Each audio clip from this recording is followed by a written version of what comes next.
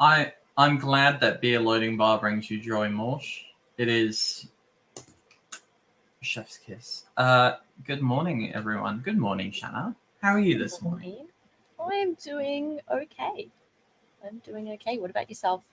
I am awake, conscious. I mean, splitting headache, but we'll get through it. I have coffee. I have drink. You have Coke. I do have like a delivery this morning of vanilla Coke, so we will get through this. And an unlimited supply of peanut M&Ms, so we will be fine.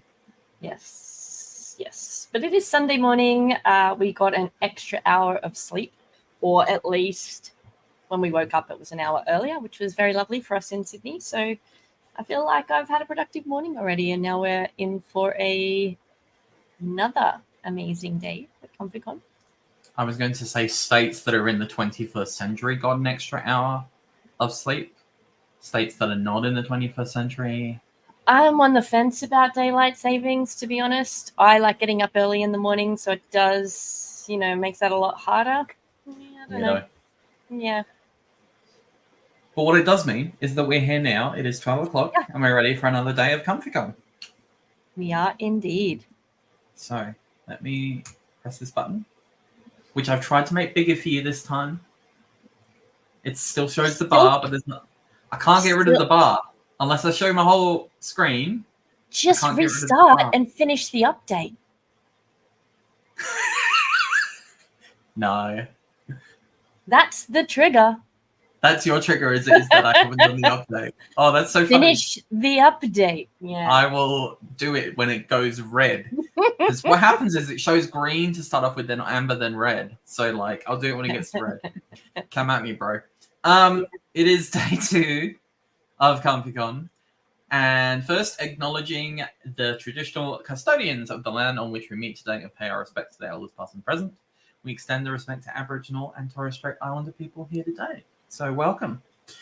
Today, I'm going to go a bit through this again, just very quickly in case there are people who weren't here for day 1, but are here for day 2. ComfyCon was originally constructed as a cancellation. I can't read. We started it in 2020 because I got hungover and decided to run a conference. That's the story. It now runs roughly every 2 years, when we get pissed off with someone and then we decide to run another one. There have been some comments about how well run the conference is, so I'd just like to point this out from yesterday. This is the example of a well-organized conference. This was the comms after the conference last night.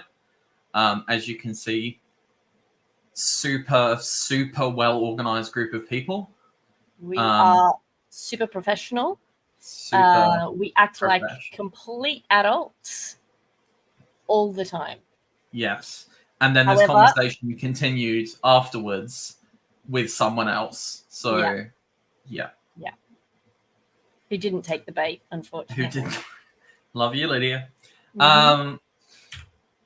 Sponsors. Yes, our sponsors. You'll hear us talk a lot about tendies and nuggies because tendies are the best, and I have some on my table. Or potatoes. We don't have sponsors. ComfyCon has zero corporate sponsorship. It's what makes us unique. Any expenses we have are paid for out of our own pockets. The main expense being StreamYard. It's great what you can do now. If you're an idiot who just has a bit of money, you can run a conference. Look at us. It makes things so much easier. It does. We make no money on merchandise, although we don't have any new merchandise this year, and we just want to show off those amazing people in Australia and New Zealand. Yeah, I think we need to do a revamp of the shop at some point. And yes. We need to upload all the previous logos and stuff like that. Yeah. We have to get that done. Here's looking at you, Bex. Well, Bex has the creds. So she has the creds, and she has the skills as well to turn everything into ways. The SVG stuff that it requires. So, Everyone stay tuned. On her. Interaction is through Discord. Please feel free to join using the link. There is a whole bunch of channels and a whole bunch of people talking. A lot of people talking yesterday in a whole bunch of different places, like different music and food and cyber stuff and what drugs they were taking, all that kind of stuff. Legal ones. Yeah, I realise that. Few other places. Conference is the main channel. Questions are for speakers. Fur babies, please post your pets. Isolation tanks. Oh my god, I turned away from the channel for 5 seconds and it's insane. Post your setups. Where are you watching from? Anonymous, if you have any burning questions. So the way Anonymous works is there's a Google form. If you put a question in the Google form, it will anonymously post it in the channel.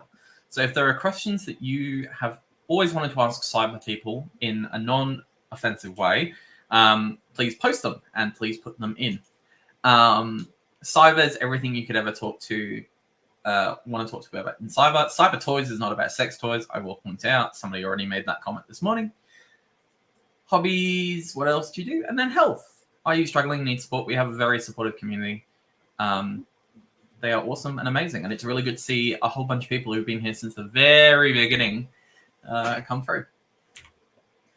I've pressed next on the wrong one. Don't be a dick. It's really simple. We've only had to pull this rule out, I think, once. But it's there for a reason. Too many. Surprisingly, there's not been too many bans. No, there has not. But we have the rule. If there is any bad behavior, please report it to a soft cushion. The soft cushions will deal with it. Talks today. So we have a section on layoffs and redundancies, which seems pretty useful, noting the current climate in tech companies. Yeah. We've got some talks from people who just on cyber. We've got a really interesting talk from James Cooper on how to avoid Optus API issues, which is relevant, noting the discussion we had yesterday. And one that I'm fascinated about from Beck called Pollen Protocols, talking about diversity in cyber risk. So that should be a good morning. And then we have a break. And then we have a bit of a gaming section. So Steve, Quiet Life, and Swirling Chronic will talk about some individual elements of gaming, both technical and non-technical. We're going to do the final awards for the Retrospect competition, which is going to be at 6 p.m. roughly. So there's people who've been doing the competition for last week. Claire is going to talk to us about ducks. Claire is obsessed with ducks, so expect a lot of ducks. And Jill is going to close us out by talking about social engineering and hacking humanity and how you can use those skills in real life. Amazing. And then we're going to get drunk and pretend this weekend never happened and forget that we have to go to work tomorrow. Yeah. I shouldn't have opened that second bottle of wine last night. You opened 2 bottles of wine last night? Mm-hmm. Some people have already started posting in General Anonymous. Is this a furry con? And does doing cyber transform you into a furry? Look. Transforms you into lots of things. I don't think it transforms you into a furry, though. An anxiety riddle. Unless you want to. Yeah. I don't know. There are plenty of furries and lovely people. There are plenty of them in the audience. Speaking of furries... Oh yes, that's right. The audience, what day it is today? No, I'll let that honor go to you. So, lovely people watching, today is also International Beaver Day. Let's call it international. I'm not sure. We don't have beavers in Australia. Well, no, I was going to say we don't have beavers in Australia, but not the That's not we true. Have a lot of beavers in Australia. Say thank you to your local beaver. Yeah, hug your beaver today.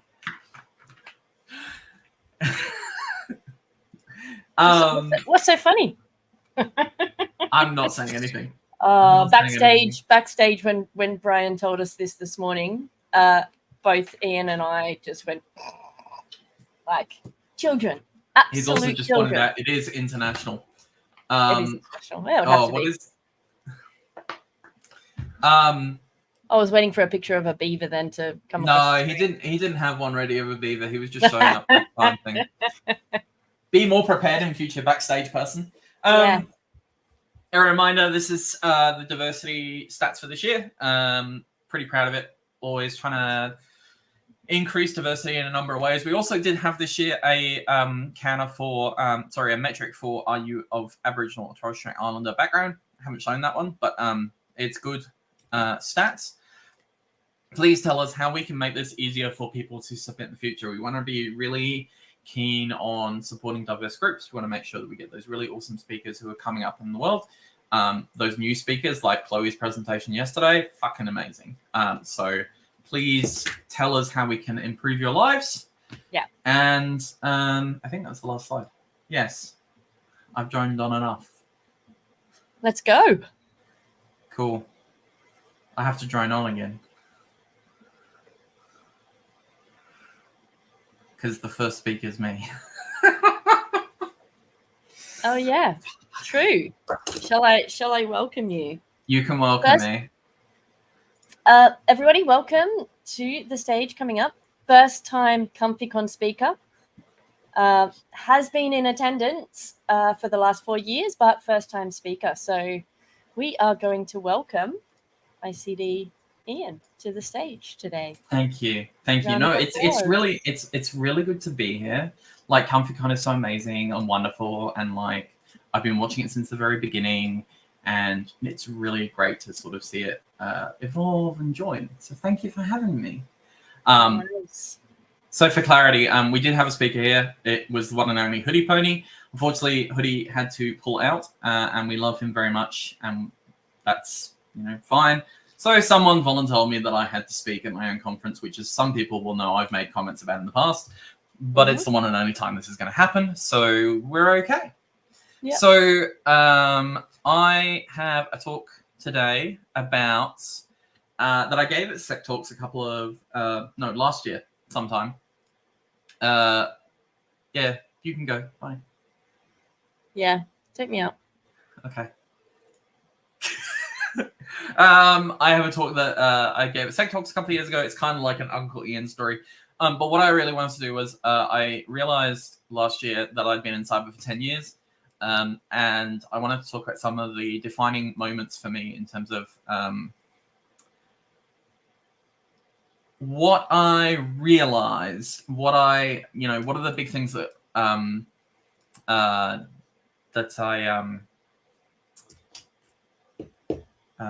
I was influenced by, those kind of things. So I wanted to talk through those. So for those who don't know me, which I don't know why I include this slide, it's just normal. The only thing I'll point out is, yes, I'm an unhinged rage poster on LinkedIn. If you realize what the reference to that is, thumbs up. I've close to the 20 years. I don't want to talk about it. I run this thing called ComfyCon. I don't know if you've ever heard of it. It's pretty awesome, by the way. And the review board is in the bottom. Anyway, I love the fact that when I'm giving this presentation, finish updates on this slide as well. So you're all welcome. So we're going to start in 2013. We're going to start talking about things that sort of influenced, and I think some of the big advances that happened. And I'll try and definitely keep this to 30 minutes, although I can't see what's going on. So 2013 is the Mandiant APT1 report. So it was the very first sort of big threat intel report that came out that sort of linked cyber attacks to actual personas and actual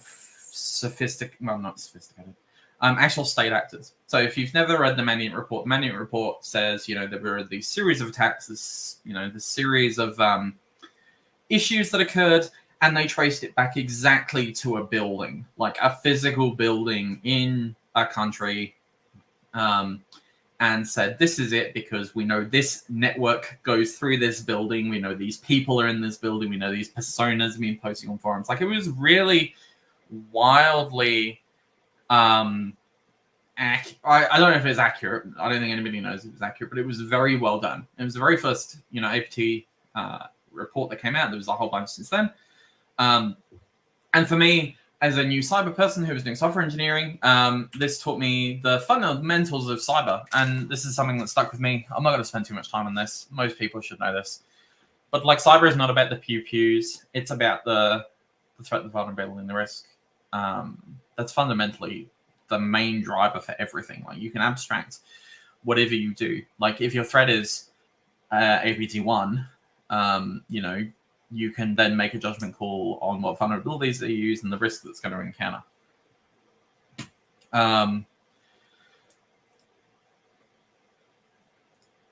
pressed the wrong button. I'm nervous at my own conference. Gosh. 2014 is the first of these wonderful, the first of the named vulnerabilities. I think we may have had one before this, But this is when it started to become fashionable to have like named vulnerabilities with a logo and started like showing them all off. So Heartbleed, for those who aren't aware, and I may get this wrong, so please someone confirm if I get it wrong, was a bug in SSH, I think. No, it wasn't the SSH bug, Brian, which it was the... I can't remember. Anyway, point being, my brain hurts. It was a bug in something very significant. It was all over the world. Somebody will remind me. The point being, it was the first time... Oh, OpenSSL, that's right. So it was a bug in OpenSSL that affected a whole bunch of things. Thank you, Jarek. The point being, it was a software bug that affected a whole bunch of things. Now, the problem with that was that got into a whole bunch of software. It would spit out contents of RAM, as the spotted one says. And people were able to exploit that. Now, this started talking about when you started talking about software, supply chains, and all that stuff started coming through. But the other really critical thing is, like, if you actually look at the stats, 80,000 devices vulnerable to Heartbleed. That was, so Heartbleed was 2014. The screenshots from 2020. So 6 years ago, 6 years later, 6 years later, Cairo, would you like me to like restart the whole presentation with the updated Chrome? Like, I'm happy to do that if that'll stop you being triggered. 6 years later, 80,000 devices are still vulnerable to Heartbleed. So no matter what we do, we have to make sure we're doing these. Like, bug was found, vulnerability was fixed, patch came out, still not applied everywhere. So this whole understanding of supply chain management, this whole understanding of where libraries are used and making sure they're up to date is really important. And so again, this is early in my career, starting to understand that. Pretty critical to look at moving forward. 2016. So 2016 was an interesting year for kind of opposite direction. So 2016 is when the Shadow Brokers leaks started popping up, and Equation Group started becoming a thing. Equation Group, if you have not heard, is reportedly the NSA of the US, and they started having a whole bunch of things posted, their TTPs, their exploits, their ways of working, those kind of things. So that was a really big change in sort of focus, because you sort of go, well, hang on a minute, it's not just bad guys theoretically who have this stuff. Again, bad is a bit of a directional piece, but it's also potentially people on our side have this stuff. It's also the year that ASD finally acknowledged that it has an offensive cyber capability. So 2016, there was a press conference early in the morning. I think it was Turnbull went up and said, yep, ASD's got a cyber capability, and that was like drop night gone. There was probably some reasons why for doing that, but it was the first time ever that, Australia itself had acknowledged that it had an offensive cyber capability. So from a political standpoint, from a marketing standpoint, from a media standpoint, the world somewhat changed at that point. We started seeing this focus on, allied components having these capabilities, having those things, and then applying them to, actors. And then we started to, for me, it really started focusing this idea of, there's different tiers of threat actors.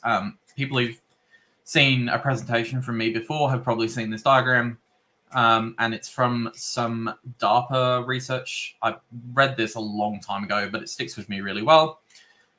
That there are different kinds of threat actors. There's the threat actors who are like the people who are downloading stuff off the internet and just using it. There are the people who are finding vulnerabilities and exploiting them, and there are people who are just creating the vulnerabilities using a full spectrum approach. Full spectrum is a term that will come up a couple of times in this presentation, but it's the concept of the vulnerabilities are not just put in through cyber means, they're put in through physical means, they're put in through human means, they're put in through any means that are available. When we talk about state-based actors, we're talking about a full, James Bond plus military plus this kind of capability. We're not just talking about like hackers at a basement. What's interesting for this diagram is if you're a programmer, you're automatically a tier 2 actor. So anyone who's a programmer in the audience, you're automatically ahead of just someone downloading stuff on the internet.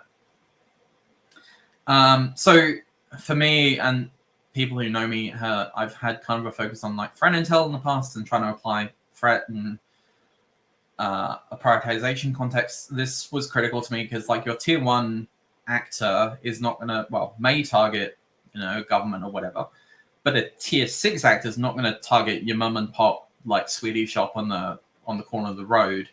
And so looking at things like Heartbleed, that's something that's pretty ubiquitous. But when we look at things like other vulnerabilities or other things like some of the Citizen Lab stuff that came out last year, they're not going to be used against you and me. Well, unless we're, insurgents. They're only going to be used against those actors that are relevant. And so, it's a really good way of putting into context. Not everything is targeted at you, which is useful for us, but the public doesn't really understand. 2017, a lot happened. Hands up in the audience if you had to deal with WannaCry, because I remember that weekend extremely vividly. One of the great things about that weekend was the FBI, I believe, put out a threat intel warning. The FBI's threat intel warning was wrong because it was pointing at a thing called JAF, which was actually banking malware. And JAF, the problem was everyone was looking at the indicators for JAF and had no idea how WannaCry was getting around. So WannaCry, for those who don't know, was a reportedly North Korean attempt to use the Eternal Blue exploit that was released during the Equation Group Shadow Brokers drops, and they hooked it together with a piece of ransomware and they sent it around the world. And it was a worm that went around and basically infected everything that was running SMB1. Major impact around the world. Was one of those big, I think it was probably one of those big news events that started bringing ransomware, but also state-based actors and all those kind of things in the world. The interesting thing about it was a state-based actor using a ransomware technique. JAF, weird corn. It was called JAFF, I believe. So the you had a state-based actor using a really unsophisticated technique. I hate the term, but like a really simple technique. And it sort of highlights to me, and it highlighted to a lot of people, that you get, not every state-based actor is using this really high-end technique. There is a cost to using that technique. So if you can do it with a low-end technique, we'll do that. If we have to employ the high-end techniques, then you might lose it and stuff. NotPetya is an interesting addition to that, because NotPetya used the same exploits, but it was targeted, or it appears to have been targeted at Ukrainian businesses. So it was a tax application that was specifically used by Ukrainian businesses, used Eternal Blue again, and targeted a whole group of people. That again, state-based actor attacking, a specific group of people, applying a low-level technique. 2017 is also when the X-Agent malware was reported. Again, it was more relevant to 2014, but for those who don't know, 2014, the Ukrainian conflict in Crimea, there was the Ukrainians were using an app on Android phones, and that app was, again, this is all reported, and there's been some discussion about whether this is true or not. The app was infected with malware by the Russians, and because the app was used to target artillery pieces, the Russians used the compromised phones to determine where the artillery pieces were so they could bomb them. Right? So when we talk about full spectrum in the previous section, that's what I'm talking about. So we used a cyber effect with a kinetic effect to achieve an outcome. It wasn't being used on its own. We're not harvesting, we're not like hacking into the artillery pieces, because we can't necessarily do that. But it was the integration of those two things together. And that, again, is fascinating to me because the idea was, you're starting to link effects together. You're starting to see how cyber can actually go into the real world. You're starting to see how they can all integrate together to achieve some kind of outcome. We see cyber as this independent thing, but actually it's being used together with a whole bunch of other effects. And the other thing is the continuous use of cyber to support those military operations. So what we've seen is a continuous move by the Russians, reportedly, to use these cyber capabilities in advance of military operations. So this timeline shows Sandworm and a few other things, AB-28, using their capabilities prior to the invasion and during the invasion of Ukraine. Now, one of the interesting things about the Ukrainian, or one of the interesting facts about the Ukrainian conflict, they were attacked by Black Energy, I think it was. Black Energy brought down the power grid. The Ukrainians were able to recover from that really quickly because at that point they'd already been used to the fact that their system shut down and were told how to restart them. Like, they were taught how to do it really well. So you see the effects of a cyber attack being countered by, the pure fact that people were used to these power plants breaking. And they were also used to it, so therefore they had less reliance on power. They had generators everywhere, all that kind of stuff. So didn't work quite as well, was kind of defended by just like, we have shitty infrastructure in the first place. I think I skipped 2015, by the way. I can't remember if anything interesting happened in 2015, so please feel free to tell me. 2018, I did have Strava in here, but then someone ruined the fucking Strava breach for me yesterday, so I swapped it around to the other big thing that happened that year, which was this little article that came out from Bloomberg that talked about these servers that were made by Supermicro, and they had little chips in them that apparently would give them full access to everything that was on there. And Amazon and Apple and a whole bunch of places had bought these motherboards and had put them in their systems and therefore been compromised. This has never been proven, by the way. Bloomberg apparently put out an article 4 years later and doubled down on the concept and said that it had been. There was also potentially, somebody said there was DEF CON talk about it as well. I haven't looked at it. But the point being, it is entirely possible. Right, this is not beyond the realms of possibility. And that, again, talk about supply chain, we talk about hardware, there's a great, Casey Ellis and I have a great mutual analogy, which is turtles all the way down. So how far down do you want to go before you can assure the supply chain?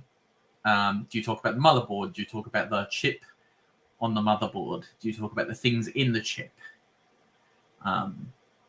It's really hard to understand, but like the cyber effects can go all the way down. There's a really great article. So I was working at DST and I had the pleasure of working with these people. There may be some DST people in the room. If you ever want to work for an organization that is doing stuff 10 years in advance, I 100% guarantee it. This is a paper that was put out by them, and it talks about hardware Trojans. And it's a really great thing to look at. So they talked about hardware Trojans, and you could basically set up a network chip to receive commands just by sending crafted packets to the network chip, and it would actually slow down your internet. So the more packets you sent, the more it would slow down your internet. So it's not cutting it off, but it's slowing it down. It's degrading it. It's affecting your availability. Like, it's a very subtle effect. And most people would go, what the hell is going on? My internet's just slow. They wouldn't think, oh, it's my chip. And the other great thing they pointed out during this is most network chips are made by like 3 suppliers. It's Realtek and a few others. So if you wanted to sneak something in here, you could absolutely do that. So again, supply chain being so important into these things, again, that's kind of what I've been shaped by, what I've been sort of looking at in my life, and I 100% encourage looking at. I apologize in advance for anyone who is involved in this one. It's going to get a bit ranty and spicy. Yes, you can put the spicy one up.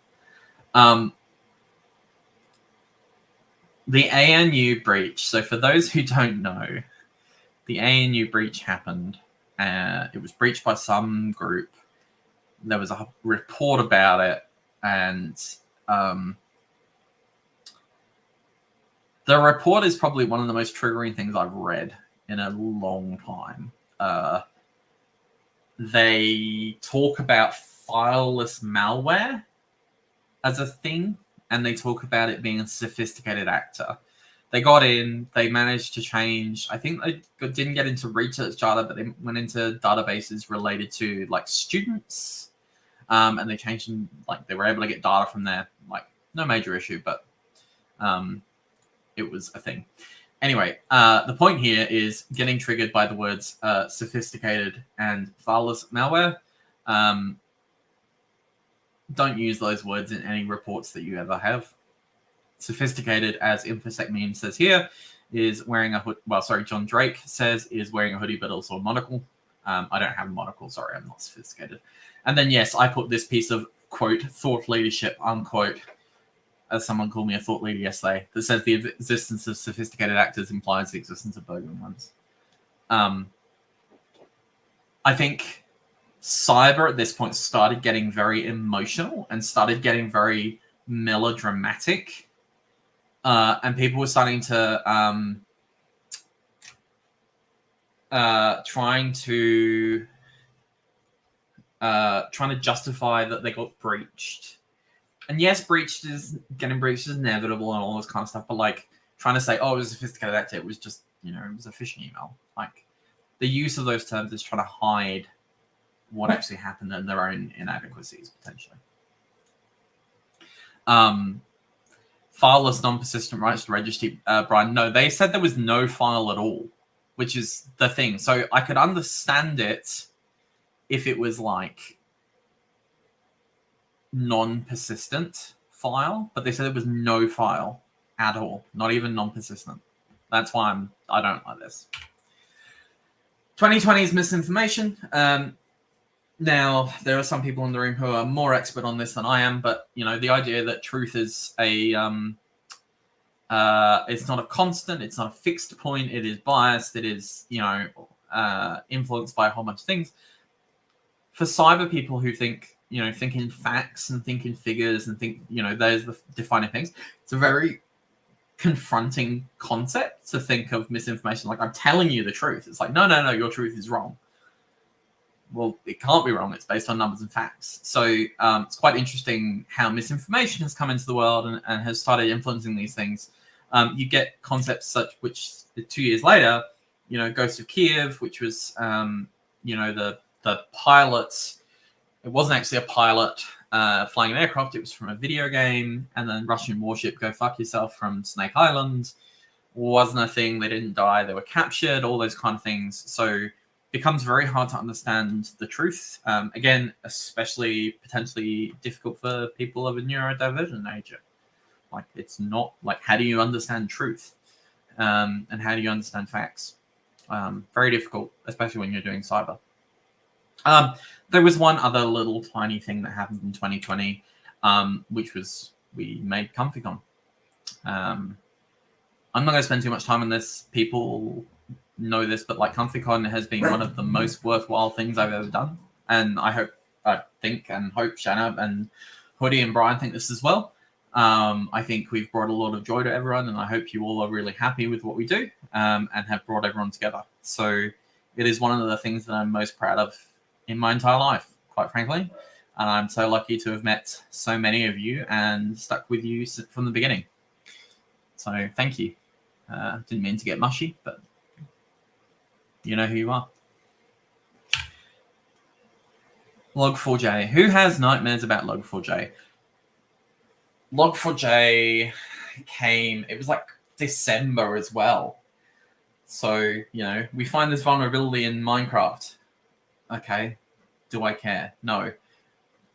Oops, it's actually affecting a library that's in Minecraft, but is also in basically every Java friggin' application in the world. Crap. Okay. So Log4j brought up the whole supply chain issues again, and yes, we're going to talk about well, I'm not going to talk about it, but similar issues as XZ, right? So libxz, whatever we're calling it. You know, find a bug. Where the hell is that thing in the world? I remember working on spreadsheets, trying to go through Java applications and trying to work out which Java applications had it embedded. Again, the joy of Java applications, if you've never worked with one, is that you have a jar with jars with jars with jars with jar, and I can go on for like 10 minutes. There's so many like embedded jars. It's a pain in the ass. S-bombs, as Ben talked about yesterday, I am a big fan of S-bombs and understanding what's in your environment. It's kind of like the CMDB for software, although, again, I've never seen a CMDB be done properly, so I don't know if anybody can do a software bomb properly. Probably could if it was, one line. But being able to understand where everything is starting to become even more critical. If you don't know where everything is, then you don't know how to defend it. It's really quite simple.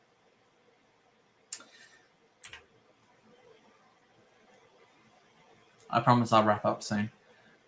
Am I on time? I think I'm on time. I can't even see anything. It's fine. Optus versus Medibank, two very different breaches happening within the same period of time. Now, James is going to be talking about Optus a bit more, so I'm not going to talk too much about it. But the point being that, it really overstated the difference in responses from two separate companies and two separate attacks. So Optus was very much, personal information. The hacker got scared and potentially deleted all the information. In Medibank, we had horrific, and I say that quite truly, horrific situations where people who had abortions were publicly named. Like, horrific consequences of personal information theft. Completely different reactions, completely different responses. The interesting thing, if I again be spicy for a second, we've kind of forgotten about Medibank. We haven't forgotten about Optus. Medibank had a great response, by the way. Medibank's response, I think, was one of the better ones, in my opinion. Optus was pretty shit, but the Medibank breach had such a more disturbing impact than Optus. Again, it just shows the amount of information that's out in the world, and that the whole world is driven by that information. Some of the stuff Danaki talked about yesterday in terms of like health data and stuff like that, it's going to become more relevant. Examples. I was an Optus customer. I was affected. I didn't hear anything for like, I don't know, 2 weeks, 3 weeks. I'm not a Medibank customer, so I can't complain it. But again, it's quite interesting, the difference between the two. And then 2023. I haven't got a favorite of 2023. There's a few things that have come out that, and I'd be curious if people posted in the chat what they think the biggest thing in 2023 that shaped them is. Couple of examples I put here, and again, these are relevant to me. 23andMe, so the DNA testing capability company was breached. So anyone who ever had their DNA tested potentially had their data breached. I believe. I haven't read into it too much. Again, that's an extension of the Medibank one. For those of us who work in a defense space, there's the defense strategy review came out last year. It was a big focus, showed a big shift in priorities and where things were going. And the 2023-2030 strategy for cyber had come out. Now there's a bit of interesting discussion about that, whether it was an effective strategy, whether it was not. I know some people in the room are like, well, hang on a minute, we haven't really worked out what we did from the previous ones. I'm not going to give my opinion. But, there's a lot of things that happened last year, I think it's fair to say, that really had an impact on things that we're doing and things that we're looking at. And then if we look at 2024, XZ, great example. Things that have happened this year. XZ, by the way, and I was talking to Hoodie about this before, another great example of potentially a full spectrum operation. If you read some of the articles, you read some of the things that were happening, there is potential that the original maintainer was being humaned in some way or influenced in some way to give it up and give it to somebody else. So quite sobering if you actually look at it from that perspective. Yeah, it stops, all those kind of things. And I don't mean to, that kind of sounds like I'm ending on a bad note, but I mean, the point I'm trying to show through this presentation is like, this was the last 10 years. And I think this is the last slide. This was the last 10 years of my career, and some people have been around for longer, some people are around for less time. There are examples of repeating themes, or examples of things that happen over and over again, the things that happen once off. And so, you know, I've had this conversation with Sin before. Things repeat, things go over, and it's really great to learn from those things because they will happen again, and we need to try and, you know, keep going. And I think there's also been incredible changes in terms of blue team in those JITs, like incredible things that have been done in improving defensive systems. The joy of the situation is we have to keep up with red team. So I hope that was helpful. It's kind of a bit like Uncle Ian telling us a rambling story, because that's basically what it is.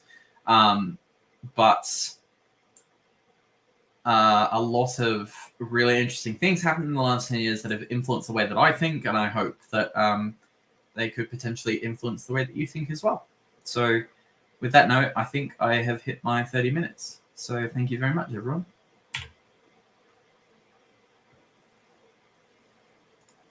Hello. Hello. You're welcome. Why were you nervous? Because I don't like talking. Since when? Well, I feel like I ramble a lot, so it's all good. No. I think what you've run through is really, really important, especially for newbies to the industry, to see how some of the big name breaches, attacks, and how it has started to get into mainstream media over the last 10 years. So, you know, the APT1 report was not in mainstream media when it came out. Yeah. That coincidentally was when I started my digital forensics career. Around about then was when that report hit, and it was the first of its kind ever. You know, never outside of military had anyone named a specific country being behind, you know, specific attacks, and showing what they were looking for as well. You know, intellectual property and all sorts of other things other than financial crime. So it was really, really interesting. But that was not something that was in any kind of mainstream media. But now, you know, as we get into ransomware, we see a lot of mainstream media reporting on the high value or high, I guess for high value, depending on not just in monetary terms, but in interest as well, like your Optus. I know that wasn't ransomware, but Medibank. That is in mainstream media these days. So people watching news on TV or reading newspapers who don't even work in cyber are now hearing more and more about cyber attacks and how they happen and who's behind them. You know, Australia was quite happy to call out Russia behind a lot of the ransomware attacks. You know, it's more commonplace for that to happen these days. So, yeah, it's a really, really interesting evolution to watch. You know, as we take our, you know, the cyber takes the field a lot more in what we're doing. So yeah, now you've made me nervous. Don't be nervous. There was a good question from again, I can never say the name, so I'm going to say this spotted. No, Pingu. Here we go, Simon. With the mainstream reporting and stuff, do you think decision makers and businesses have become desensitized? Yes, I think there is a lot of cry wolf at the moment, And if it's this great thing of human psychology. If you keep crying wolf about every single thing, they'll stop caring. And there's so much stuff that is not relevant to people. The Citizen Labs one, I don't want to shit on Citizen Labs. They do an amazing job. However, the malware they describe is very specifically targeted at specific people. It's not me and you. So it's great that we go around and we say patch your phones, patch whatever. But like, if we do that for everything, people are going to go, oh my God, like why? So we have to be relevant to these things. Because otherwise, if we keep saying the world is falling down all the time, when it actually does fall down, nobody's going to care. Yeah, well, I mean, we've had a day of talks that are completely relevant, right? Do your threat modeling, know what are the likely kinds of attacks that are going to go against your organization. Use that threat intelligence, even, small bits of threat intelligence, open source intelligence, to determine what those threat actors or the kinds of threats might be. Asset management, buzzword of attack surface, not meaning vulnerability management, but understanding what things you are actually putting on the internet. Developer networks, things like that. What's in the cloud? You may not know what assets are actually connected to your systems or have the same passwords, that sort of thing. Like we can cry wolf, but if you're building your security program around those two kind of key things, where you can then go back and your board comes to you and goes, oh my God, the latest, nosebleed has hit, we have to all hands on deck. And if you can go back and go, well, look, we don't have any of those systems. The last time we've looked at our asset management was a week ago. We don't actually have that application or that particular appliance. We're okay. But right now, most organizations don't have that information available to them. So when these do come about, there is a big, big, big panic. Log4j, where is this? Oh my God, like, what am I going to do? And so everyone had to scramble around and figure it all out, while their ass was on fire.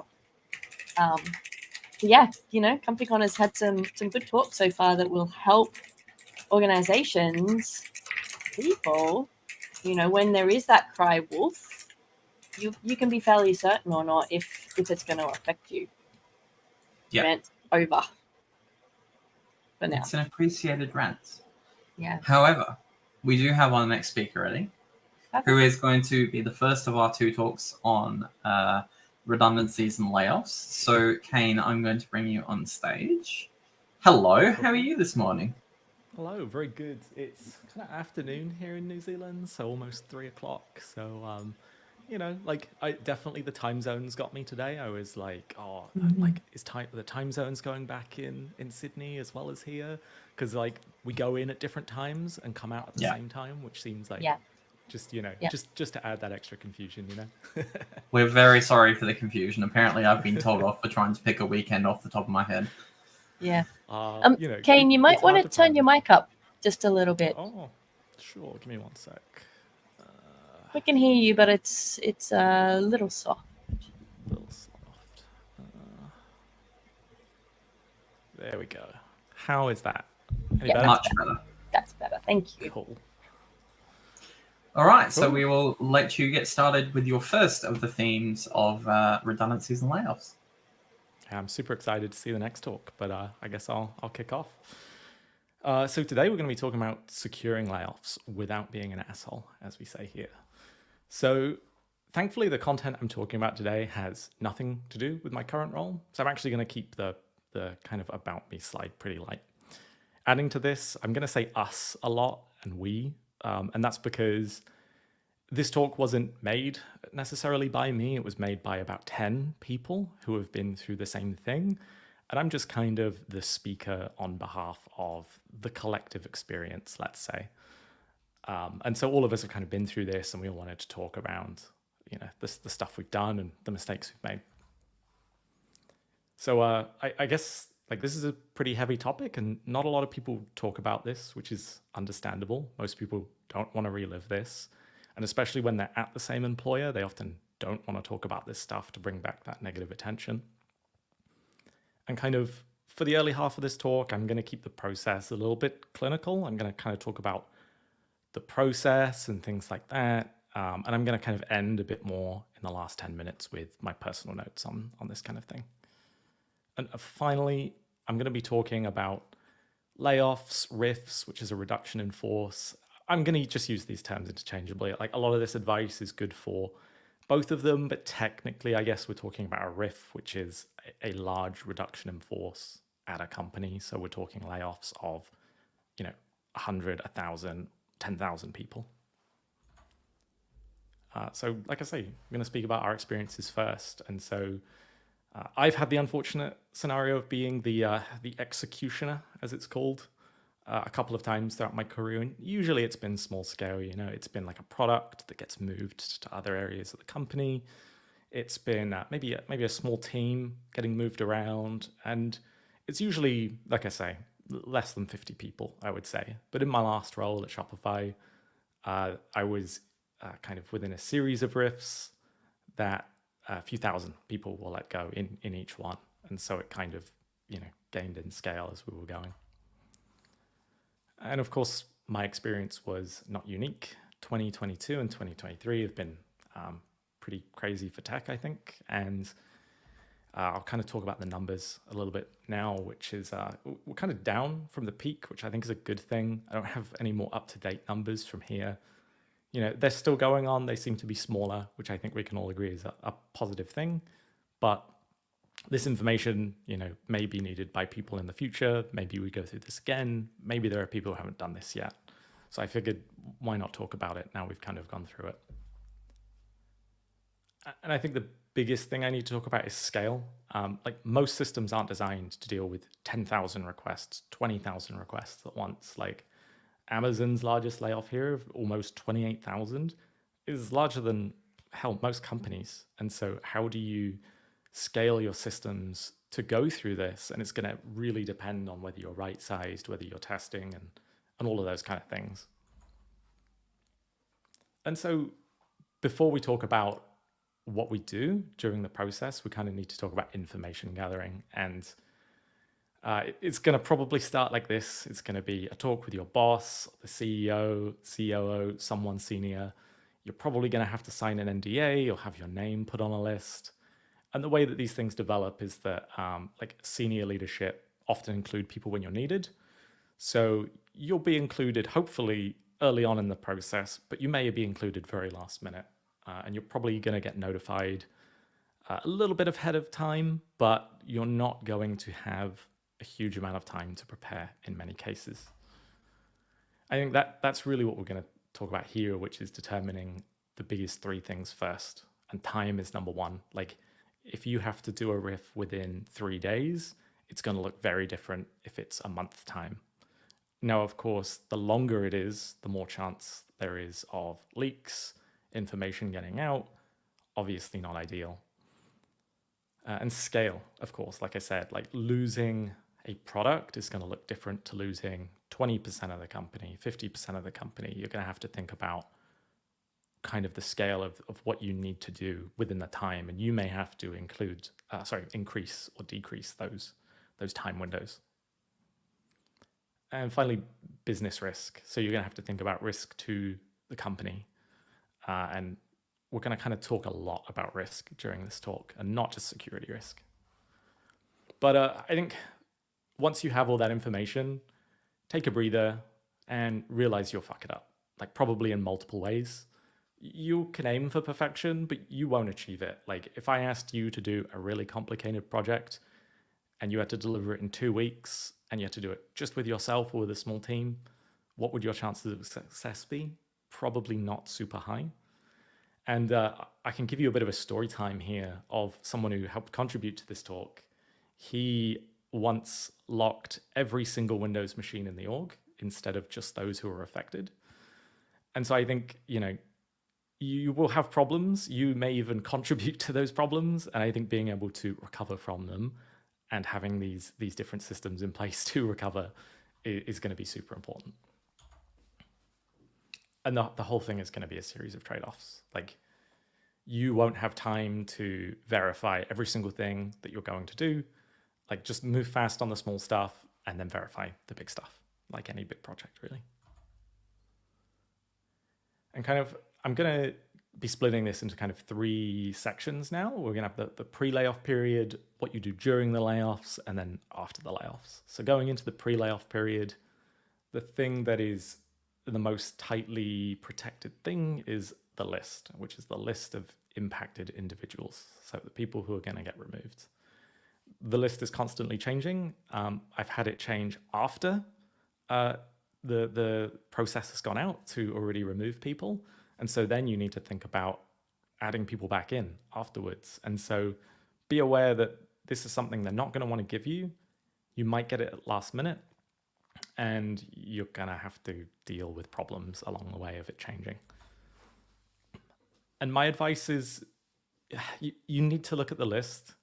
Like, you have to, because it's going to dictate the risk, but don't look at it too closely. Like, don't look at it to see who your friends, your family, your colleagues that you work with a bunch. Try not to look at that. Like, it's just going to make the process worse, honestly. You can look at it for your own team. And I would say look at it because if you need to get people involved in this project, you obviously don't want to bring impacted people in. And so, like, you as a security or IT person, you probably deal with risk all the time. And you probably deal with pressure and crazy situations every day. This isn't something that your leadership team generally do, certainly not in this realm. So I think the biggest call out here is don't be the IT person, don't be the security person, like, be the risk person. Like, bring up things that may impact the business, not just systems.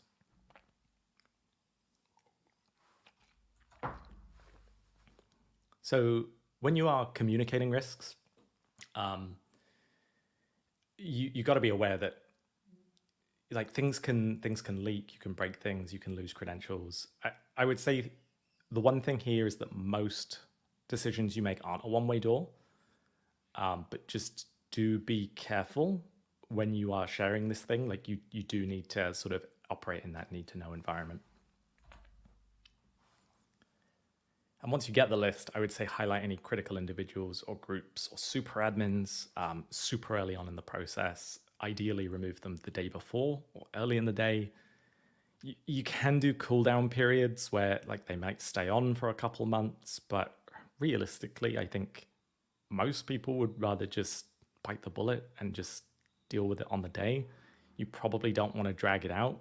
And so I would say probably don't do it, but do highlight the risk of these individuals being impacted and whatnot. And I think, your super admins for your various tools, probably number one here. And do bring in a team. Try not to do this yourself. You may have to, right? Like, you may be a one-person shop, but if you can bring in different people for different things, I would bring in someone from infra if you can. Someone who knows devices, someone who knows IAM. Like, those 3 are probably the hardest things that you're going to have to do. And so you can build your design in kind of 2 ways, but there's a whole host of ways you can do it between them, right? You can go for security first, where you lock everything down, or you can go for empathy first, where you limit access, you kind of have one-to-ones with the person, you let them keep the laptops and stuff like that. And my advice is that senior leadership usually go security first. They're usually scared of leaks and that kind of stuff. And you as the security person might have to say, no, actually, like, we don't care about security as much as you think we do. Like, or we do, but we have compensating controls that stop the issues that you think. And so I would try and advocate for an empathetic approach. Like, this is not going to be a good day for these people. And so anything you can do to make it better is probably going to be worth the effort.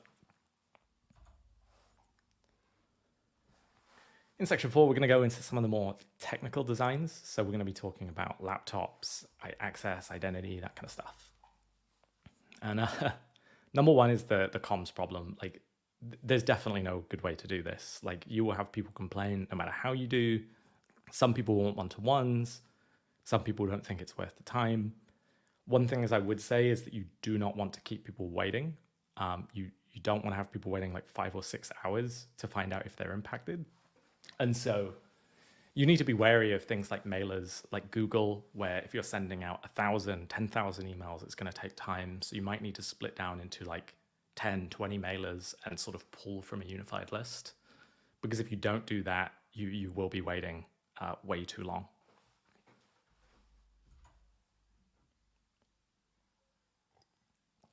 And so we've got here the personal contact problem, so how you communicate with those people.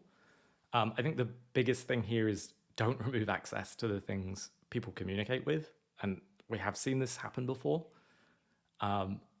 You can do like personal email, personal SMS, but it's fiddly. If you're going to do it, use both, but you'll probably still not hit people. Like, get people to update it in advance if you can, but that will also maybe set off some red flags. And identity, so whether you use, Okta, Ping Identity, Azure, removing access is probably one of the more painful things you're going to have to deal with. Vendors rate limit you. And so my best advice here is if you have to do this, do reach out to them in advance. Tell them that you're going to need to run 1 million commands and you're going to need your API limits bumped up, because if you hit API restrictions, it's going to slow everything you're doing down. Like, really low test if you can, but you may only have a week to do this, so you might have to kind of deal with the cards you're given. And some companies allow for limited access, so rather than removing everyone, maybe keeping them in a separate Slack, lowering their access instead of denying it entirely, having a one-to-one with their manager, and then getting removed at the end of the day. This is good. It's something I recommend. But in some countries, you actually have to do this. You can't remove access until there has been a one-to-one consultation. So definitely, when you are going through this process, you definitely want to consult with your legal team and just make sure that you verify as much as you can with them. And devices, which is kind of more my area. Obviously, don't lock devices if people are going to get the news on their device. Just be aware MDMs are really slow. And if you're sending out 1,000, 2,000 commands, you're probably going to have to get up at 3 a.m. To start this command. And then people are going to turn on their device. It needs to check in. And that means that probably not all the wipes will go through. Like, either people won't turn on their device because they hear the news or they see it on their phone. Maybe they disconnect their Wi-Fi to try and keep their laptop or something like that. You can track the successful commands, but it's a tough one to recommend. I would only do it if you have to, like if you have devices not managed by MDM. Some people who contributed to this talk said that they had HR literally go into a meeting with individuals and video like their screen and have them prove they did it, and like watch them do it on Zoom where it was all recorded. I personally feel like this is a bit too far, to be honest with you. Not to mention hella awkward, but maybe in some high privacy, high security areas, maybe that's required, but I'll leave that up to you. And infrastructure access. So looking at, SSH keys to access, EC2 instances, looking at root accounts, risky service accounts. Like, it's really hard because it's layered levels of access. So you've got, your VPC, your individual networks, you've got all the infrastructure there. There's multiple ways and levels to get into this stuff, and making sure that you revoke all of it. Hopefully you have a process for that in advance, generally for just your normal removal. But doing it en masse is difficult. And some people store things, they will spin up an instance. And so unless you're putting everything through teleport or some equivalent, it can be quite difficult to actually remove all of this access in a timely, decent way. Okay, so section 5, we're going to be talking about what happens during the layoffs. And so this is probably the most stressful part of it, because you have probably been doing a lot of late nights preparing for this. And now, of course, you need to start doing detections, alerting. Maybe your stuff is going wrong and breaking. But I think exfil is probably the easiest thing to talk about. Like, there are so many ways to detect, exfil and do DLP and all of that. You should try and build high-risk alerts and dashboards in advance if you can. Then you can share them with your detection team, or maybe it's you doing this. And then you can, look for this stuff. But everyone knows DLP is kind of, you catch the low-hanging fruit, and that's about it generally. And so basically my advice is don't be afraid to lock things down the day before. So maybe if you have USB open and you're like a very open company, maybe lock that down for everyone the day before and just say, hey, sorry, it's an IT issue or something. Like, we can't fix it till tomorrow. But I would hesitate to recommend this unless you're pushing people towards a path where you have detections. Like if you have really good detections for cloud DLP, like people uploading to Dropbox and web browser logs and all of that stuff, then yeah, maybe locking down USB is good. At least what I would say is it cuts down some of that low-hanging fruit for the opportunist downloaders. And you will see exfil. Is it important exfil? Is hard to tell. Like people are going to be downloading payslips, performance reviews. Do we care about that? Probably not, right? Like you're going to give that to them anyway. But it can get into some sort of, maybe people are downloading data from a project they did. Maybe it doesn't have any sensitive data, but really you should have a process for people to request this after the fact. And shared accounts is something you should keep an eye on, especially. Usually these accounts are shared between multiple people, difficult or impossible to rotate, and they often don't have MFA or they have weaker forms of MFA.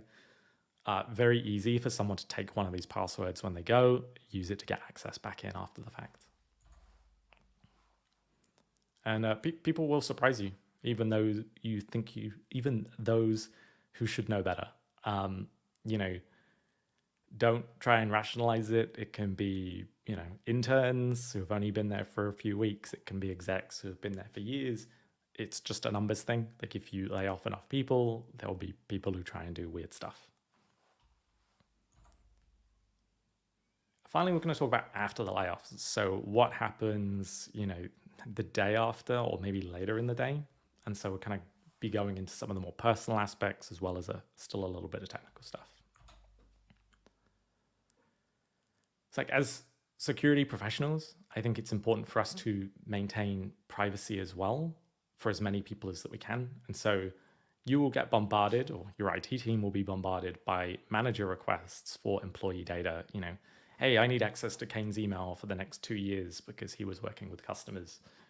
No, basically, like feel free to deny this stuff, like time box it, make sure it goes to security and HR, make sure it's approved.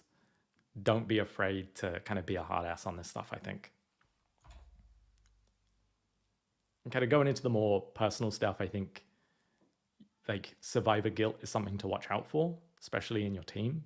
And we're going to talk about, how you can spot this in your team and how to deal with it. But I think in the earlier stages, please encourage management to provide support, counseling, that kind of thing after the fact. And in rare cases, you may have to terminate yourself. And again, a few of the people who contributed to this talk had to do this. And so very much akin to, the stories of the people who built the pyramids being, kind of put in there with them after the fact. It's kind of a similar deal. You will often know in advance. So, if you're put in this situation, I guess you can advocate for a good severance package for yourself. But if you can create systems where you don't need to do anything, that's better, because then you don't have to worry about doing this. Like, it is not a good scenario to be laying yourself off. Like, if you think, you'll be able to keep up morale during this, I'd be very surprised. And executioner guilt, which is something that if you are put in this situation, you probably will experience. Like, I know many people, again, people who contributed to this talk who just quit after the fact, they didn't want to carry on with it because, it's kind of a hard thing to go through.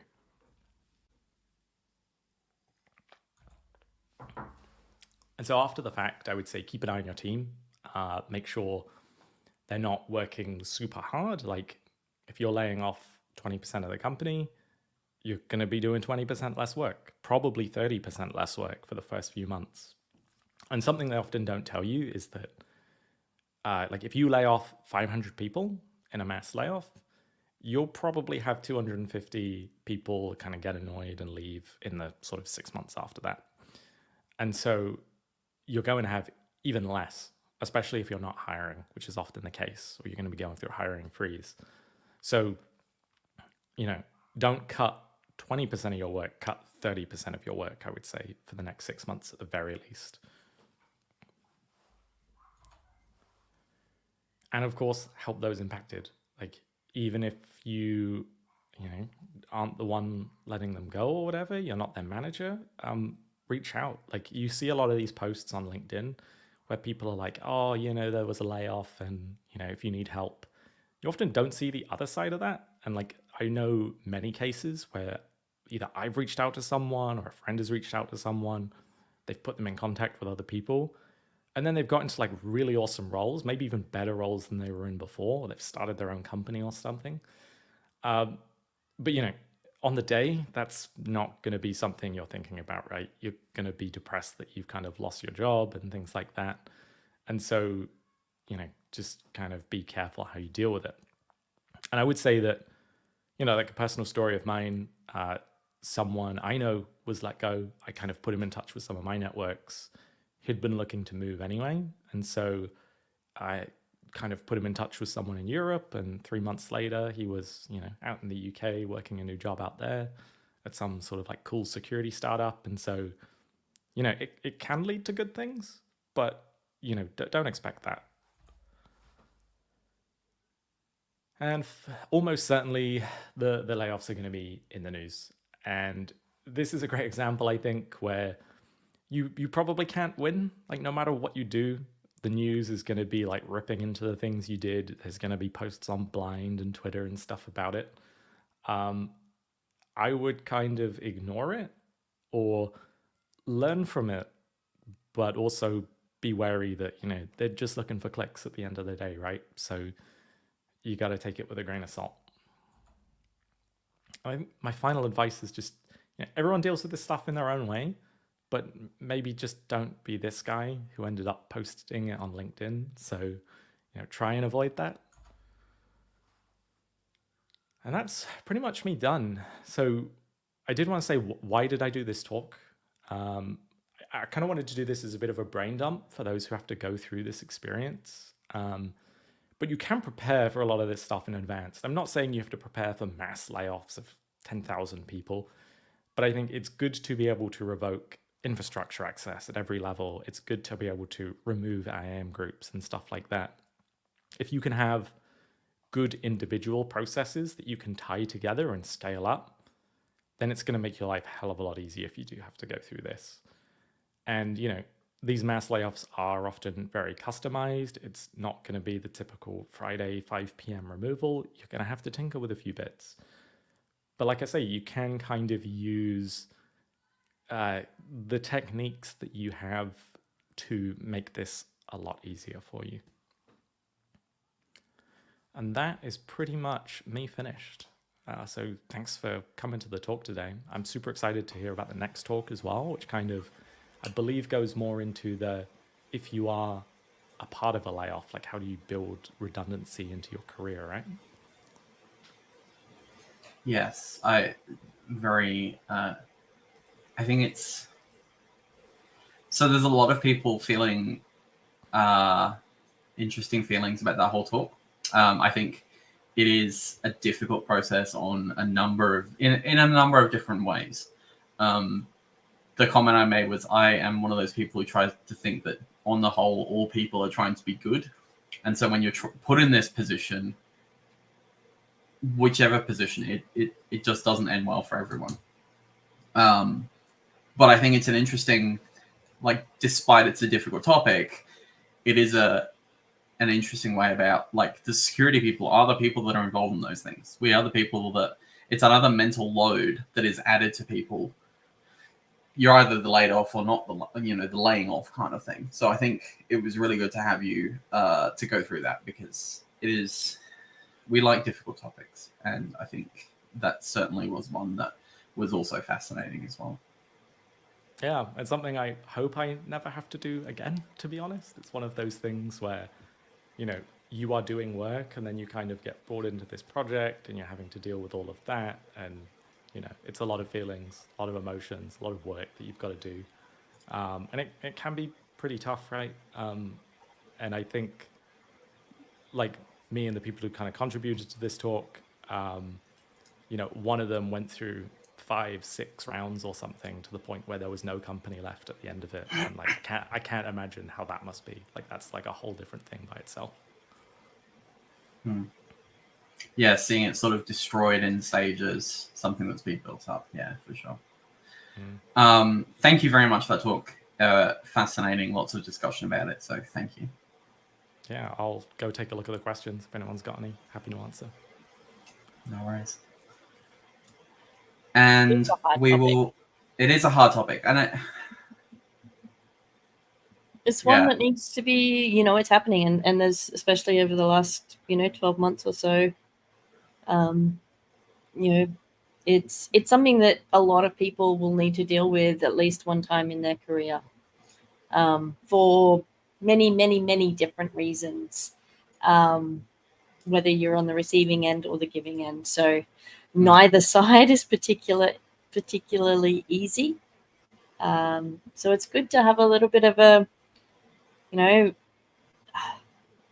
these are the kind of things that you can do to prepare if you are on the giving end, and then if you are on the receiving end, there's a bunch of resources, which I'm sure we'll go into the more detail in the next talk. Yeah. Yes. So I will bring on Kyra. Hello. Hello, lovely lady. Yes. Kyra currently holds the most talks at Comfy with a couple of people.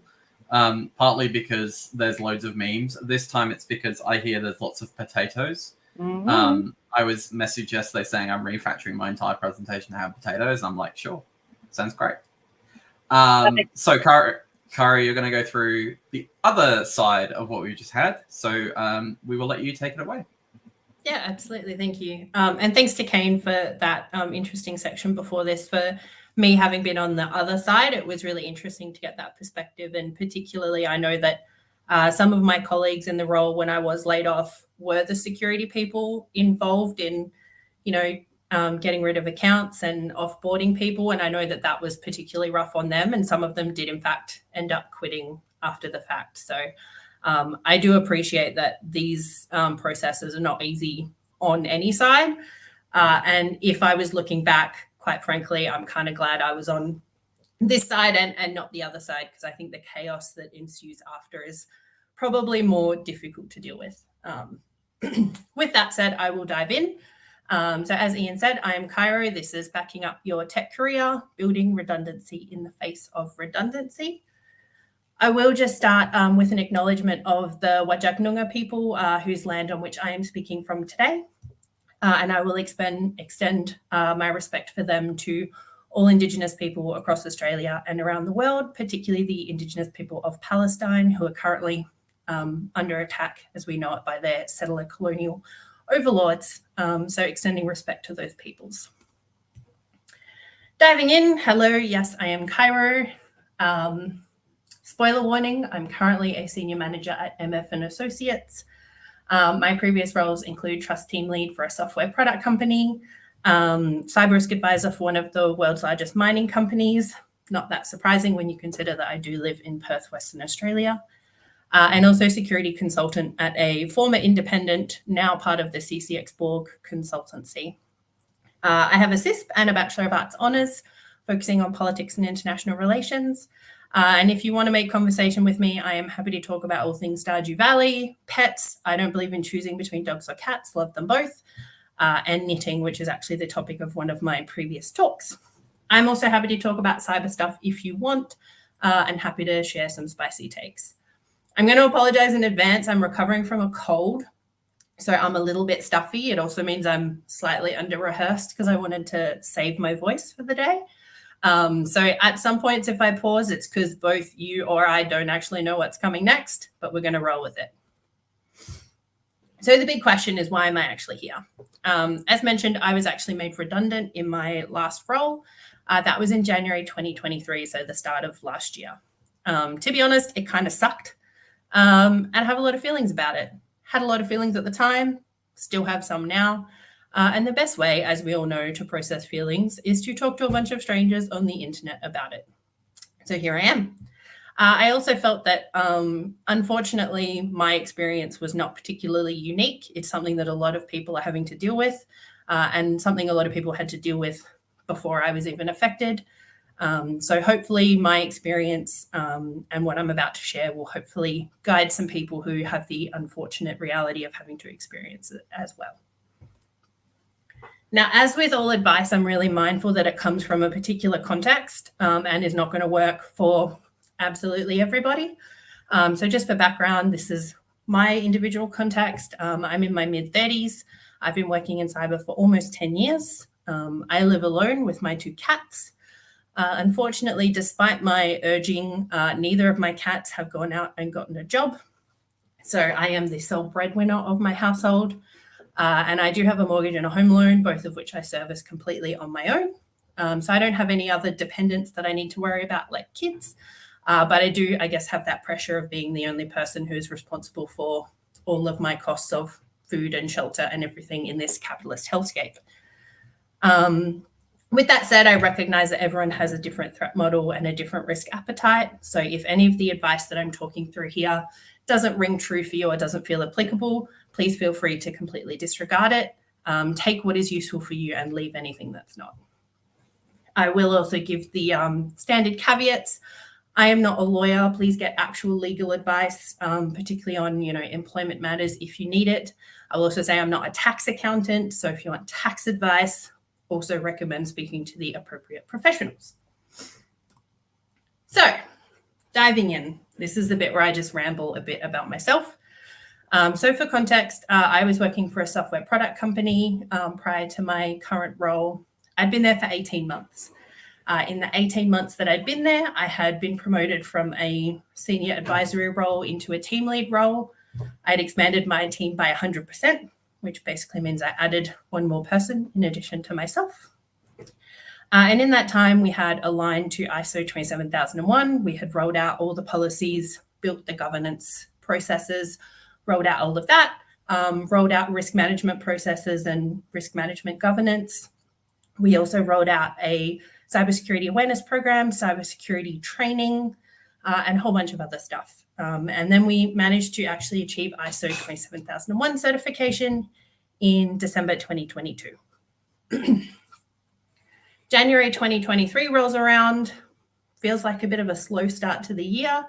I've written my yearly plan for 2023, but I'm not getting a lot of responses on them. No one in senior leadership seems particularly interested in talking to me. Starting to feel increasingly isolated.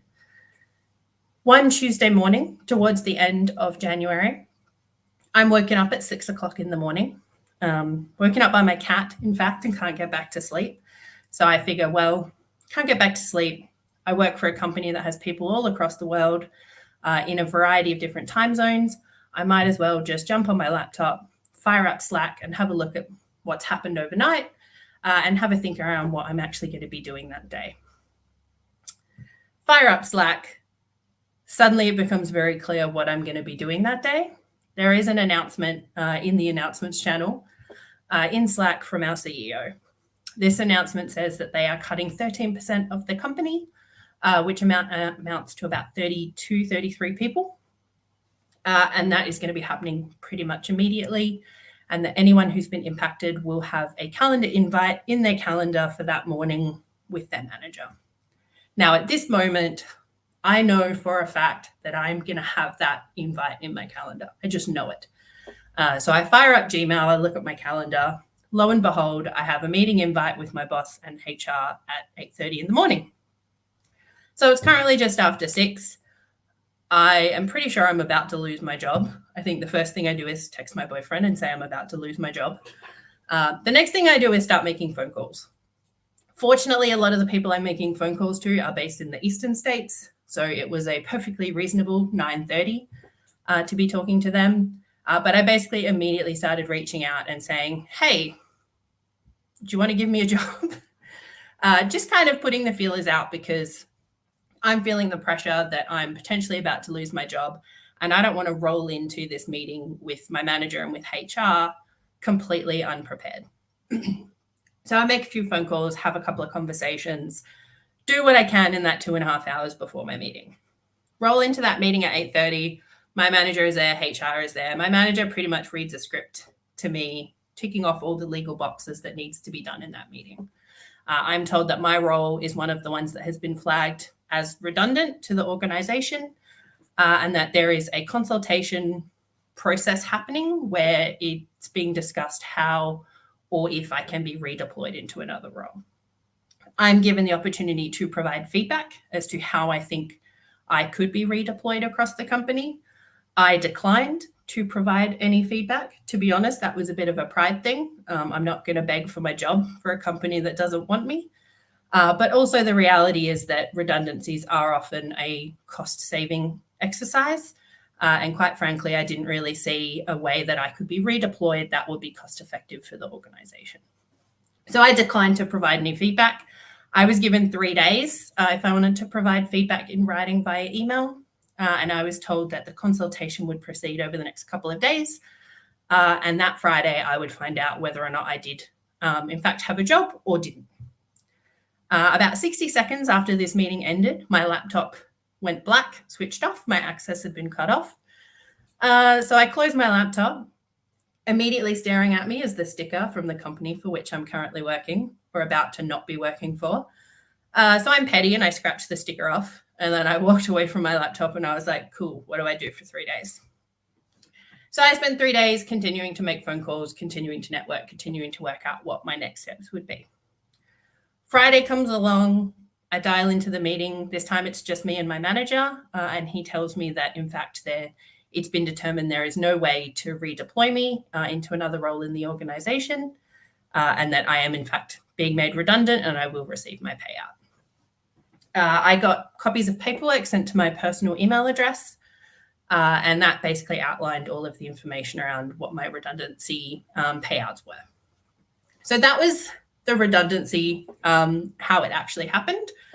Pretty tumultuous week. In hindsight, I probably should have seen it coming, but I absolutely did not see it coming at the time. I didn't think that I would end up in that position. So not fun. But moving on from that, I will roll into the actual advice from here on out.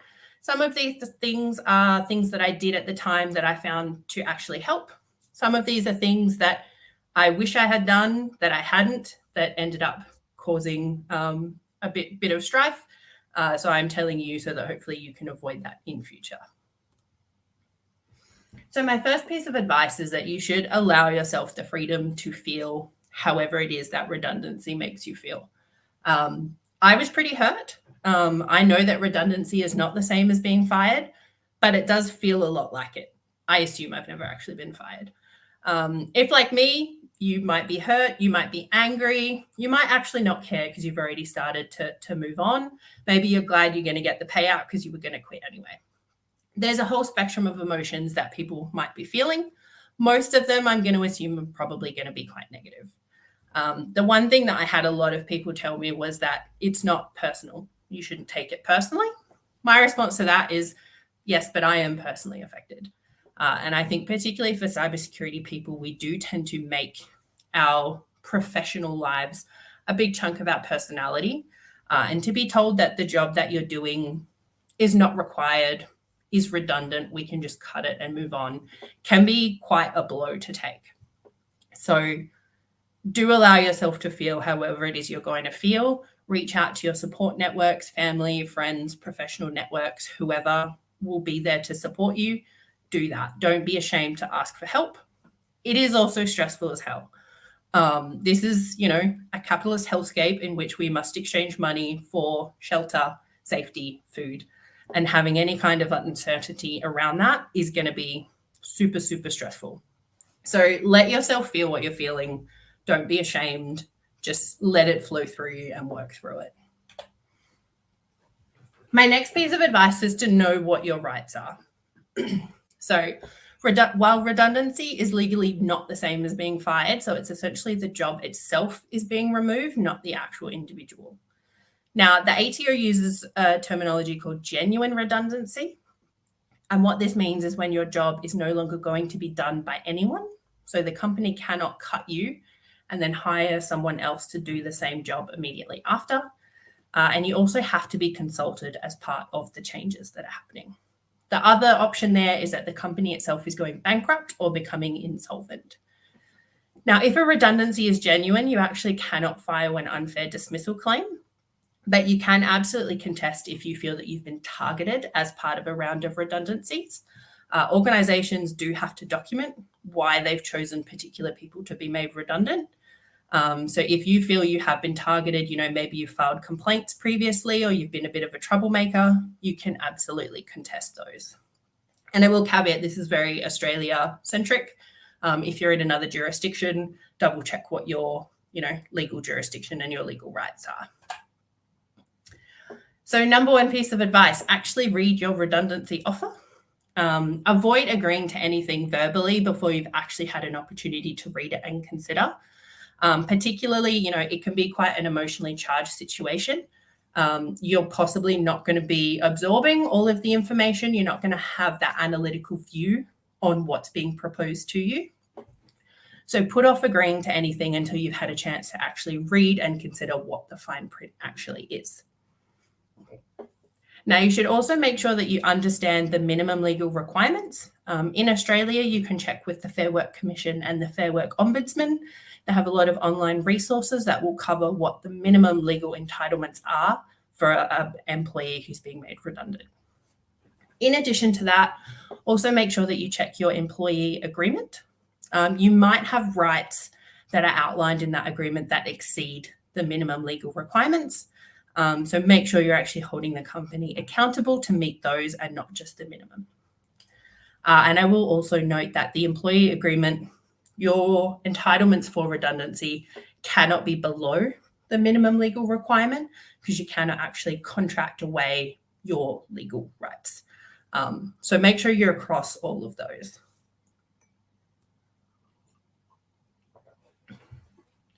I will also encourage everyone to check up on the tax implications of a redundancy payment. One thing that I actually had no idea about at the time was that there is a big chunk of redundancy payments that are tax-free. There is a limit to it, and it is dependent on your years of service. If you want to go to the ATO website, it can be a bit tricky to navigate to find what the actual dollar values are, and they do change each financial year. For 2023-2024, I'm pretty sure the limits for the tax-free threshold for redundancy payments is a base amount of $11,985 plus an extra almost $6,000 per year of service that you've been in that role. That is tax-free. So when I actually got my redundancy payout, I had no idea about this, and my payout actually ended up being larger than I expected because about half of it was in fact tax-free. Again, not an accountant, so do check up on how that fits into your personal circumstances. This is the part where I get a little bit leftist. I'm not going to apologize in advance, but I do encourage people to join their union.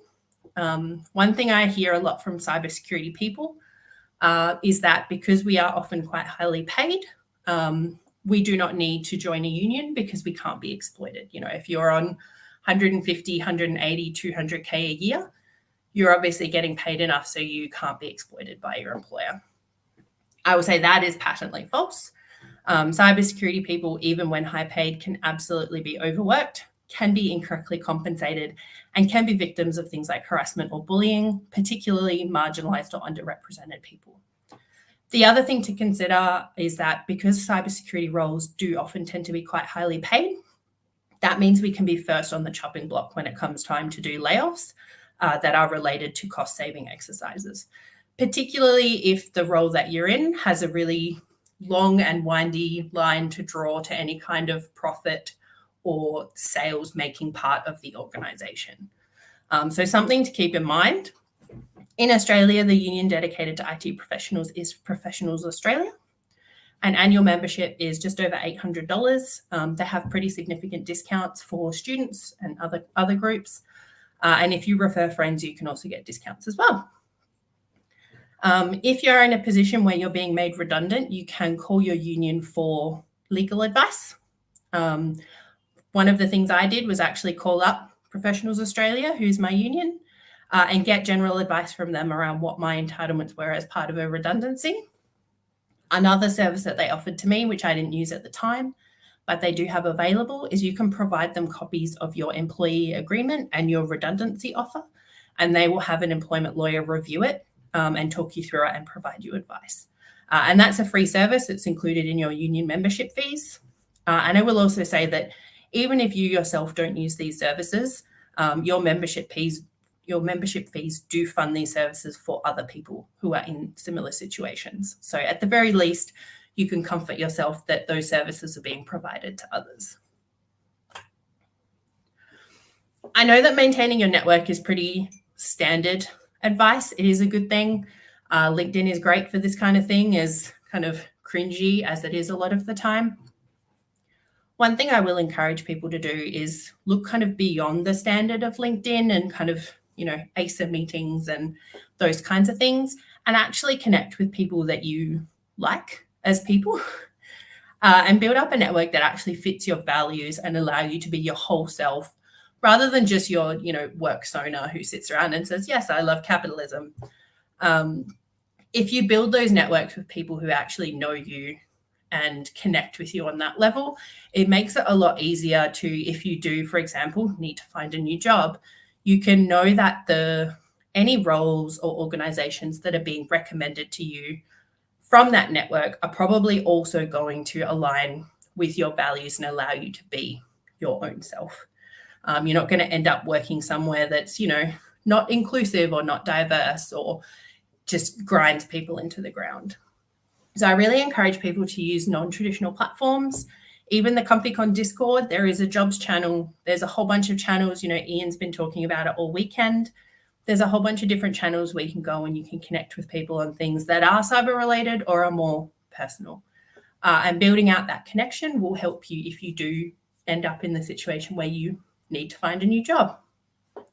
The one thing that I did when I started looking for a new job was I actually dived into the jobs chapter in the ComfyCon Discord. And someone who I'd never met before, who didn't know me from a bar of soap, said, yes, I can absolutely help you. And he did. He introduced me to a bunch of people. He had no obligation to do that. Again, we'd never met. He didn't know if I was some kind of maniac, but he took the time to do that. And one of those people actually ended up offering me a job, and that's how I ended up where I am today. One thing I will throw out as well is do make sure that you have alternative methods of contacting any work colleagues that you want to stay in touch with. I personally am absolutely terrible at saving people's mobile numbers or doing stuff like that. And it's really easy when you just, sign onto your work laptop and you've got Slack or you've got Teams. And that's just how, you talk shit, you share memes, you do whatever with your colleagues. It's really discombobulating to have that disappear and suddenly think, wait, how am I going to keep in touch with those people? When I was made redundant, I had some of my colleagues reach out through Twitter DMs. I had some reach out through LinkedIn messages, but there was just that weird kind of disconnection where I was like, some of these people I would like to keep in touch with, particularly my boss. I needed a reference. And I was like, I don't actually have his personal details, and I had to email him at his company email address that I had just been made redundant from to be like, hey, can you please do a reference for me? That's kind of weird. So there's something I got burned by, and I do recommend actually, being a bit diligent, saving the contact details of the people that you want to keep in touch with. Talking this, I think Kane kind of mentioned some things around, data, making sure, people's hardware is locked down and that kind of thing. Definitely something I experienced, as soon as my initial meeting was over, my access was cut. And at that point, I realized that I did, in fact, have some personal documents on my work laptop. I worked for a company that was not super strict around how we used our work laptops. We were kind of encouraged to use them for whatever, and there wasn't a lot of monitoring. Part of the irony is I helped roll out the MDM that was then used to cut my access to my laptop. But I was also in a situation where my personal laptop had died. There was some legal stuff that I had to do, and I used my work laptop to do it, which meant that I didn't have access to those documents once my access to my company stuff was cut. It also means if there's anything else, and I'm absolutely not encouraging anyone to commit theft of intellectual property, but if there is anything that you had on that computer that you would like to retain, you would not be able to access it. And also, if you do manage to gain access after that date to retrieve some of those documents, you will absolutely be monitored. There will be a spotlight on you. So you can't actually, take anything that might even appear untoward. So best case scenario, don't store anything on your work laptop that you need to keep. If there is stuff on your work laptop that you would like to keep, well before you're in the position where you're becoming redundant or looking to quit, make sure you are storing that externally and you are regularly updating it. This is probably my final piece of advice, and it can be a little controversial because I know that not everyone has the capability to do that, particularly at the moment with, the COSI lives stuff that's going on at the moment. But I 100% recommend everyone maintains a fuck you fund. For anyone who doesn't know what a fuck you fund is, it's basically a stash of money that you set aside that will enable you to leave a job or an employer for any reason. Those reasons can include things like moral objections to work that you're being asked to undertake or particular clients you're being asked to work with. It can be related to poor working conditions, harassment or bullying, burnout, pretty much anything. It just gives you that freedom that you're not stuck with, the burden of your economic reality. You're not stuck in that role doing things that you don't want to be doing. So maintaining that fuck you fund, about 3 to 6 months worth of living expenses that's socked away, will give you that freedom to, if you need to, you can walk away. Or in this case, where it was not me saying fuck you, but it was me the one getting fucked, having that stash of money, really, really useful to kind of assuage some of that economic stress and give me the comfort that I was going to be able to continue paying my mortgage and not lose my place of residence while I work to find a new job. Also really useful if you are in any kind of cohabitation.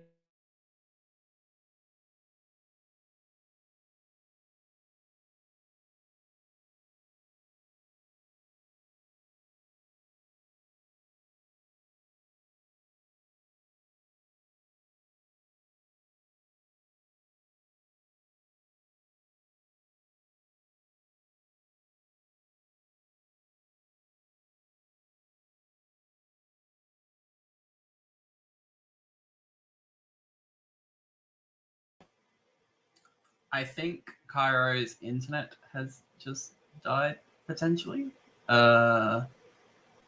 So we will see what is happening. Yes, you just dropped, Cairo. There is bingo. Please feel free to rejoin, though.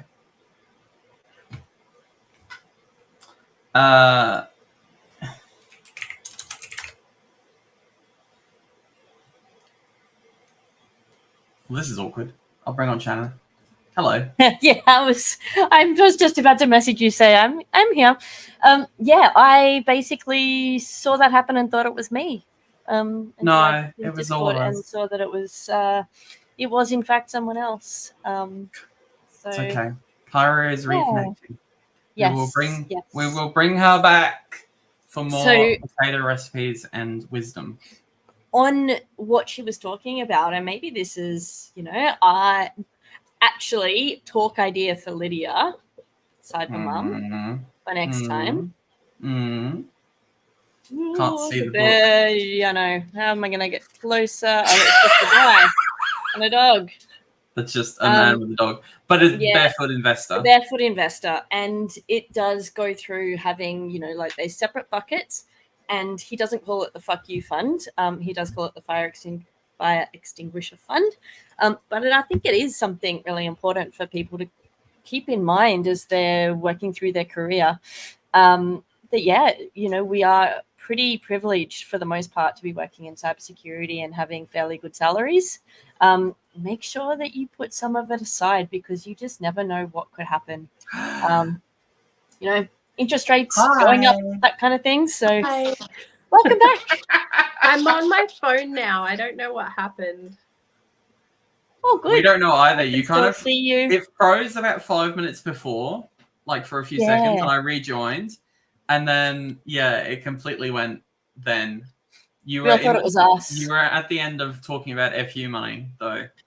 Okay. Do you want me to finish or do you want to? You are welcome to finish. Of course, finish, All right. please. I had literally one more slide, so I'll just talk to it. I can share the slides later.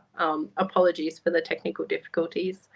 So I guess my final slide was just really around my happy ending. I had a little joke on there for you, Ian, about not that kind of happy ending because I knew you'd pick up on it. But essentially, I ended up spending 3 months and 3 weeks unemployed. My redundancy payout covered most of that. I ended up going to Italy for 2 weeks while I had that time off because fuck it, YOLO. That's what I used the extra money from my tax-free portion. That's what I spent that on, going to Italy, which then led to a bit of stress when my work start date got pushed back by about 3 weeks due to some bureaucracy. But, we ball. Since starting my new role in April last year, I've been promoted from manager to senior manager, and I now have a team of 6 people reporting to me. And my workplace last year actually won the AWSN Best Place to Work Award. And I'll just wrap up by giving a shout out to Cole Cornford. He's the person who, when I dived into the ComfyCon Discord and said, who wants a GRC person? I need somewhere to go. Cole reached out to me, made some introductions. He had no idea who I was, apart from the fact we ran in similar circles. So he had no obligation to actually help me, but he did. And also a shout out to the ComfyCon community who managed to connect me and Cole and kind of give him the comfort that he knew, as much as I was probably a little weirdo, as most of the ComfyCon people are, I was probably at least somewhat competent. And for the record, that slide had tatty scones on it, just so everyone knows. And that was it. You're more than a little bit competent. You're a lot competent. What was your favorite potato recipe that you showed? Probably it would be the very last one, which was my thank you slide that no one got to see, but it was Wagyu fat roasted potatoes. Oh. Yeah. And the great thing about your new job is we get to hang out and get ice cream all the time. So it does mean I come to Canberra about once every 2 or 3 months. So I get and then totally get a flight back that goes on time, and Canberra Airport is actually pretty smooth. I quite enjoy it. There was one question that I did want to ask, because you'll like this one, being the queen of spice. Say a global pandemic ongoing and a racist billionaire have smashed your professional and to some extent personal network. What do you do? Burn the system to the ground. I mean, it's a fair comment. Also, I just want to show you all my mug. It says you're doing a good job and your hair looks nice, and it makes me really happy. That is an amazing mug. Yep. I think a lot of people were talking in the chat about how they had experiences, not similar experiences, I would say, but experience redundancy and all these kind of similar ideas. So definitely a lot of people. Like, I'm going through like 4 or 5 pages worth of like chat, so there's definitely a lot of interested people there. So thank you very much for talking. Some of the weird stuff is like you go on LinkedIn in the weeks after and you see people that still work there talking about like how great the company is or how they're doing some kind of back to base and everyone's going to Spain. And it just like makes you that little bit angry. So yeah, there's lots of feelings to work through. And I will dive into the chat and answer any questions or chat to whoever wants to chat. Thank you as always, Cairo. It's always a spicy conversation with you. Thank you. And I apologize for the technical difficulties. I'm going to go restart my system, I think. Hopefully some people got some bingo on that one. Yes, there was a discussion about bingo cards at that point. Wonderful. I am glad to have been of service. Thank you. I think we've got 10 minutes until the next one, but what I will do is I have loaded up some pets. So let me show some cuties. And yes, if anyone was paying attention, we do have a bingo card. I think we've hit most of them at this point, even the like you're on mute kind of thing.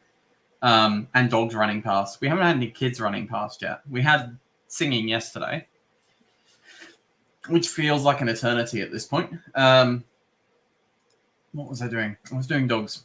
That's what I was doing. And yes, there is a job postings channel. Please feel free, if you have jobs, to post in there. If you're looking for a job, please feel free to also post in there. There are some amazing people well connected in the industry. There is this handsome gentleman who seems very smiley. I will say, by the way, I don't agree with Cairo. Dogs are better than cats. She didn't talk about horses either. Well, someone did have guinea pigs yesterday too, so. Yeah, Claire had guinea pigs. Maybe she's not a horse person. Maybe. This is some very sophisticated gentlemen from Quiet Life. Very, very handsome and sophisticated. Very. And then there's this young person who's like, "You're watching Comfy, why are you not paying attention to me?" Which is very much what my two are doing at the moment, even though they're asleep underneath the table, and they're like, we're being ignored, basically.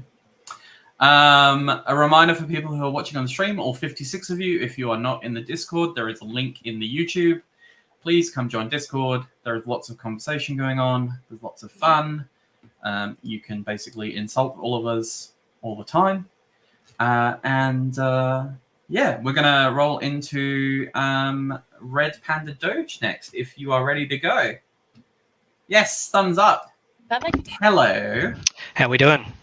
We are good. Is that a shed? No, this is my office. As you'll hear about later, I tend to like reusing stuff. So it's actually a prototype flat pack building somebody made during the pandemic. Never ended up using it. The pallet boards are actually Harley Davidson pallets. So we found a guy who was just tossing out hundreds and hundreds of these pallets, broke them down, and we've lined the walls. The insulation for it's actually free off Gumtree as well, from old office fit outs, and also trigger warning if anybody doesn't like kind of small furry animals, talking about the guinea pigs as well. So this is Don. It's short for Donald Trump because he is orange with a cowlick. So this is Donald Trump. He is going to make guinea pigs great again. What a cutie. Yeah, so So you are one of our first-time speakers again today, and you're also a fairly new entrant to the cyber industry. Yeah.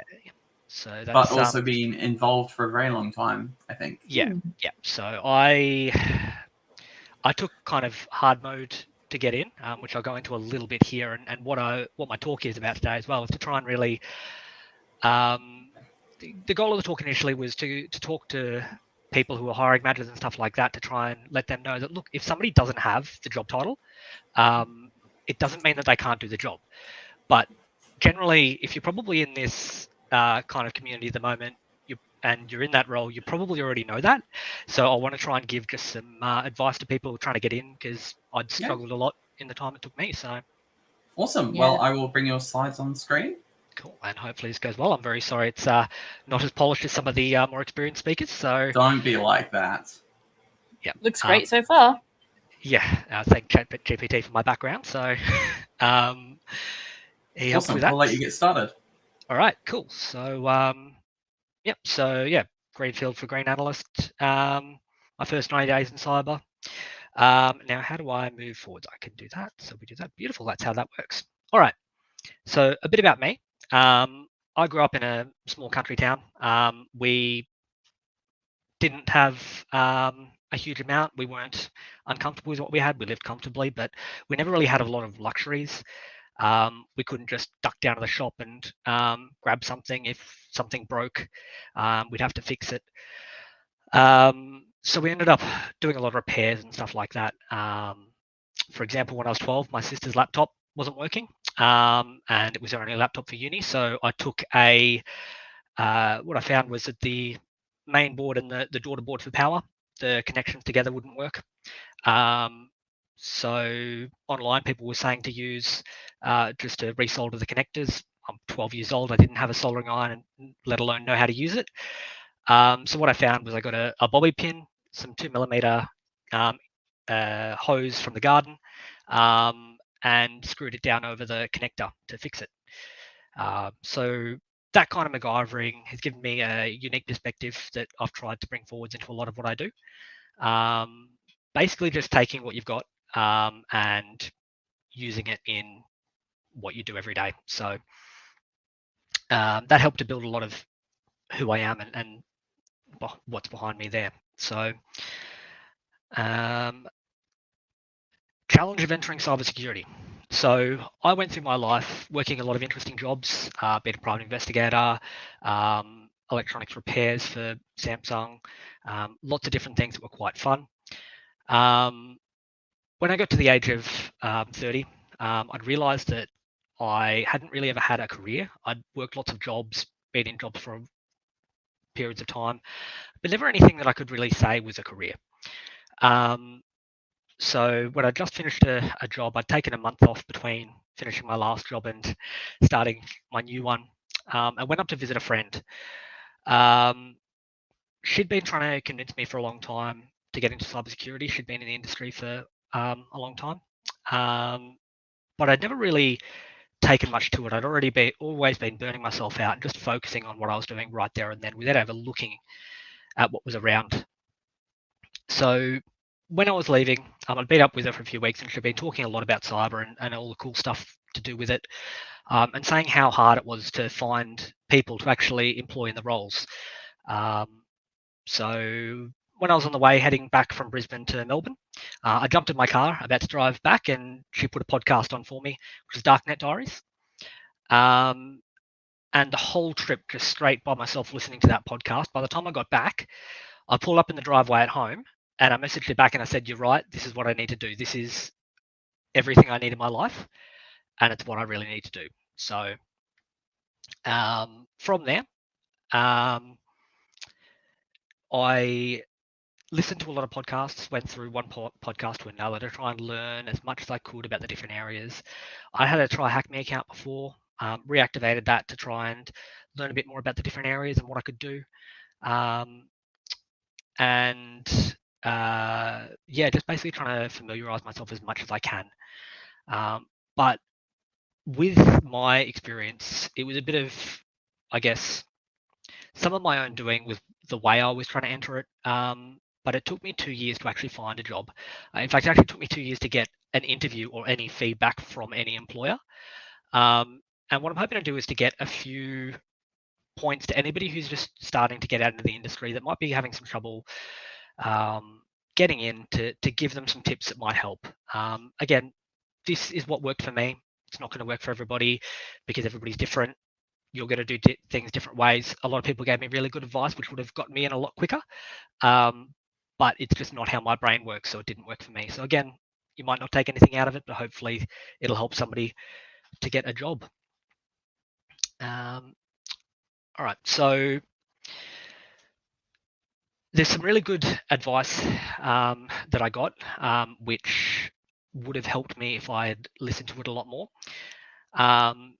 Basically, cyber's a big area, and there's lots of different niches. Obviously, you've got going down red teaming and penetration testing. You've got GRC. You've got SOC analyst or incident response and data forensics. And a lot of the roles that you're going to be going out there are probably going to be looking at a more targeted role. So you're going to be looking at jobs that are for a SOC analyst or for somebody in GRC and that. And especially in the entry level, if you're going in there and they ask you, or if you're not sounding confident that that's what you want to do, you're not really going to get very far. So if they're putting things in the job description or asking you questions around why you want to do that in particular, and you're giving them kind of not very accurate answers to why you want to do exactly that, people are probably going to look past you and look for somebody who knows that's what they want to do. And I know that's probably one of the reasons that it took me so long as well. I'm very general in what I do and the approach that I take to things. I like doing a bit of everything. So I know that even speaking to a few people that were talking about referring me through to different places, I think that when they could see that I wasn't exactly sure of what I wanted to do, it kind of put them off that a bit. So that's some advice that really would have probably helped me. Utilizing networks is a huge thing as well. So when I'd gotten back from Brisbane, I started looking through InfoSec Twitter when it was still not so much of a toxic place that it may or may not have become at some point. So I started following a lot of people that I see around in this kind of community as well here that really helped to influence me in what I was looking for and my hunting.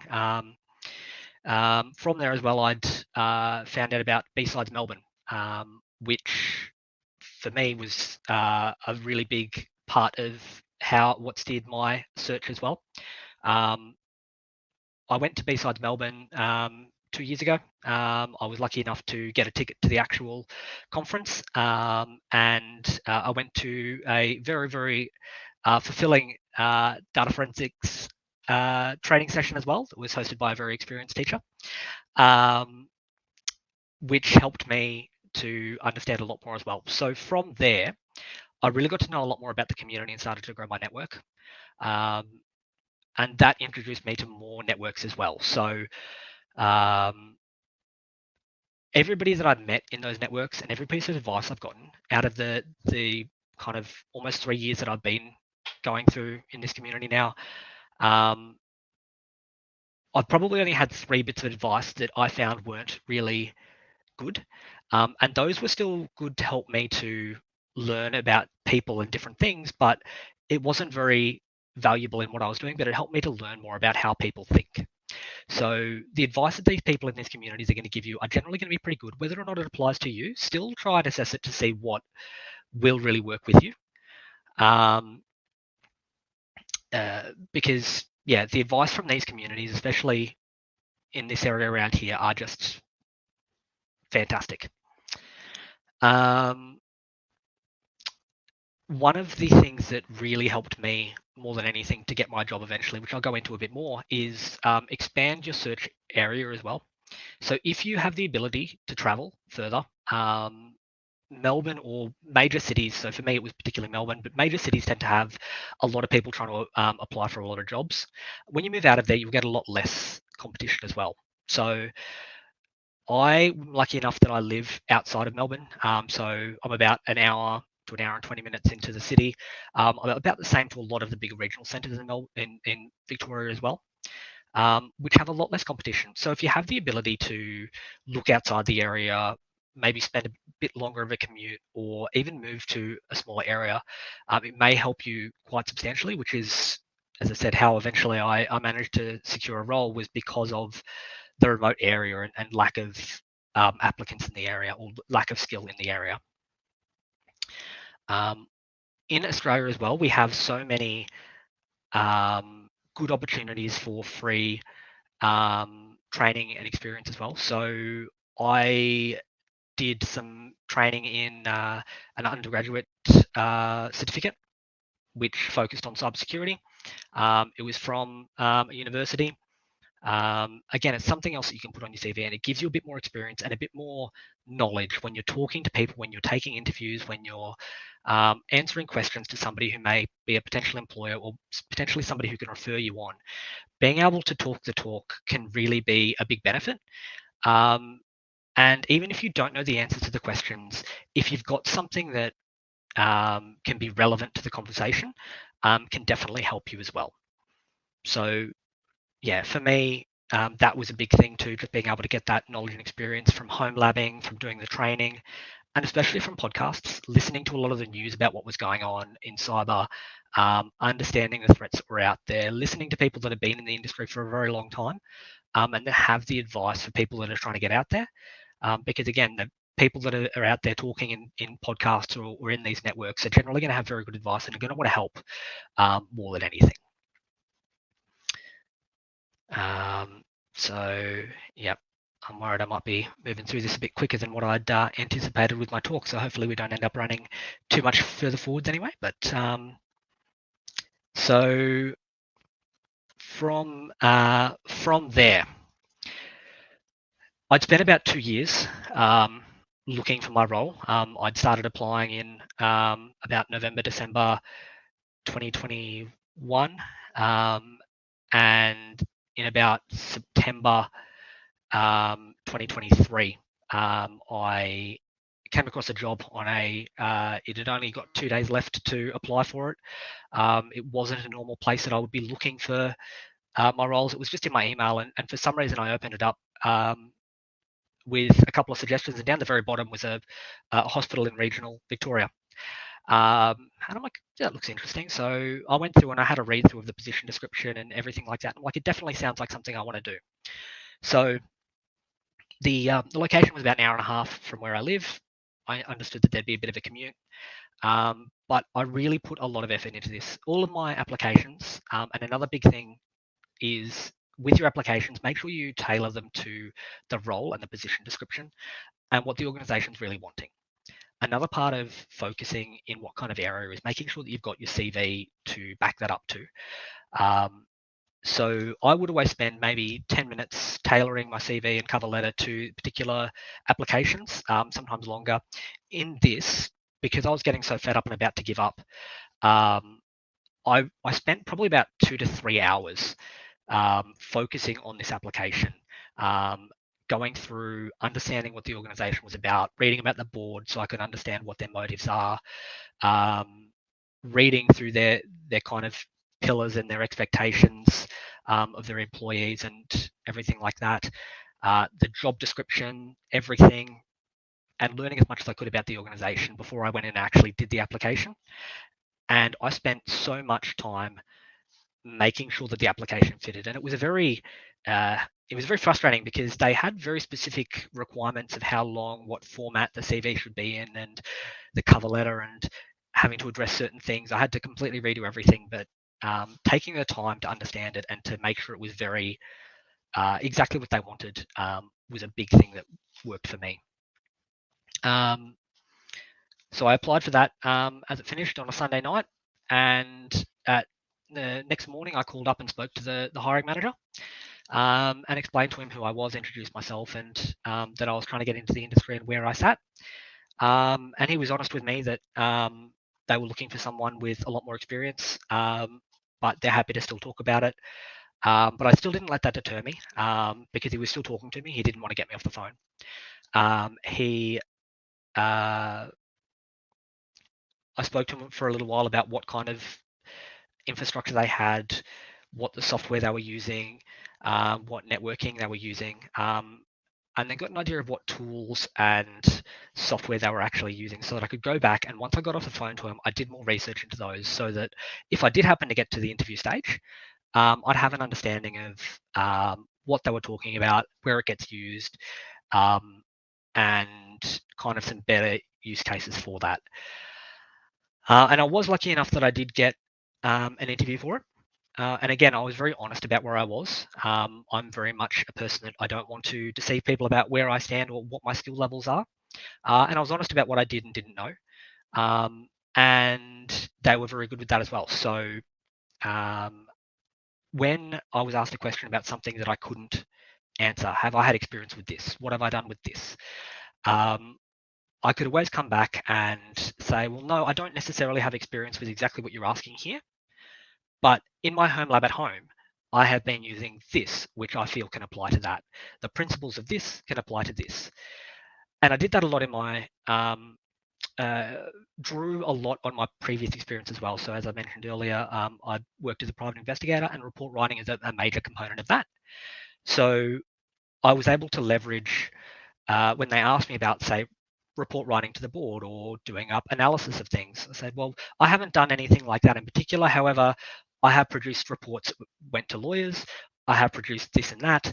I understand that that's not exactly doing a report for a board or a risk assessment. However, I do believe that some of the logic from that can go to this.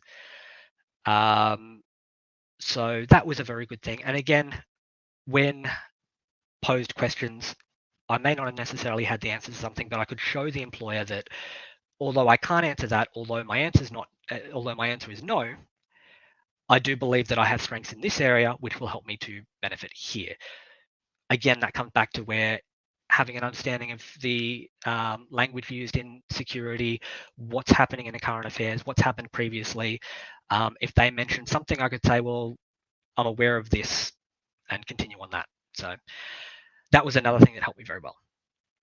Now, when I did make the first phone call as well, I did also mention that my wife did work for this organization as well, which is not so much of a, I think it's quite a large organization. It is the major employer in the area, 2,500 to 3,000 employees or users of their network regularly across 5 different sites. The main site where IT is based is a large campus. There's a 5-story tower on it, which houses a lot of the clinical stuff. Lots of different wings to it. It's quite a large thing, so it's not very much to note that my wife works there as well. But he didn't really ask much more about that until after I had the about a week before, after I'd been given the job and signed all the paperwork, and I was going to start the job, and my boss calls me up again, and he says, all right, cool. So I just want you to not stress too much. We understand that you don't have the experience. So you're not really going to know what you're going to be doing when you walk in the door. You're not really going to know what to do. And again, we don't really know what we're going to do either, because they hadn't had a cybersecurity person before. They had no security program at all.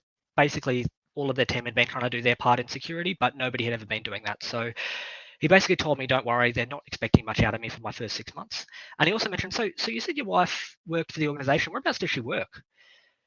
And so she's a speech pathologist, so she works in allied health. So I'm like, oh, she works in allied health. I was like, oh, okay, they're in the same wing as us. I'm like, yes, they are actually. And he's like, okay, that's fine. And didn't ask much of a question about that again. However, on my first day, when I walked in the door with her, they noticed that her office is about 5 meters away from my office. So as large as the organization is, and I had a photo, but I couldn't get it into my slide.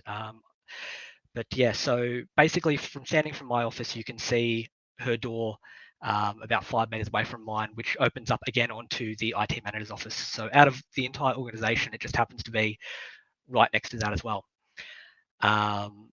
Didn't help me get the job, but it's definitely interesting. I now get to spend 3 hours a day, every day, in a car with my wife, for good or for bad. I get to spend a lot more time with my wife. I often get messages about making too much noise when I'm having a challenging task at work, and I'll often have to send her messages that she needs to stop clearing her throat so loudly. So when I got in,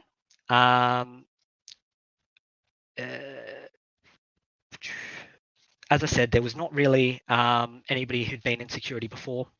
There wasn't really much of a security program. They had controls set by the health department, which they tried to meet as best they could, but without anybody there managing it, they didn't really have an understanding of what they did and didn't have. We had no centralized logging. The antivirus was hit and miss where it had been installed. But what we did have was a good team from the network and infrastructure team desktop support, and service desk. Everybody knew that security was a big important factor and really wanted to help, even if they didn't know where they could. So the culture was a fantastic thing, and being able to communicate effectively. I'm not very good at communicating with people. Social intelligence is something I've had to learn. And so I've tried very hard to integrate and learn the people that I'm working with. So yeah, building a very good team within the infrastructure and networking has been very important because I don't have the skills and the knowledge to fix a lot of these things. I'm not going to be expected to help out with patching the network equipment because, to be honest, me touching that's probably going to break something, whereas we have people that are very experienced in doing that. But again, being able to communicate with them on a level to say, hey, this is what we've got, this is a risk. I'm not going to be here and just beat the drum about security vulnerabilities, but like, we understand what the risks of these are. This is how we're mitigating it. I'm not there harassing them all the time about that. So leaning on a lot of the things that I learned as a kid, dealing with what you've got. If anybody's heard the saying, everything looks like a nail when you have a hammer. I'm a bit the opposite. If you've got a nail that you need to hammer in, everything's going to look like a hammer, whether it be a screwdriver or a piece of wood.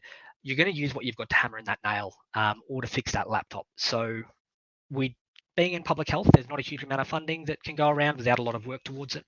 But what we did have was a lot of service base, and I'm a big open source advocate, using a lot of different things throughout my life.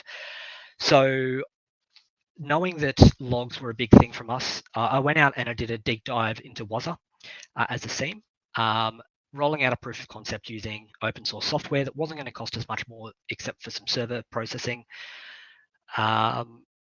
and implementing that proof of concept quite quickly and prove the worth of that.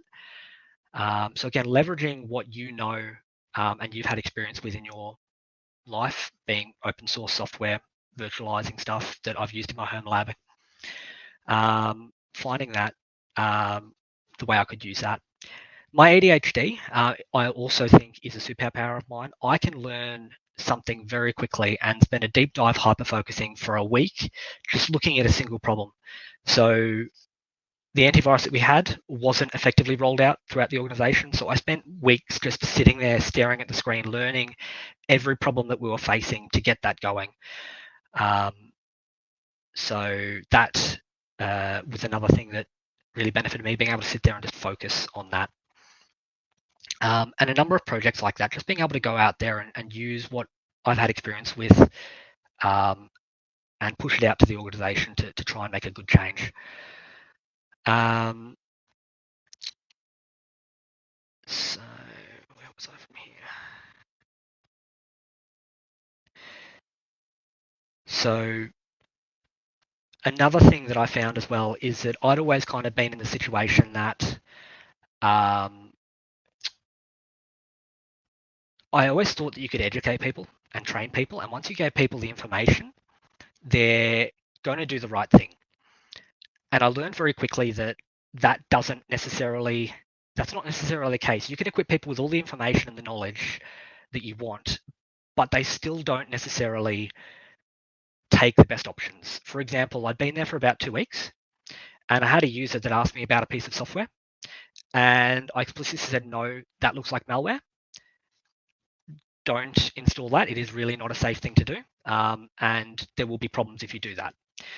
And about 20 minutes later, that user, who happened to be my wife, walks into my office and says, hey, Miles, I installed that piece of software and I can't stop it. And I thought she was joking. And I said, no, you're joking. And I went back to work and she's like, no, I really did. I can't stop it. I don't know what to do. And went and found that, yes, she was installing malware on the work computer, and had to have that machine reimaged. So that was my first experience with that after 2 weeks. And a few weeks later, we had another user, which after we'd found that their mobile phone had been connecting to some bad servers, we removed them from the network, educated them as to what the problem was before we allowed their system to be, or their phone to be reconnected to the network. And they continued to connect to that server. And 3 times when we had educated them and showed them exactly what the problem was, they continued to manually reconnect their device back to the network. So some people ended up losing their Wi-Fi privileges.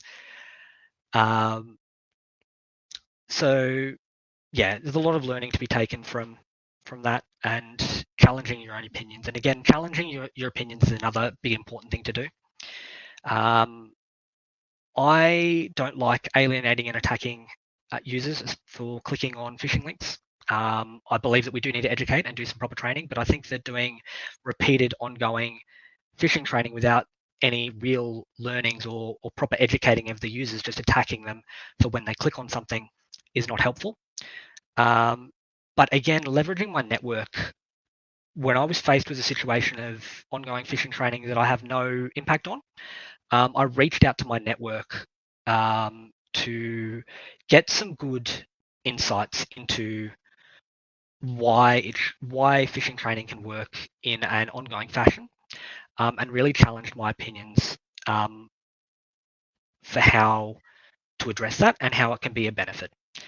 So yeah, as I said, I'm sorry that it's not as professional as some of the other talks out here, but I really hope that that somebody will take some information from here and use that in trying to find themselves a role. And yeah, thank you for coming to my ComfyCon talk.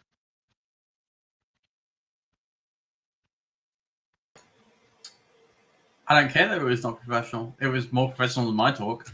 No, I think it was a really good talk that talks about the realities of getting a career in cyber, which I think are quite understood is what I'm trying to say. 100%. In terms of like, what is it actually like to work in cyber? What are you actually getting thrown into to deal with? Yeah, so I think it was a great talk from that perspective. Yeah, there was a big disconnect between what I'd been led to believe from different sources in the application market and the job market, because again, I think that different areas are easier. As I said, country area seemed to be very easy for me to get a role when it came up because there was not much talent, whereas in the city it was just impossible. As I said, 2 years and I didn't get a single interview. I'd always said that all I needed was one interview and I'd get the job. And I had even another piece of advice which I forgot to mention in there is that recruiters can be a great resource, but I think for people new getting in there, they're not necessarily going to be what gets you in. But at least the information and the connections that they might be able to give you, or the advice that they can give you, they've had a lot of experience with people in the industry and can probably also give you some good advice, but don't expect them to be the ones that are going to get you a job. And yeah, some advice that I'd been given from one is that I could probably sell myself if I got an interview, but he's not going to be able to get me that interview. But yeah, I took that with me the whole way, and I put a lot of effort into getting the interview, and once I had that, trying to take the opportunity from there. Yeah, and look, you are obviously a great contributor to things like B-Sides Melbourne, and all those kind of things. Like, we see your face around, so it's definitely, I think, a great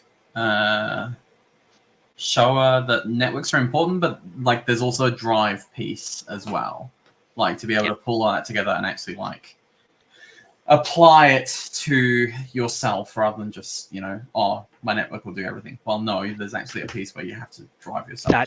That's a big thing for me. I use my leverage. I use my networks for information, and for a lot of people, they'll probably be able to utilize the network to make those connections to get them a role, and that is a very important part of it. But my neurotype, my brain won't allow me to do that. I can't ask for that kind of help.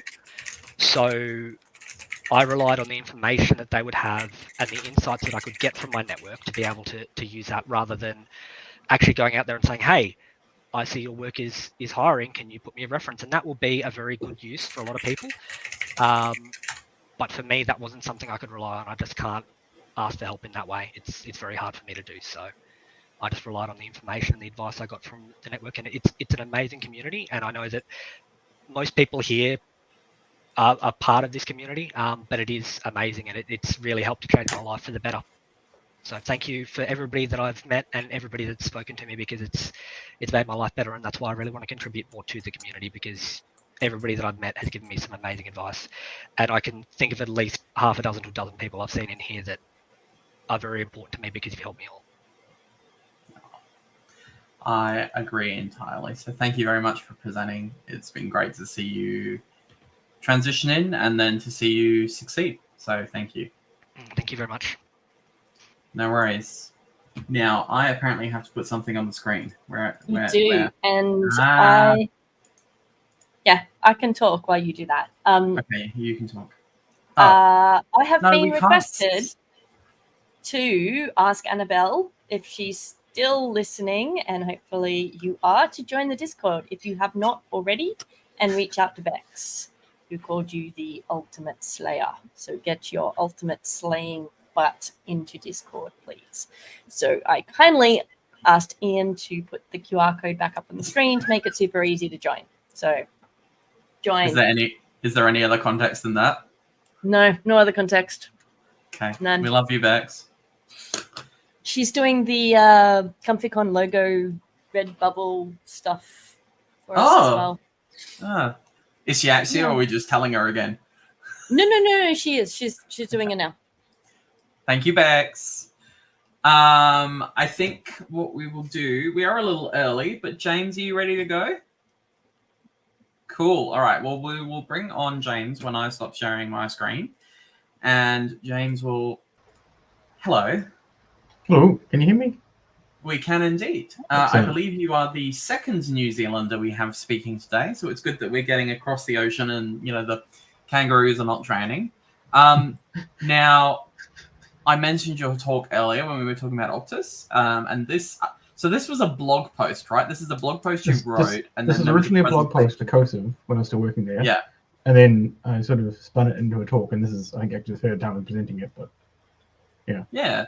So I think we were really interested to hear it because I think a lot of people hadn't really heard of API security before Optus, and then it became this big thing, and then we're like, oh, what is this? So yeah, we're really keen to hear your talk, and we will let you start talking. All right. Okay. Thank you. Oh, let me just see. Okay, cool. That does actually work. Oh, bum, done. This is supposed to have a bunch of Simpsons GIFs or GIFs, but they're not animating. Done. Oh well. Yes. So hello everyone. My name is James Cooper, and so yeah, this talk is about securing REST API endpoints against data leaks, or how to avoid another Optus, and I'll talk about it briefly in a moment. So I am a security interested software developer these days. I have had different roles in the past. These days, I currently work as an application developer at 2 Degrees, which is a New Zealand-based telecom company. I wasn't actually working there at the time that the Optus thing happened, but I am now, coincidentally. I have a PhD in computer science and some other degrees from the University of Auckland. And I'm fairly active on the InfoSec Discord, and I'm in the ComfyCon Discord. That's probably what's important today. So what I'm going to say is that the focus today I'm talking about is just on REST APIs and preventing leaking sensitive information out of them. So sort of quite a narrow focus here. I'm not talking about gRPC or GraphQL, say, most because I don't have any real significant experience with them. I'm pretty sure a lot of what I say here is going to be same for that. And of course, to be clear, when I say the sensitive information, I mean, you know, customer, employee, personal identifiable information, that sort of thing. Another one I want to make is that I assume that you have to keep whatever data that you're storing if you don't actually have to keep it for some good reason. So, you know, like there's some proper legal reason or some actual business reason that you have to keep it. If you don't have that, just get rid of it. Anything you don't actually need to keep, get rid of it. Bruce and I called data toxic at some point, and I tend to agree. If you haven't got the data, you're not going to leak it. Another thing I want to point out is that what I'm talking about today, it's none of these things I'm going to say are new to me in the slightest. I was just pretty much compiling information I've heard elsewhere. It's also not exhaustive, of course. So see things like the LWASP API top 10, which I think they just came out with another one last year, and probably various blog posts around the internet and everything for lots more on all this topic. And lastly, I want to emphasize, especially since I now work for Telco myself, talk isn't actually a dig at Optus. Basically, it's saying, okay, this thing happened, and I have a suspicion of why it might have happened. Let's all try to learn from that and make sure it doesn't happen to us in the future. Was the idea, right? So we'll wrap up Optus just in case someone missed it. So back in September 2022, news came out that someone has stored Optus, which I'm assuming everybody online here actually knows about. Just a big telecoms company operating in Australia. Oh, darn, hasn't worked properly. The dark web part's supposed to be in red and all spooky looking. But basically, someone was on the dark web trying to extort Optus because, you know, they had all this data. Suppose they had 10 million records, they claimed, which is about 40% of the entirety of Australia's population at the time. And they leaked 10,000 subset record as proof. And so I think about a week after this all came out, you know, well, shortly thereafter, the Optus CEO at the time came out and said, oh, well, this is a very sophisticated cyber attack, you know, the usual sort of line. And then about a week later on TV, after this all been going on, the Minister for Home Affairs, Claire O'Neill, who I'm assuming most Australians know better than I do, and I think she's still the current minister for that, was asked on TV interview, essentially, oh, you don't seem to agree that this was a sophisticated attack. And the minister just said, well, it wasn't, so no. Just outright, you know, blatantly said that, which is pretty much as close as you're going to get to a minister openly slagging someone off and calling them dishonest and incompetent. Apparently what had actually happened was that this attacker had found an API endpoint returning real customer data with no authentication requirements whatsoever. So that was how they got it, and which of course is not a sophisticated attack, it's pretty much the direct opposite. So in the end, I've just actually got a bit luckier for all this. There's a lot of media focus and government focus happening, and the person who did this took down the records that they had posted, this 10,000 record subset, and kind of sort of apologized for it and said, oh no, you know, I'm going to take it down now. And they said, well, there's no security.txt file, so I can't report the vulnerability. And therefore I went and scraped it all and tried to extort people because one obviously leads to the other. And then about probably another week later, the Medibank breach happened, which was a lot worse really, and took the focus away from the Optus thing. But in the meantime, the reputational damage, ministers publicly disparaging them, and credit monitoring officers, you know, mandatory credit monitoring officers. I think there was some talk of them having to pay to get driver's licenses reissued, but it might have been Medibank, I can't remember for sure. Anyway, all of it was probably very expensive for Optus, and this incident combined with another one about a year later, so about November last year, which was not a cyber thing, but another incident for Optus, pretty much led to the CEO basically having to quit because they were not very well regarded anymore. So I have some thoughts on how did this happen, and I have no inside knowledge on this topic, but my best guess is that probably, well, my best guess at the time, I'll come back to this later, was that somebody had turned off authentication for a particular endpoint that involved customer data, or they were testing it out and then forgot to turn that authentication requirement back on. And to me, that suggests that there's some sort of structural, organizational, whatever issue, and that yes, one person can turn it off, but it should have been much more difficult than, like, it shouldn't really be feasible for one person to be able to do that and have it go all the way into production and stay there. It suggests to me that there's probably some sort of, you know, they didn't have a relevant policy or procedure or process, or it wasn't being enforced. And if you don't enforce it, basically, you might as well not have it. And so the point was, you know, one developer has one bad day when they forget something, and there you go, that's many more bad days for everybody. Oh, wow, and the slides really are stuffed up. Right. So the other point I want to make is not that you shouldn't sit around playing the blame game. I've heard it called blame storming before as well, which is an issue itself. You know, what you can get people saying, oh, well, it was Joe's fault because he didn't do X, and oh, no, it was, you know, this department's fault. It's because they didn't do their job right, sort of thing. Basically, it shouldn't be really feasible for one person to make all these mistakes. That to me implies if there's more, you know, if it takes one person can achieve it by themselves inadvertently, that implies to me that there's broader organizational problems. And overall, pretty much when you're looking at what's happened here and these sorts of things, you don't sit around trying to find someone to blame. You try to figure out what the problem was and how to avoid it in the future. I mean, yes, if you've got, like, you know, big flashing signs saying, don't do this thing, this is bad, you're going to make problems if you do it. And they did it anyway, that's one thing, but that's probably not what happened. So instead of sitting around trying to find, you know, the intern to blame, just figure out what went wrong and try to fix it for next time. Right, so we get to the sort of heart of this talk, which is a quick discussion of some different techniques you can use to try to prevent this happening from you in the future. And a point out now is that some of these techniques are technical ones and others are more cultural, organizational ones. So they kind of involve different people implementing them, as it were. And so the first thing is to deny by default. So this is basically all requests to API endpoints, unless people have got all the authentication stuff exactly right, just say no. Basically, don't let them in. Just deny all requests.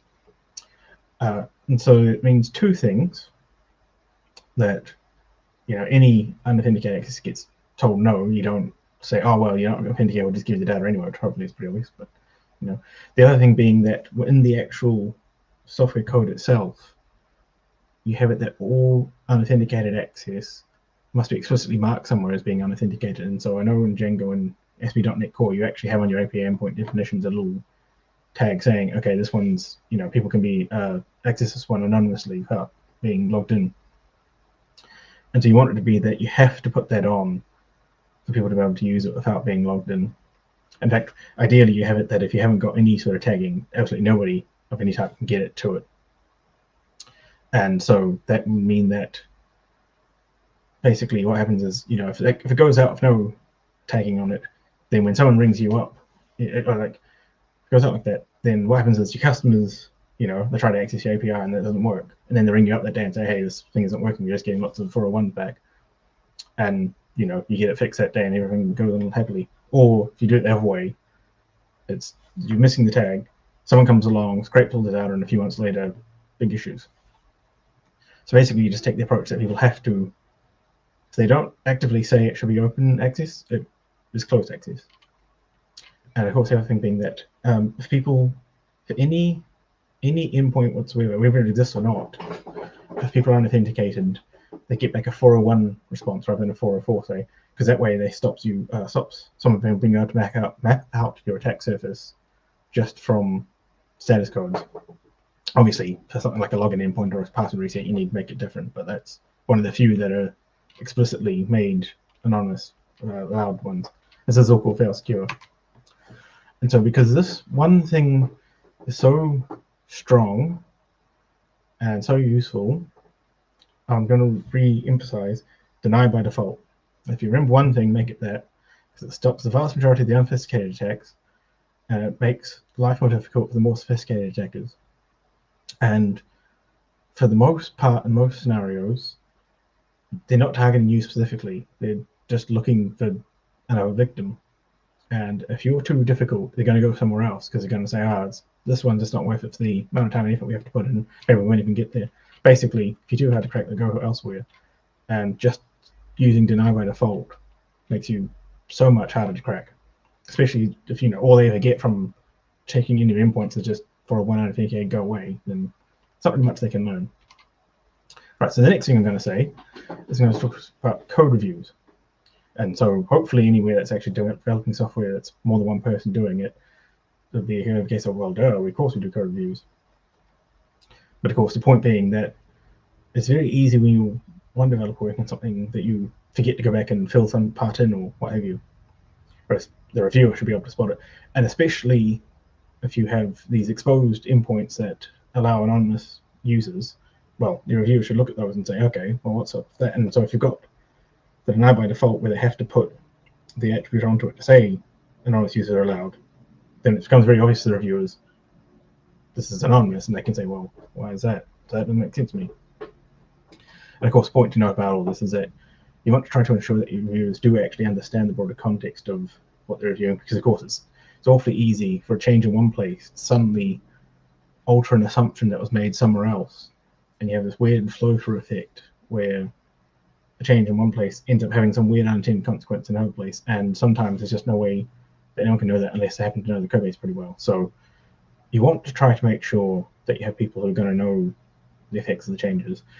Not always possible, but if you can, do it. And lastly, make sure that for deploying to production, people have to have got reviewer approvals, that they're absolutely mandatory. And so GitHub has a feature called Protected Branches, which does that. There's another one, I think GitLab and Bitbucket, I think has something similar, I'm not sure what it's called. But basically, the idea for all of them is that if you haven't got enough reviews on, merge requests, then it doesn't get merged into the production branch. Right.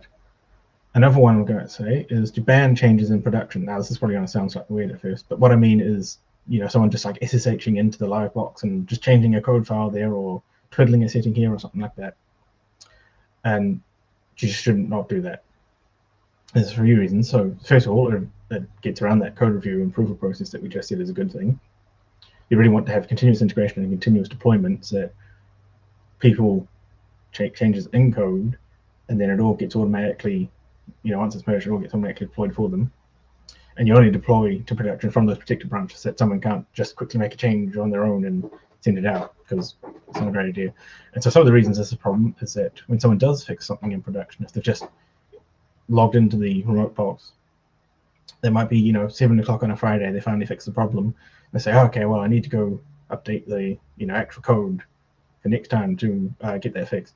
But of course, they've just fixed it in production, so they go home and by Monday, forgotten all about it.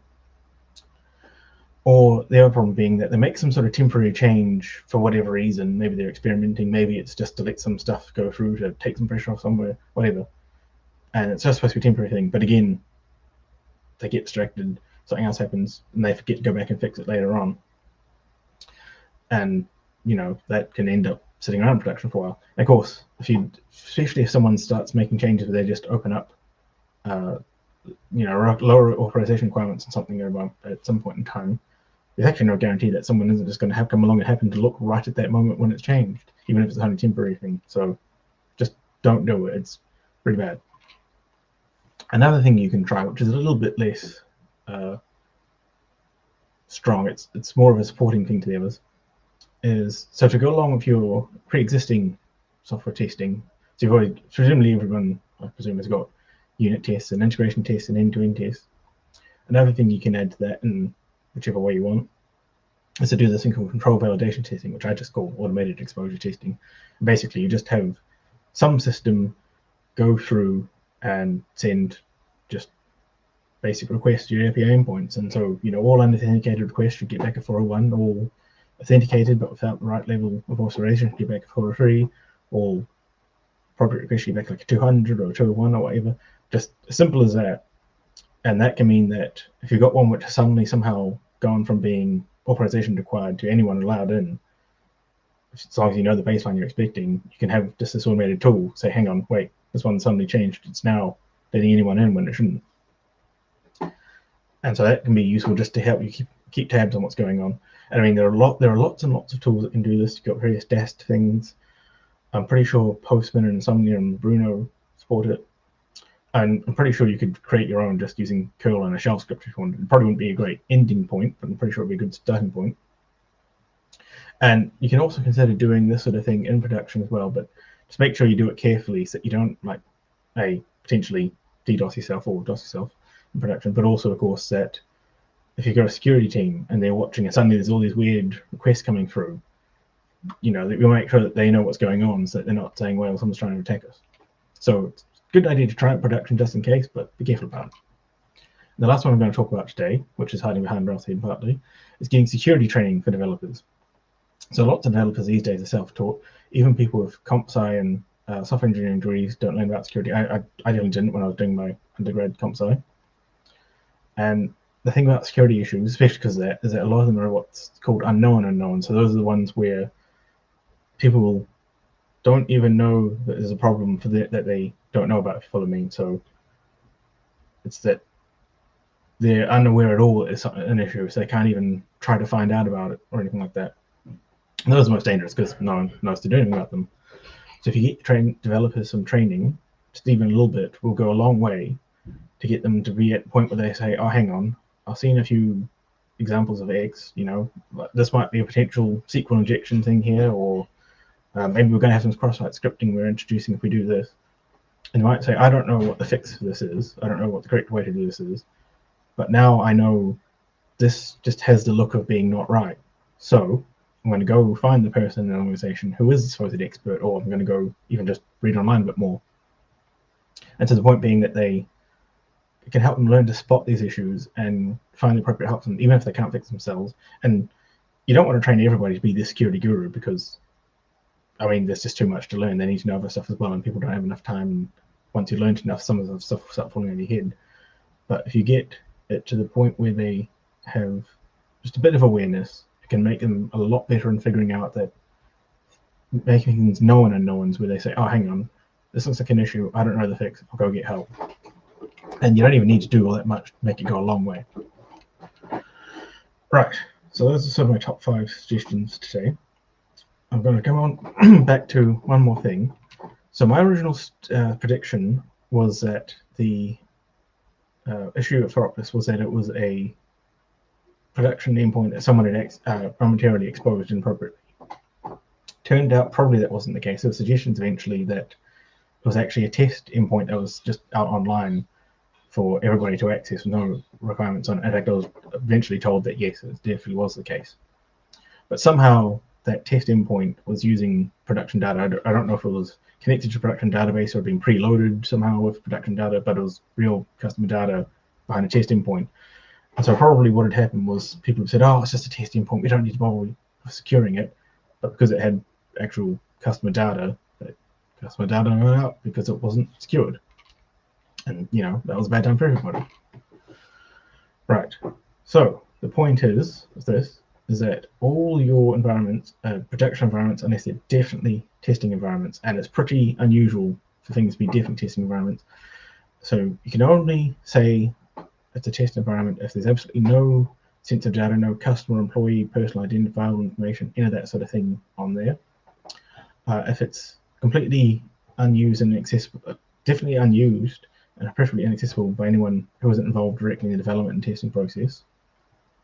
And of course, no, shouldn't be any ability for any changes made in it to be propagated back out of it somehow, which you'd think is obvious, but you never know. You don't want it to be that someone can get in and, you know, they create a user like customer account, and then 2 days later it comes back at they get in, somehow change things to make themselves an administrator in the database, and then suddenly next thing you know, 2 days later, an admin. And you probably actually want to reset the state every so often for various reasons. So basically, if there's any sensitive data involved, and if anybody not directly involved in the testing process is going to notice if the environment disappears, it's not a testing environment. I mean, if, you know, marketing or finance, say, are somehow depending on a test environment for some business process, then that's a production environment whether you like it or not. And if it's not a testing environment, then all normal security measures are absolutely mandatory, because who knows what can go wrong. Right, so to wrap up, I think I'm on time. Basically, back in September of 2022, the data of some millions of Optus customers, I heard varying numbers. I think the final number set it on to about 2.1 million, which is still like what, almost 10% of the Australian population at the time. Not great. About 2.1 million customers' data was leaked, accessed by someone. 10,000 records of it was leaked. And apparently, it was scraped from an Optus API endpoint that just had no authorization requirements on it whatsoever. And in the end, they were lucky that most of it wasn't leaked, but it was still pretty bad in terms of money and reputation costs to them. And another point I want to emphasize with all this, of course, is that when you get a situation like this and you're responding to it, and once you're done responding to it and later on, don't sit around trying to, you know, blame someone and say, oh, well, it was security's fault, or it was the developer's fault, or it was a tester's fault for not finding it, or anything like that. Just don't do that.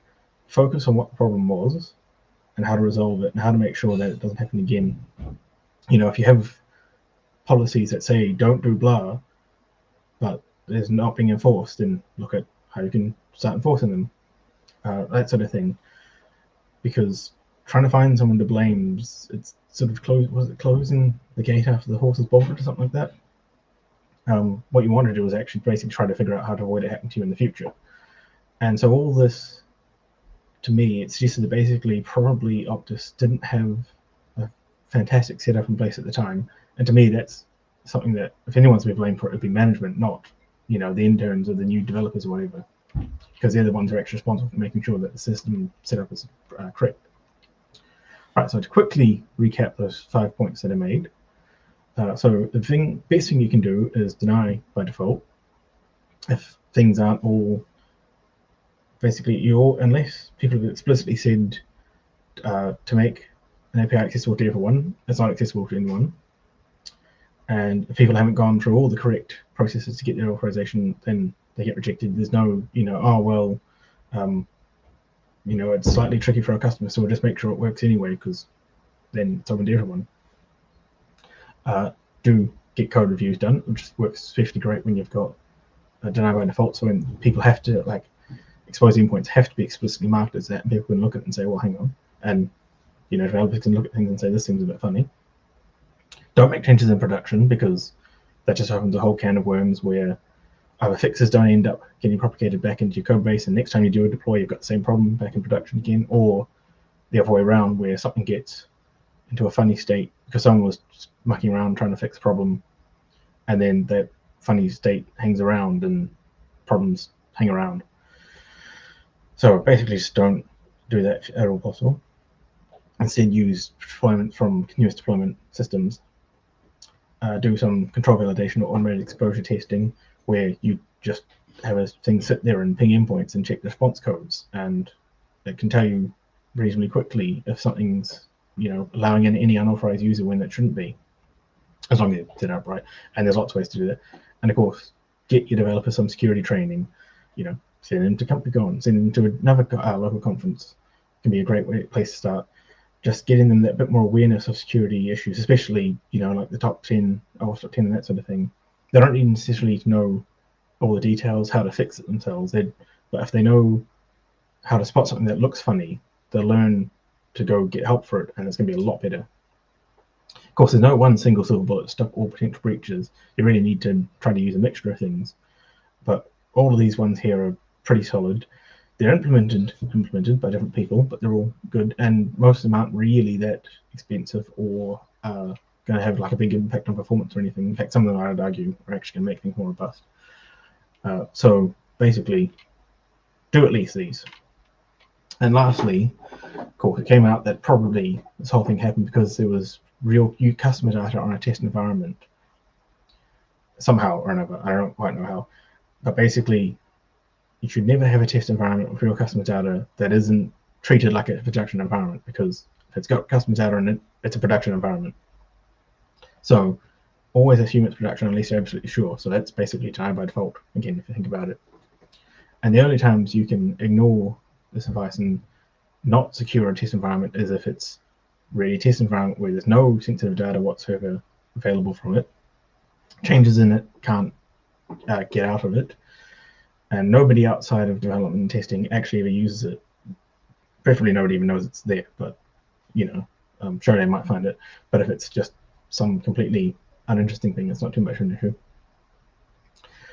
But yeah, if it's even just another internal group uses your test environment for some business purpose, then that's a production environment. So avoid that. So to sum up, remember, if in doubt, just say no. So no by default. And unfortunately, you can't really see this. It actually kind of runs no, it's Simpsons wrong, but that's another story. Yeah, so basically, if there's one thing you remember from all this, it's deny by default, because that's going to save you a whole lot of trouble in the future. The end. Thank you so much for that.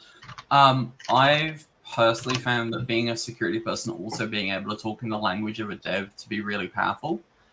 I had a argument at work recently about, we don't want to.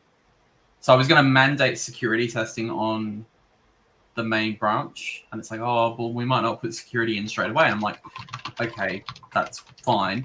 Whenever you merge into the main branch, we're going to test it for security. And, rightly or wrongly, whatever. But the fact that you're able to talk in that language, that you're able to understand the developer, is quite a powerful thing as well. So I think a lot of people say, oh, developers need to have security training. I think it's also a fair comment that sometimes security people need to understand what the developer's doing as well. That could be true. I mean, I'm definitely a developer, not a security person. So I at work, because we're a large telco. Well, actually, we're the third largest of three in New Zealand, basically, of like the ones that actually have their own infrastructure. But that's still well over 1,000 people, and we've got a proper security team. And I talk to them, But I don't know how to do their jobs. I don't think most of them know how to do dev. But I think that you're right. Definitely, you need to know a little bit about each other's stuff, at least enough that when they say something to you, you'd understand, or that you've got a happy enough place, I suppose you could say. And they're like, it worked out because you're talking about psychological safety, just somewhere where if you don't understand something, it's fine for you to say, I'm not following what you're saying. Can you please explain that some more? Because, I mean, I guarantee you that there's plenty of security stuff they say that I just have no clue what they're talking about. But if you're allowed to say, actually, I'm not following, please explain, then, you get on the same page. And in my experience, 99.9% of the time, issues are just because people, either they don't have a common understanding or they have like different assumptions, and people don't understand that they've got different assumptions. So they come to different conclusions because each one of on each side it follows logically. It's just they understood something different to begin with. So yeah, it's if you've got developers, you do want them talking to each other. I think is the motto, the message there. Oh, fantastic. I think Thank I have you. that unpopular Sorry. opinion, which kind of leads on from this. When because people, how do I get into cyber? I kind of go learn IT or be a developer. You know what I mean? Because I think it's the same thing, right? Regardless of whether it's a developer knowing security or security people knowing development, if you've been a developer and then you move into a more security focused role, it is going to be much easier for you than someone who's in security and knows a little bit about development. Yeah. And it holds true for every kind of vertical, right? And people ask, with digital forensics, I kind of feel like if you haven't pulled apart computers and, broken them and, all of those things, then how can you then come up with hypotheses and stuff like that? So, I 100% think that, getting into security from a career of doing some other kind of technical job is a really good pathway. And to be honest, there is a lot of jobs in IT and it's all cyber. Like, getting into cyber, it's not just cybersecurity. It is your IT, your network engineers, software engineering, all of that kind of stuff. Anyway, rant over. Straight talking to people. Sorry. Straight talking to people. Didn't you start in help desk? Remembering that rightly? Or I did. am making that I up? did. Yeah. In help Well, there you go. Because people say, I don't have the traditional pathway into cybersecurity. I think to myself, yeah, traditional no pathway? degree. I started doing tech support for an ISP. So that seems to be the closest to a traditional way into cyber from what I can see. yeah, So, yeah. I just when people say, I don't have the traditional background, I'm like, I don't know what you mean by traditional because the pathways are so varied that people have taken. Yeah. Awesome. Thank you very much for that, James. It was a great talk and obviously complimented some of our other ones as well. Great to be here and great to see Sharon again because we used to work at Joseph, but I've been Oh, gone for a year. And you poor thing having to work with her. Lots of dog posts. Yeah. That was pretty great, that part of it, Yeah. Awesome. Yeah, we miss you there. Thank you. I shall shuffle. Oh, I didn't mean to cut him off. Yeah, I have to deal with you like 2 days a year, and I'm like, no, I'm kidding. I'm kidding. You're my best friend. You know that, right? I know you love me. I didn't hear I said that. I know you love me. I do. I'm like, everyone loves you. Like, who wouldn't? We are exactly on time. It is almost like we've done this shit before. Yeah. So I will bring on our next speaker, who is Beck. Hello. You're on mute if you didn't know. I did know, but thanks for the reminder because I probably would have started speaking. That is okay. How are you today? I am good. I am in sunny, windy, cloudy, rainy Melbourne. Oh, is it raining? It's not raining in Canberra today, which is good. It was. I went for a walk and it was raining and I got rained on and then the sun came out and I overheated and then I got home and my partner was like, didn't you get rained on? Why are you dry. And, you know, that's just what happens here. Are you in the office? I'm in my office, so I'm probably not as comfy as most of the ComfyConners out there are That today. is okay. It looks like an actual.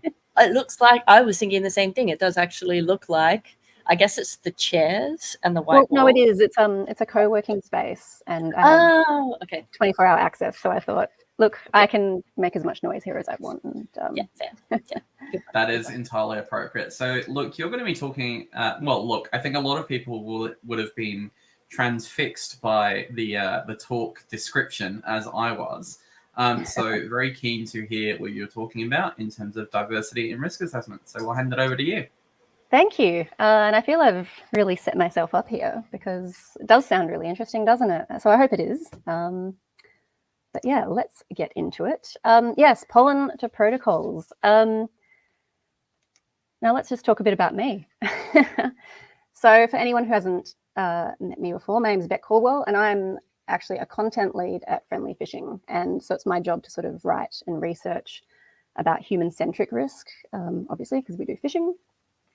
And it's a lot of fun. I come from a background in SEO and project management, and I started my career in cyber about 3 years ago. So I'm pretty much brand new, but I've been in the workforce for many years. And I was really, really surprised what I could bring with me from all my previous positions into cybersecurity. As we sort of heard in the last talk, it's and the discussion afterwards, there's no traditional path to cyber, and I feel like if you can match up all of your past experiences and then just bridge the gaps, you've got a pretty good pathway in. So today I'm going to talk about a bit of cyber risk through a diversity lens. And I know the word diversity can conjure up meanings about gender politics and things like that. And while that's really important in its own way, diversity also means simply just understanding the way people think, behave, and learn in different ways. And that the cost of ignoring those different perspectives when looking at risk factors can outweigh the rapid adoption of a fairly generic solution in many cases. So yeah, I'm going to be talking about urban planning for the first few minutes. Councils, state governments, and staff that carry out the plans for them tend to have a lot of red tape, countless meetings and advisories. So it's a bit unfair for me to say that it's a totalitarian decision and it was made without consultation. But I guess, you know, I'll never know. You know, things like lack of stop signs in black spot areas, really bizarre art commissions and major works. Sorry, I at odd hate to times. interrupt you back. Are you showing slides at the moment? No, I have not Okay. gone to the next I'm one just yet. checking because we've had this problem before.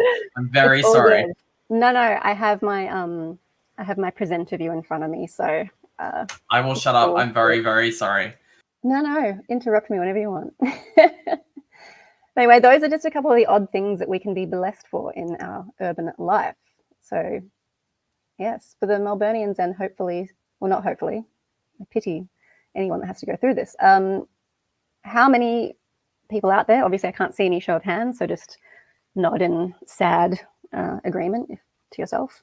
How many of you have had worse hay fever or gotten worse in the past few years?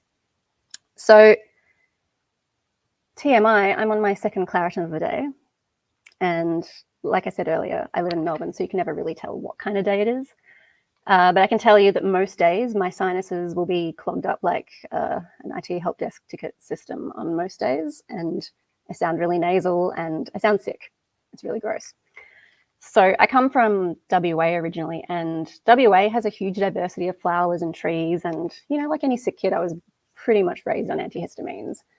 So when I moved to Melbourne 7 years ago, I moved to like a suburban area, and I was just gobsmacked to find that I had zero symptoms. I was like, wow, I can save like hundreds of dollars a year on antihistamines. So that was amazing.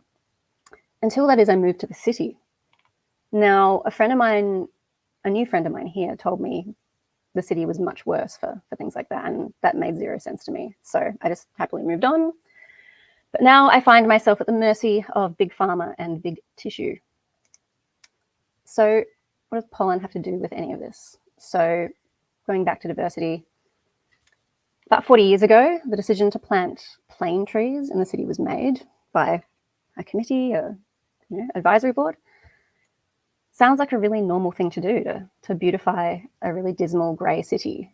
However, this kind of innocent, innocuous decision sort of has led to widespread asthma. I never heard of thunderstorm asthma before I moved here. Hay fever, ocular irritation, and yes, this may be an unrelated example, but it illustrates a fairly tenuous lesson on the importance of diversity in decision-making process for human risk. So if you have a look at some of the little screenshots I've got there, basically Melbourne is one of the most hay fever prone cities, and it's because of the plane trees. They planted fully male trees that have more pollen than the female trees that drop fruit, and that's why that decision was made on the surface of things. But it just kind of shows a homogenous approach without diverse opinions on the matter can lead to a couple of unseen threats and vulnerabilities. So leveraging different backgrounds, experiences, and expertise in cybersecurity, we better equip ourselves to see and counteract those threats. So how could this have helped? How could diverse thinking and risk assessment have prevented this nightmare that some of us live in?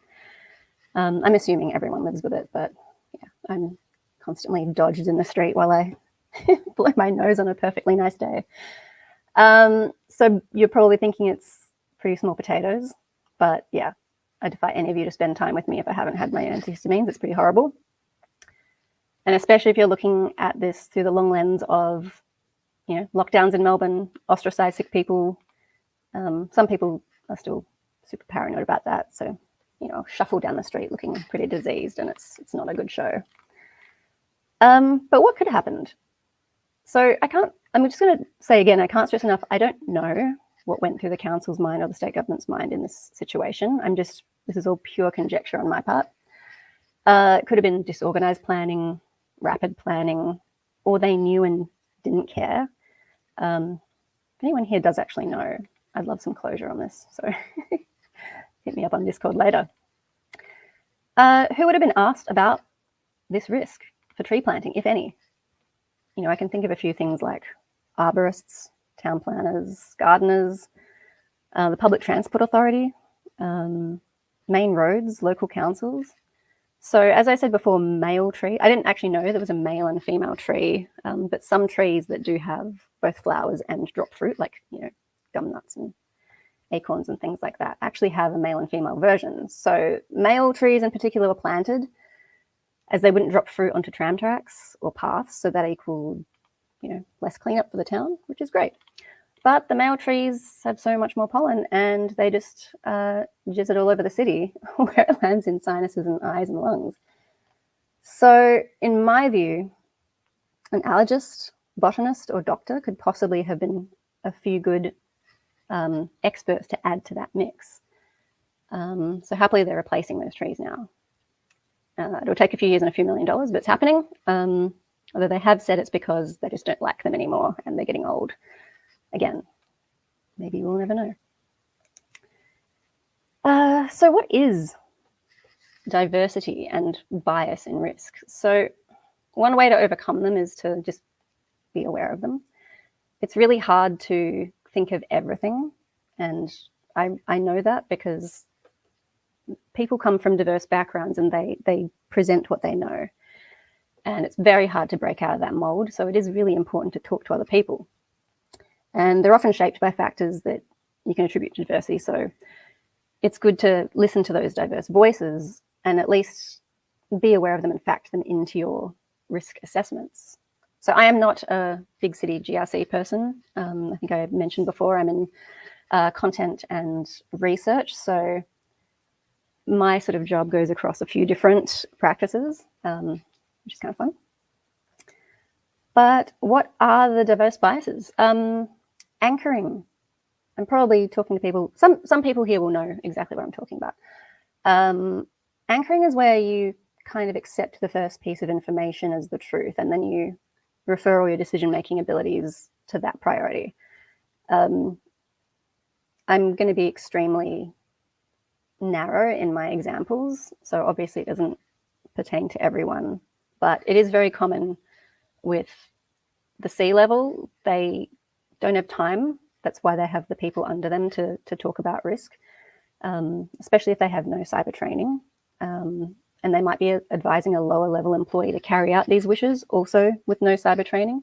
And if they do have that cyber training, that anchoring sort of mechanism in their head is like, no, this is the problem. So that's how we're going to solve it. They don't think about the dependencies that might occur that may have created that problem in the first place. An optimism bias. This won't happen to us. And it's one of the most common biases across all levels, cultures, genders, you have it.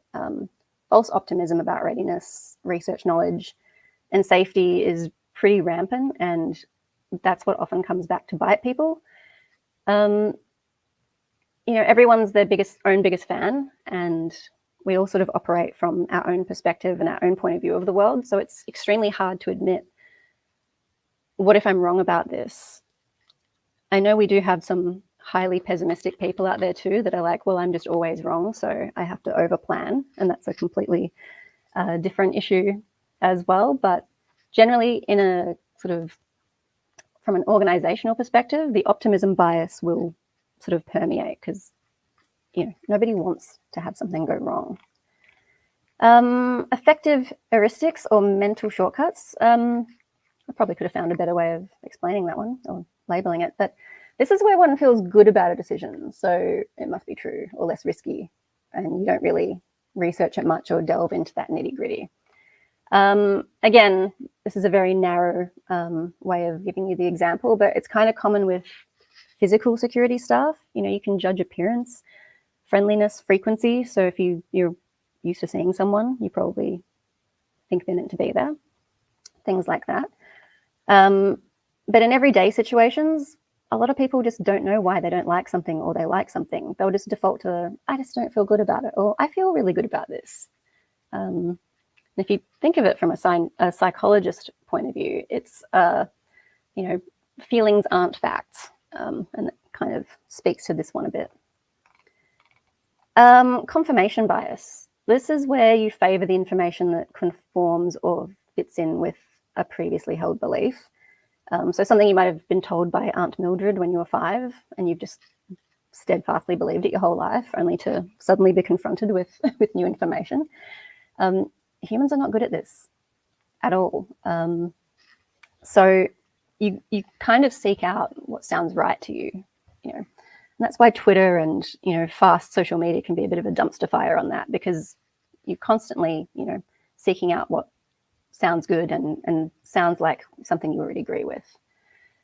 This can be common, when you're doing threat hunting. Something walks like a duck and quacks like it. You think it's a duck, but it could actually just be a goose with short legs or something. An authority bias. This one happens a lot in phishing, assuming something is correct or true because a person or source of authority is stating it is or asks for it. And again, that's common with like lower level staff wanting to be good, cultural framing, that kind of thing. Again, yes, I am making blanket generalizations here, so please forgive me. And common social engineering techniques that these biases are used in. Obviously, phishing and spear phishing, sending fraudulent emails pretending to be from a reputable company, source, person, hoping to, induce the revelation of private or sensitive information. It could be passwords, financial info, or clicking on a link that instantly, ransomwares your computer, or even a spoof site to capture your credentials. Pretexting, creating a fabricated scenario to steal data. This can involve a lot of OSINT, researching the individual or the company online, create a familiar scenario that the individual would class as a normal event. It's used a lot in spear phishing, the previous one.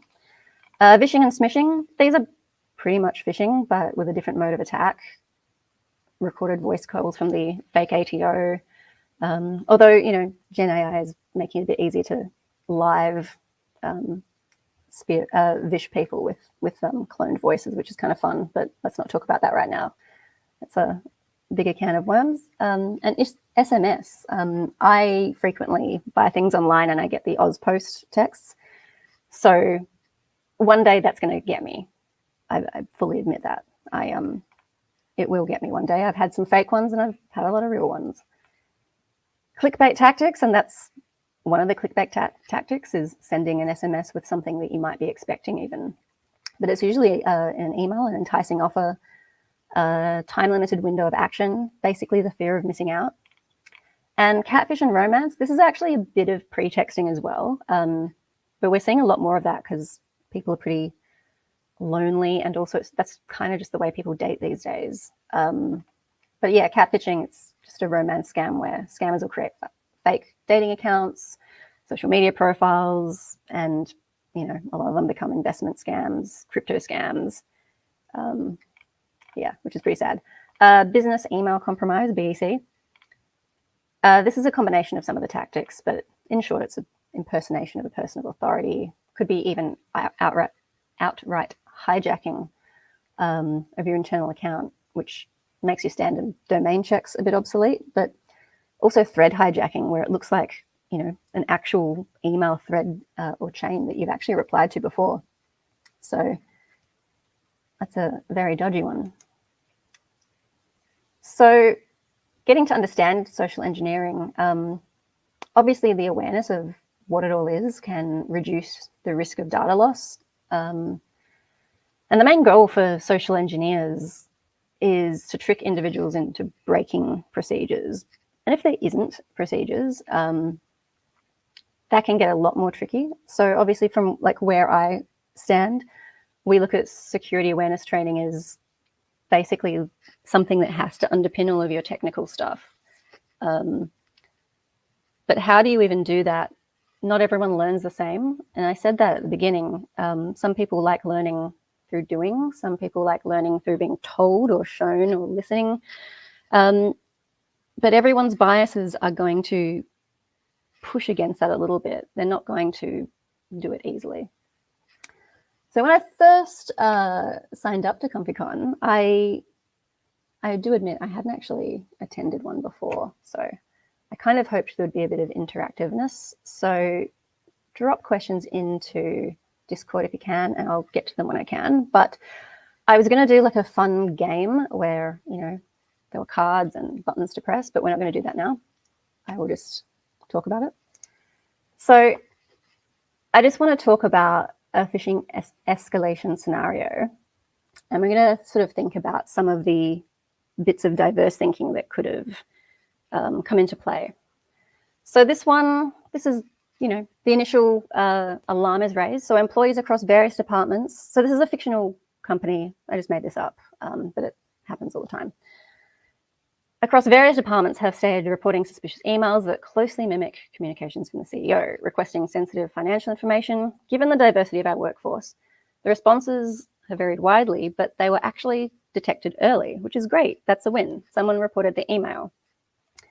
I guess I just want you all to sort of think about what in your diverse background would have prompted you to question that email.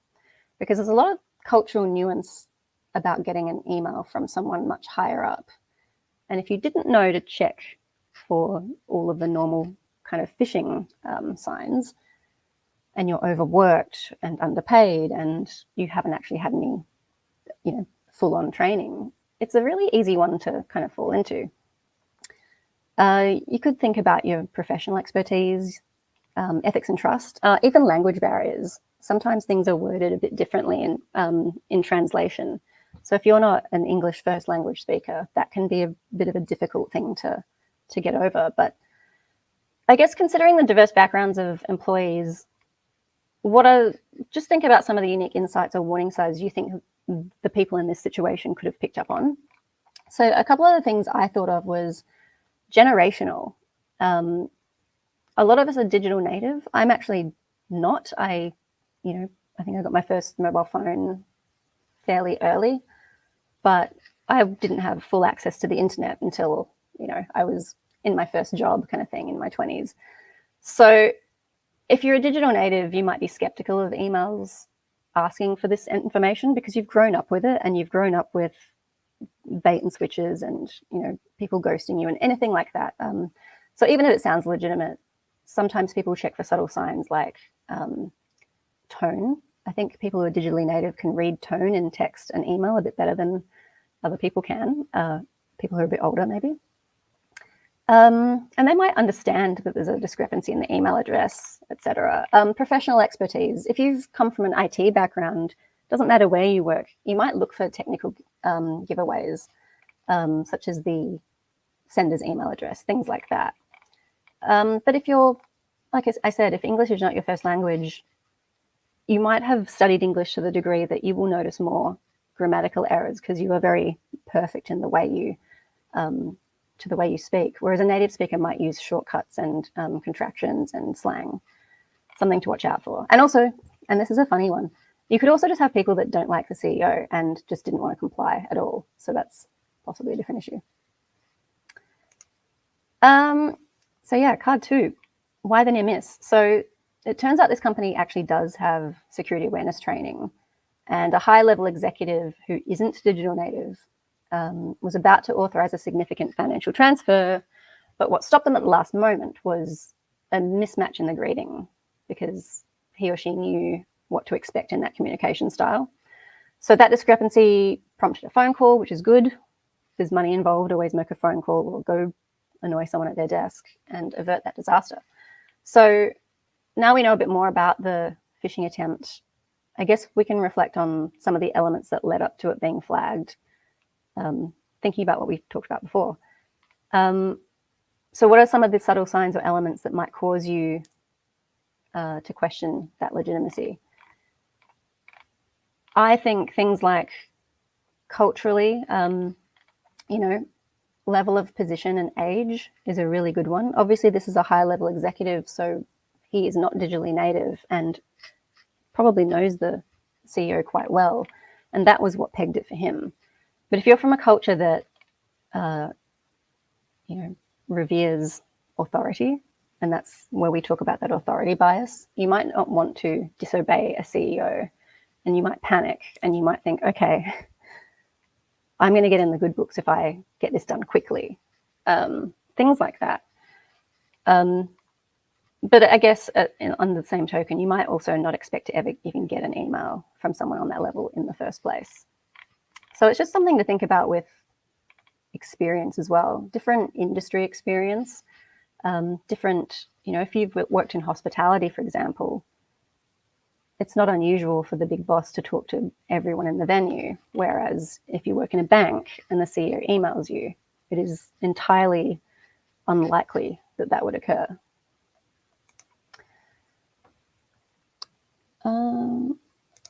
Where did we go? Yes. That should say card 3. So yes, we've now found another piece of the puzzle, and that is that the messages were crafted using social media profile information. So that's looking at the digital footprint of an employee. And if you've ever done open source intelligence or, you know, capture the flags and things like that and had to research things, you know that there's a wealth of information out there online. So this employee was actually just really enthusiastic about their work and often shared updates and project milestones. So a lot of us are being told these days to share on LinkedIn, things like that, to get visibility for our companies. So that's a bit of a double-edged sword because you might inadvertently say something that could be used in a spearfish, and even small things. And that can be generational attitudes as well. You know, I'm guilty of this a little bit. I live away from my friends and family, so I do it as a sign of life every few weeks, but I certainly don't document my whole day. And we do have people these days that, you know, TikTok or Snapchat their whole lives. And, you know, the observant and time-rich threat actors love this because they're just creating a dossier on you and they can strike at any time. So how easy is it to find that info? I was going to do a bit of a demonstration, but then I remembered that's always a bad idea. So I'll just quickly tell you, I had an email the other day from the accountant from a board that I sit on, and she said, "This is so weird. I got an email to my company account asking to approve reimbursement for something from our board president. But the board president doesn't email from this email address. And so I had a look at it, and yeah, it was just from a random email address saying, can you please authorize this, signed so-and-so, president of such and such board. And she was just really confused and even asked our president, should I do this? You know, she texted her. And of course it was a hell no. And I had to show her how easy it was for someone to look for someone in a financial position. So she's the head accountant at her firm. Look at her extracurricular activities, and then look at who the president was of that, because we've all got that on our LinkedIn, and then just quickly send her an email. And it was a pretty bad one. It was a bit of a phishing fail, I think, but it made her think twice, you know. So even people who work in cybersecurity, you know, you might dodge this kind of thing by seeing how attackers tailor those approaches. But these kind of diverse panel discussions have to happen.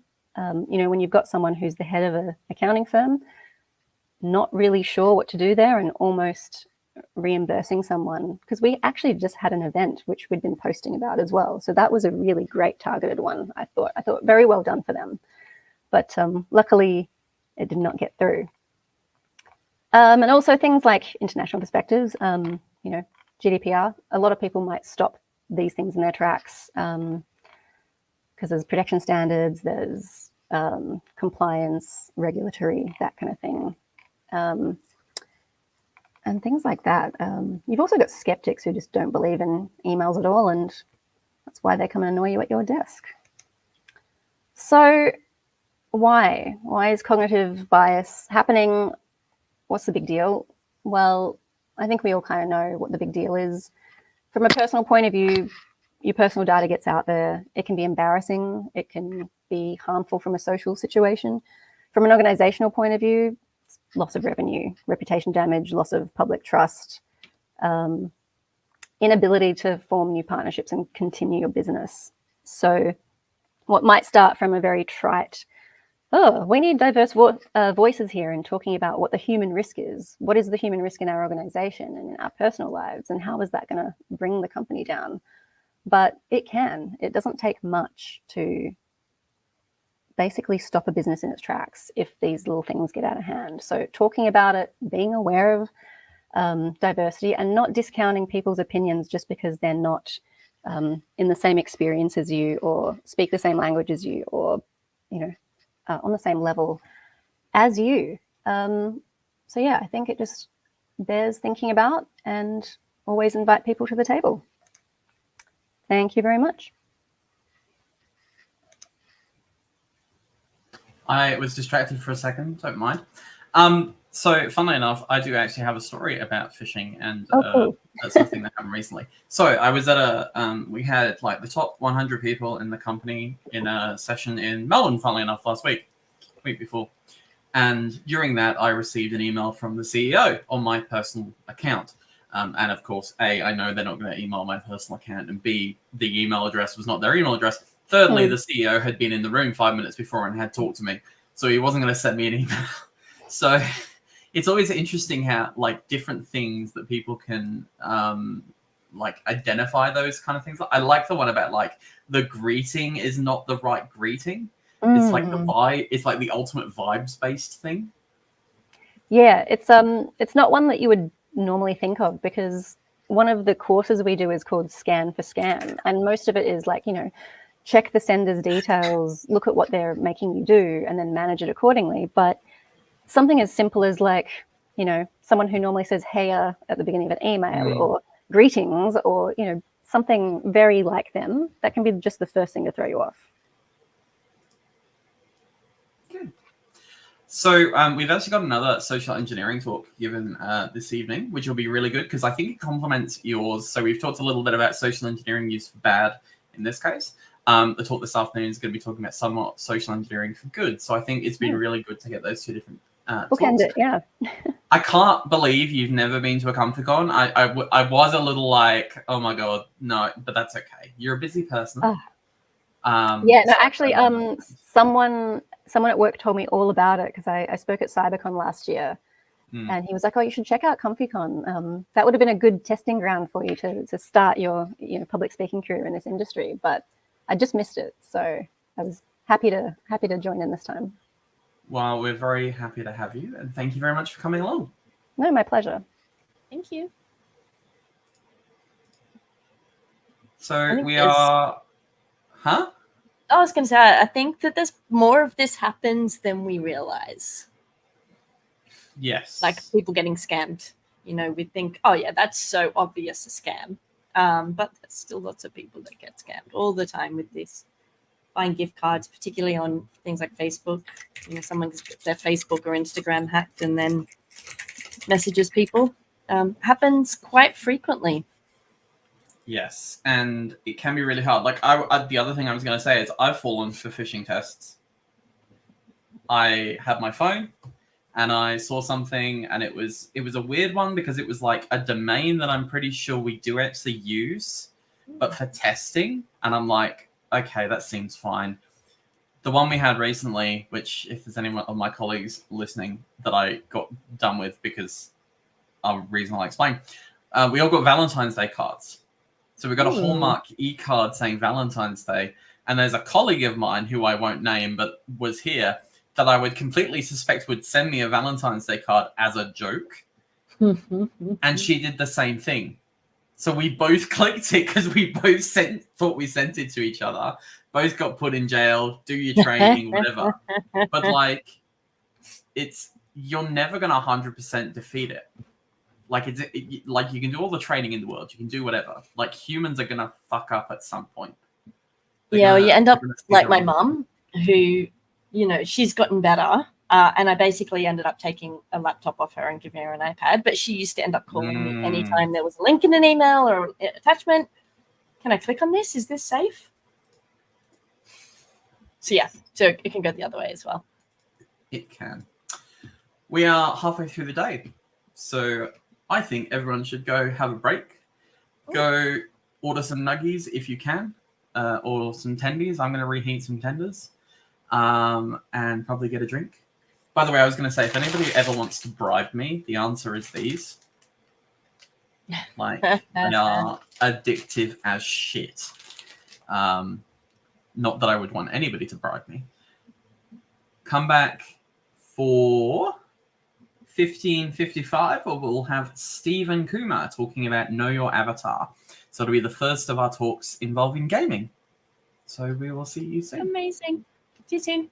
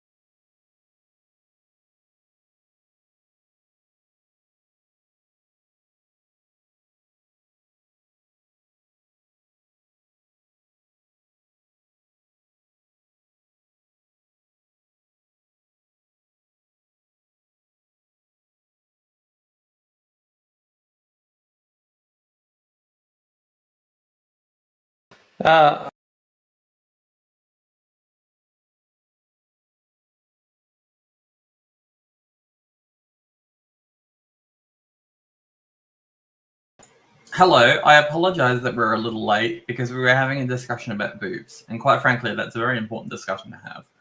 I don't know if Shanna's back, which is why she's coming up as a black screen. Oh, we're well organized. However, what I will do is I will introduce the next presenter. Stephen, are you ready to go? Cool. You're not in presenter mode, by the way. I'll just point that out, but I'll bring you on. Hello. Hello. How you going? Hey, I'm good, mate. How are you? Not too bad, thanks. It's been a little while. Yes, it has. We'll have to catch up for coffee at some point. So, oh, you're back, Shanna. You missed the conversation. Sorry. Yep. I was here. I just wasn't looking at the screen. You weren't involved in the argument about boobs. I can't. I was casting my mind back to ComfyCon #1, 2020. That's right. So Stephen tried to was pushed back because he was like, oh, we can be corporate like support, and we can, because we used to work together. So he's like, oh, we can provide corporate support. I'm like, no, it's okay. And I think the joke at the time was maybe you could have a mug and just like use the mug. And I'm like, Strategically, every sorry, 5 mate. minutes. Look, it was a worthy try. But now you are starting to also move into cyber. And we are going to have your awesome talk about gaming, which is going to be interesting, starting off the gaming section. So are you going to put presenter mode on? Yes. Am I on now? You're currently showing your just your normal PowerPoint, like the PowerPoint Yep. Present. screen. Okay, let me just so present. Just so I don't give it away to anybody else before I unhide it. Okay. It says you're in the show. Everyone can see and hear you. Mm-hmm. So am I good to go in, or It's still showing the normal PowerPoint window, mate. the normal? Ah, gotcha. Okay, I understand. Give me 1 second. How's that? Sorry. Language, not good. No, still showing. Oh, okay. Do you have multiple screens? Yeah, you might No. be showing the wrong screen. Oh, look. Okay, let me just. Or if you're sharing the program, it might not show the right thing. Okay. Just bear with me. Try it again. Share screen.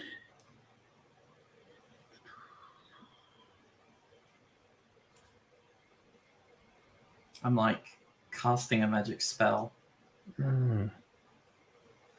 Still showing. Oh, there we go. Yep, we're ready. I You can got see it? that. Okay. Yes. Excellent. Cool. All Ready right. to go. We will leave you to it. Beauty. Thank you. Okay.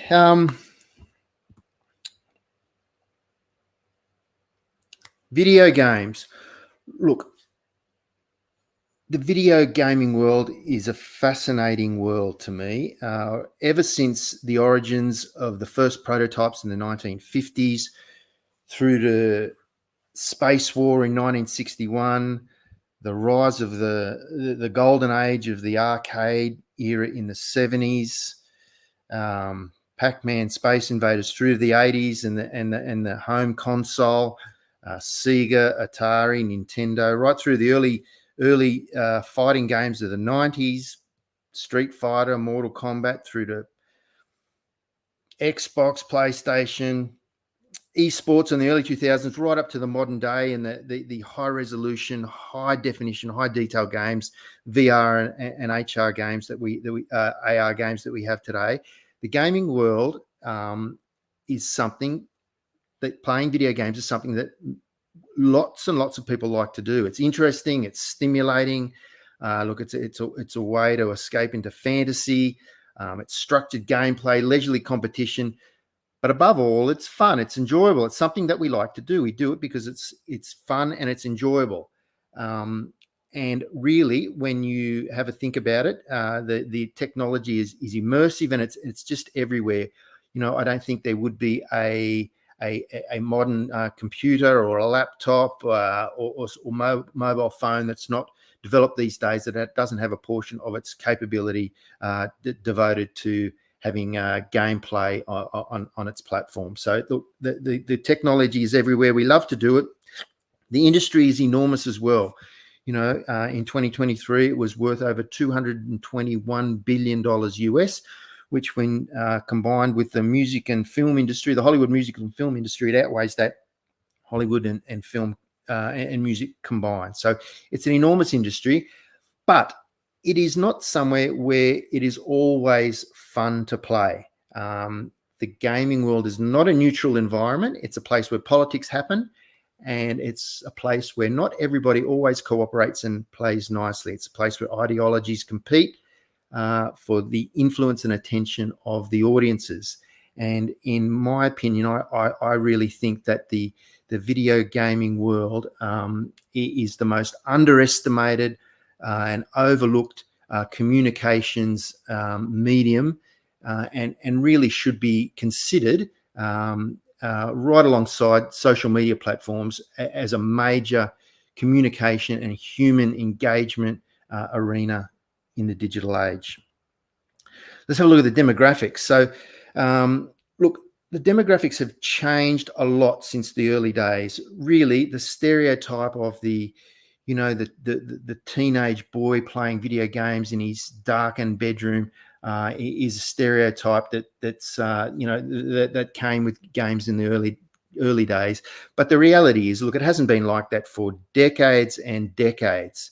That stereotype really probably came out mostly the early game developers were of that. A lot of them were of that demographics. Early tech adopters and early game developers were young white males, and so the way the gaming world unfolded in the early days, the game developers would develop games that they liked to play themselves, and so as time went on, those games were marketed to the same demographic, and then when the home console came in, rather than marketing one home console where a family could play, if you marketed a one player, one console, it spelt more money. And so that's really the big marketing push in the 70s and 80s came, and it reinforced that demographic. But as I said, it hasn't been like that for decades. And this day and age, the majority of gamers average 35 years of age, and really the US, Asia, and most of the communities around the world,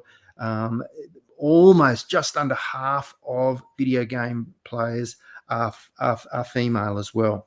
And 80 over 80% of internet users, so that's about 3.5 billion people, so 40% of the world's population play video games of one sort or another. So why do we enjoy playing games?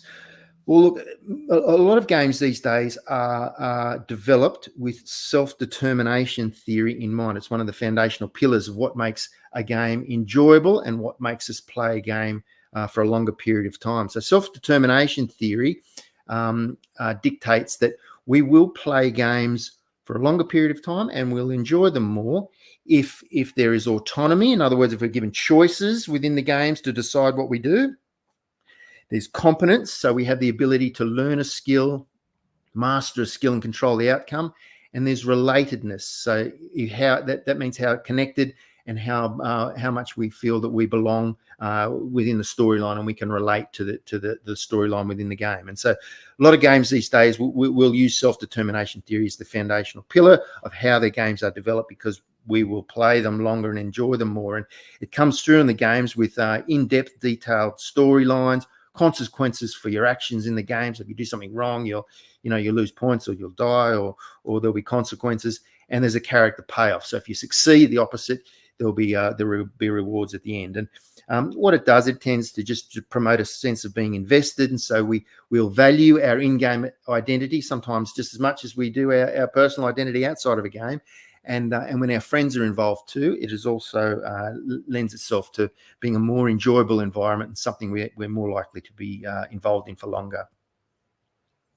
So look at the community. So look, the gaming community is broad, it is diverse, it is huge, and it crosses all boundaries. And really, when we're talking about the gaming community and gaming subgroups within the broader community, it's all about people coming together, like-minded people coming together to share a common interest, and it's their love and enjoyment of playing video games. So they'll come together to do that. And it's not just about our local physical environment. The gaming community crosses boundaries, cultures, all sorts of ages. You can develop long-term relationships. It's a place where we exchange our news and inform on different things, pass on information.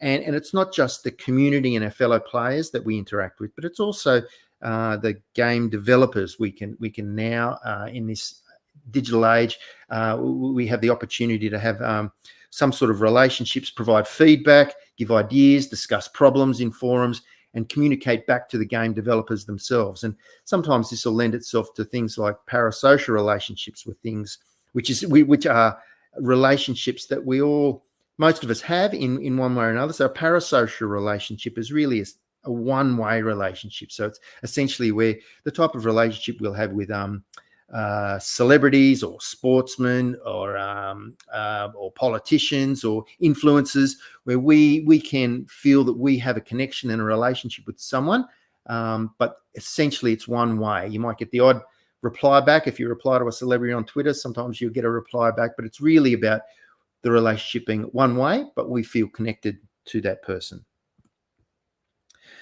Okay, so while the gaming community is enormous and boundaryless, the representation of the characters within the games, it's also changed over the years, the same as the demographics have evolved. And in terms of character diversity, still a long way to go, but it has changed considerably, especially since the early days of the gaming games that were developed. However, having said that, still the majority of the main characters within games still tend to be male. The white characters often tend towards showing physical prowess and abilities and are violent, whereas the black characters still, there's a tendency to be more one-dimensional. The female characters, that they are increasing in numbers, but they are still, there's a tendency for them to be on the side of being submissive, sexualized still, and having a lower narrative importance than the male characters. And those with marginalized identity still, while there are some exceptions, still there's a tendency for their characters to play a secondary role within the games. However, it is changing, and I'll show you a few examples in a minute, but the changes that are coming through, we're giving more compelling storylines and showcasing unique abilities and having a stronger representation, more impact on the different characters than just the male characters, which traditionally have been more prominent and had more dominance. So here's some examples. You don't have to read through all of these, but these are just some to give you a sort of a sense of the different community members and how the representation of the characters in the games is becoming more reflective of our community itself. And so you've got different neurodiverse characters, Symmetra and Cassandra in Rage of the Dragons, different non-binary characters as well. There is now, a wide variety of female characters who are showing they're not just tokenistic, but they're ambitious, they're flexible, they're powerful, they're smart, they're adaptive. You know, the most famous one of all, probably Lara Croft, going back to the days of Lara Croft, is still there, but there are many others.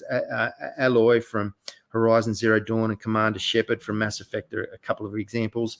Differently abled people, so Joy in Fortnite has vitiligo. And some Xbox avatars now have been coming through, where the avatars are in wheelchairs or have prosthetics, or in some cases are pregnant as well. So just to sort of represent the different diverse nature of our community, you're seeing that in the avatars too. And of course, there's a wide variety of characters these days representing people of color or Asian. Okay, the food. I don't know if anyone's ever noticed this or not, but partaking in high calorie, low nutrition, sugar dense, unhealthy cuisine, in other words, eating junk food, is considered somewhat appropriate in a gaming session. Why is that so? All right. Well, look, there's several reasons for it. And really, it has to do with the way games have evolved and the way the environment is structured, the way the gaming environment exists, and the situation that you're in when you're actually getting into a session. So, you know, the research has been done on it, and it's due to a number of factors. So the economy, you don't have a lot of time. If you're up to your eyeballs in an 8-hour session, you don't have time to go and spend time preparing food. So when you haven't got a lot of time, you've got minimal time to work with. It's convenient and it's efficient. So you need something quickly. You don't have time. It's a type of community sense of belonging where you're consuming the food together. It's a tradition. It's the way it has been since the beginning, and so it continues on. And really, when you're in a gaming session, it's the time. It's almost like a little bit of a party. It's relaxation. It's leisure time. So it's the time to have a little bit of party food or indulge in things that you enjoy. You're doing an activity you enjoy. So why not have some food that you enjoy too? And they're the main reasons. However, it's not the time for a big salad when you're gaming. Let's put it that way. However, we should also say that this does not mean that We as gamers, that's all we eat because we don't. So we have certain times where we'll sit down for a family meal or with our partners, and we'll have a prepared meal, healthy options, and at a sit down time like everyone else. But it just means when we're gaming, it's a time to indulge a little bit, and sometimes we'll skip a meal as well. So that can happen too. All right. Generally, you'll hear different things about, in some ways, the negative aspects that can be associated with, or the negative effects that can be associated with long-term gaming.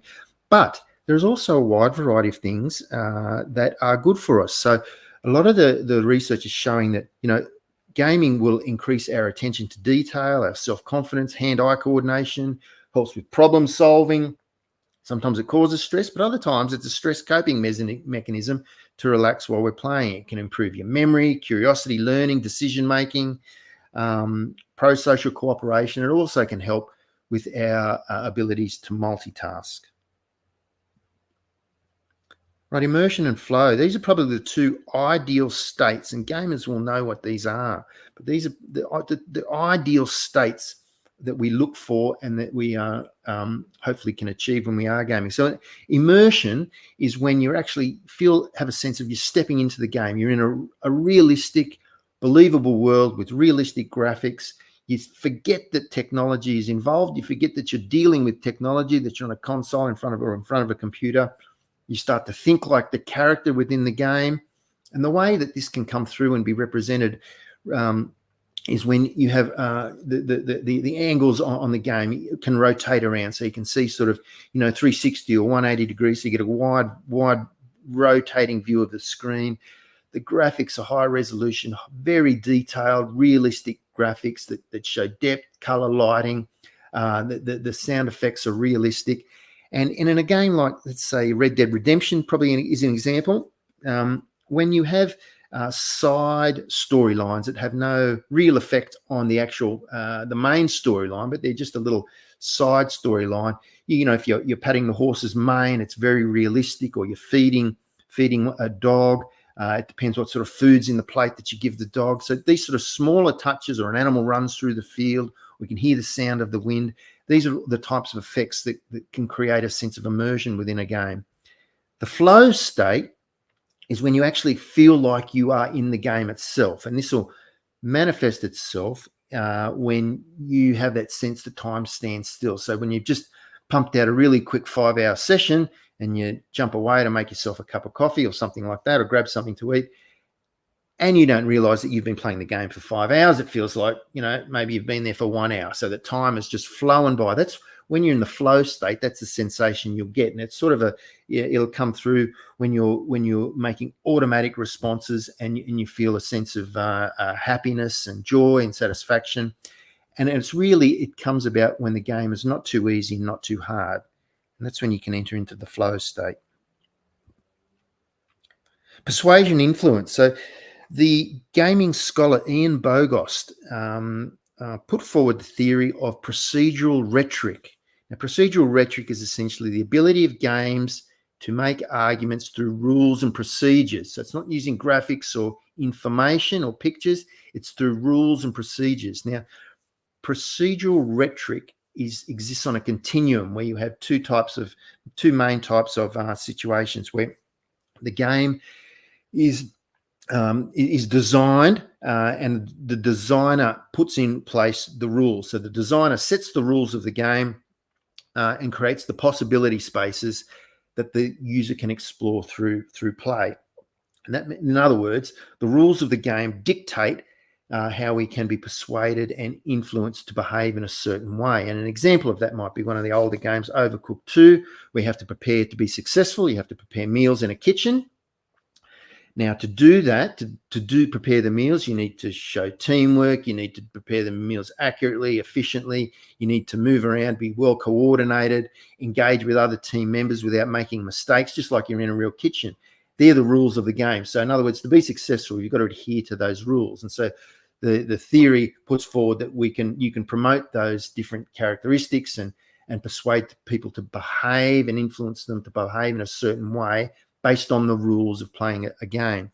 The other aspect of procedural rhetoric is where the players design and interpret the game. So these are those games where you as a player are given a choice, and depending on what choices you make within the game, you might be playing it in aggressive mode or stealth mode, the game will unfold and you'll follow different storylines depending on the decisions you make within the game. And The Last Guardian is an example of that, where if you engage with the beast, you've got to escape from the Forbidden Land. You've got tests and certain tasks you've got to do. If you engage with the beast, develop rapport, feed the beast, develop a relationship, show kindness and compassion and look after them and support them, the beast will unlock certain abilities and assist you get through the tasks and be more successful in the game. If you don't show those behaviors to the beast, then you don't get as many abilities within the game. In-game purchases. So this is the bane of many people's existence. So the monetization and microtransactions that happen in modern games today is when it was probably popularized, wasn't the first, but popularized probably by Fortnite. Most people will have heard of Fortnite. So that's when a game is free. Rather than paying $100 for a game, the game itself is free, but the developers and the platforms get their money back through a series of microtransactions that are monetized within the game. So in other words, when something is free, it creates a psychological sense of no risk. So you're not really losing anything. So it's attractive to start playing the game because it doesn't cost you anything. And then you'll then make several purchases within the game of a small amount of money, but they're purchases that you have to do. And so in effect, what it does, it creates a separation of the pain of spending money. So when you buy something, something within a game, you make the purchase. That creates a psychological sense of discomfort because you're spending money. But then there's a gap between spending the money and when you're actually using the things that you purchase. So an example might be if you're in a game and an item costs 700, costs you to buy 700 berries. Costs you $5. It's only a very small amount of money, so you still got to spend the $5, but you do it. Then you've got your 700 berries, and you can use those when you want.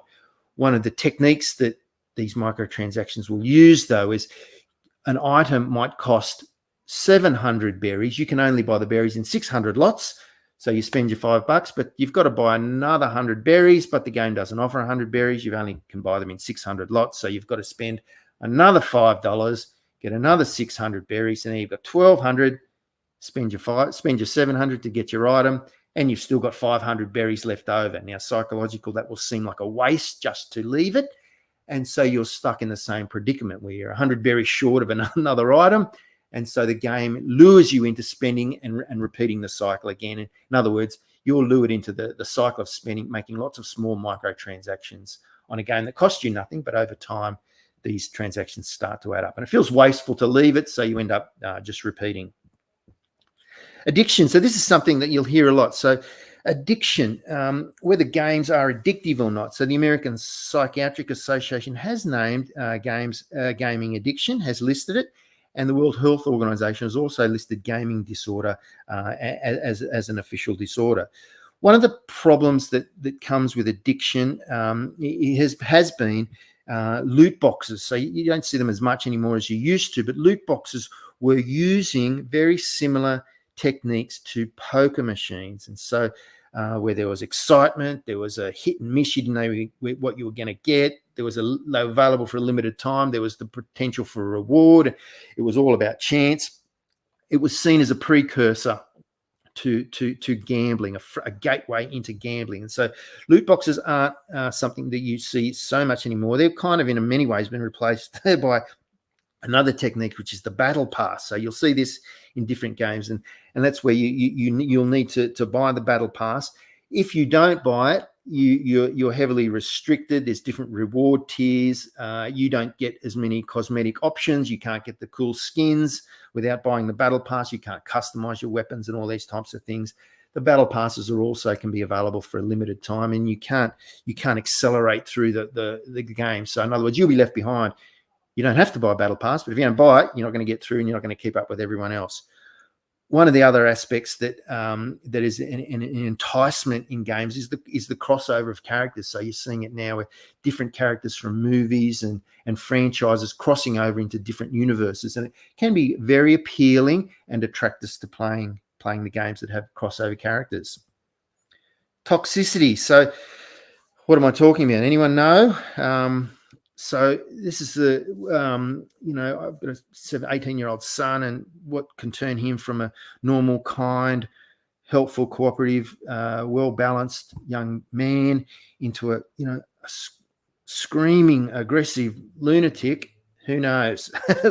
But it can happen. And so, look, toxicity is something that does happen when we're playing video games, and it's really down to a couple of factors. It's the sense of anonymity. So when we're not who we are, when we're dealing with someone in real life, it's different when we're anonymous on a game. The group norms can be pushed too. So when you're in a group situation, the group norms can be pushed, and we start to adhere to the new bar. So the bar gets raised or lowered, and we start to adhere to the new group norms. And we can also take on it and start to behave the way we think our avatar should behave. So, in other words, if your avatar is a nurse, or you might take on the the behavioural feelings and characteristics of the way a nurse would behave, compared to if you're a clan member, it might be something entirely different. So these are all combined to create a sense of toxicity that can appear. And the other thing to remember is that in the gaming world, it can be quite stressful too. So it's our emotions are running high. It's competitive, so that also feeds into toxicity. One of the ways to counter it really is to play with friends. So not play with people who create a sense of toxicity.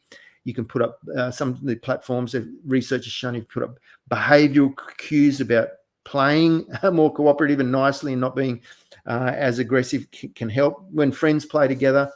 And you can also make the decisions on what could cause angst at the beginning of the game. So in other words, settle on the characters, the avatars that you want right at the beginning in the foyer, rather than having problems down the track. And that can also set the stage for more enjoyable experiences. And if all else fails, you can mute. That seems to work too. A lot will be said about violence in games, and the concerns are, you'll hear it, is that it encourages and normalizes violence, aggressive thoughts and moods, these types of things. And while there is a correlation between aggressive players will play aggressive games, and there is some evidence to say that thinking that there could violent games could be a possible precursor to more aggressive behaviour. All the testing that has been done has said that there is insignificant scientific evidence that there is a causal link between violent video games and violent behaviours. So in other words, violent video games do not cause a person to be violent. If you have violent tendencies, or you will play games like other people do, but it doesn't turn a normal person into a violent person. The research is showing no causal link, and the studies are ongoing. But the thing to remember is that games are not gamers. Okay, a couple of examples here of some bit of disinformation where games. This one's from the AC-130 Gunship Simulator, where it's appeared in the mainstream media. It's the screenshot from the game on the left, and the news story using a screenshot from a video game that purports to be a real-life activity. In this case, it was from 2017, and it was published by the Russian Military Defense to claim that there was evidence the US and the Islamic State were cooperating together. And it's a screenshot from a highly realistic video game. Here's another example. So Arma 3, probably one we've heard of. So this is, again, a very highly realistic graphics. And this is used, there's many examples where Arma 3 has been used in the gaming, in mainstream media. Spanish, Indian, Argentinian TV picked this up. So very recently, so in the current Russian-Ukraine war, a short video clip. It was actually this one where the screenshots are, but it was grained up a bit and made a little bit fuzzy. It was actually published in mainstream media as purportedly showing that a NATO convoy was destroyed by the Russian army, when in fact it was just highly realistic graphics from Arma 3. Reframing reality. So one of the areas where authoritarian states, governments, foreign intelligence services, all the bad actors, big tech platforms, will use these highly realistic images in video games to reframe, recreate history, distort historical events. And they'll use it to support extremist narratives or conspiracy theories. And it's about bringing, you know, distorted graphics from the gaming world into the real life to promote different narratives. Social propaganda is one more as well. So this is, and it's not just limited to the authoritarian states. This is where games are so realistic, the mods and aesthetics, and it's recreating real life battle zones, ones that are unfolding now, but distorting the reality of what's actually happening in real life to shape storylines and narratives and create the impression that the real life events are unfolding in a different way. And look, there's different examples. Russia's doing it. They're coming from different sides. China famously did one around the Hong Kong protests for independence, where they create a game where the idea is to subdue the protesters. That's the idea of the game.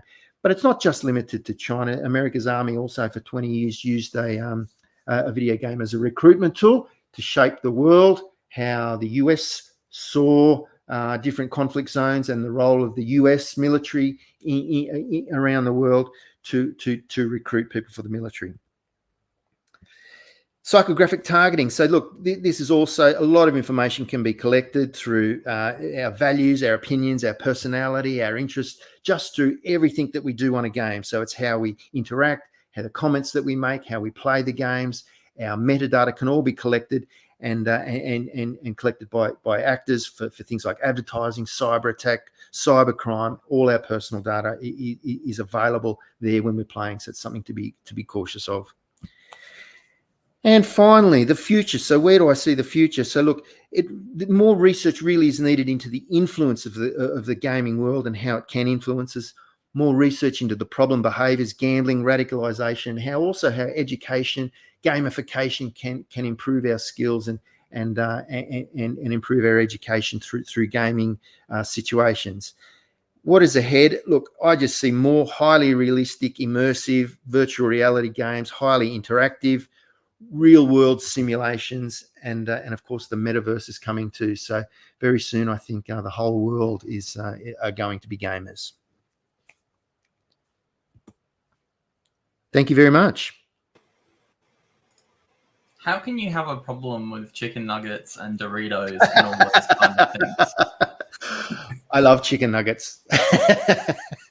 You and I aren't friends anymore. That was an awesome sort of scientific, I would say, look at gaming. Sure. There was an interesting comment, and I don't know if you're aware of it, but it's probably quite relevant. So World of Tanks and War Thunder, and how they keep getting people who are like so embedded in the game and they want to update the models in the game to be accurate. They keep leaking the classified information about the systems. Wow. Yeah. That's a whole nother scenario, isn't it? It's like they're so invested in the game, they want to make sure the game actually looks like real life. It's pretty intense in those spaces. Yeah, I actually think it's where we're going. It's the games are just increasingly becoming more realistic, more immersive, closer to real life. That I think that's the direction it's going. So it's very interesting that they're doing that. Awesome. Thank you very much, Steve. That My was pleasure. a great talk. And, Thanks, Fiona. Thanks, Ian. Thanks for having me. There'll be some discussion. Thank you. Pleasure. Thank you. I will move straight on to the next speaker, who I'm not entirely sure we're friends anymore. Hello, are we still friends? What did you do? I posted in a Discord with a whole bunch of people that they were about to speak, and I got in trouble. No, it's okay. So I'm not going to give too much away. Okay. Because this is going to be an awesome talk. It's called ComfyCon Intermission. If you didn't actually read the description, then you're in for a treat. So I will hand over to Quiet Life, who's going to run us through the intermission. Okay, cool. Thank you. Yeah, this was an intermission. So like if you want to go get your nuggies and stuff, you can. If you want to hang around here for a little bit of lowbrow kind of stuff, you're in the right place.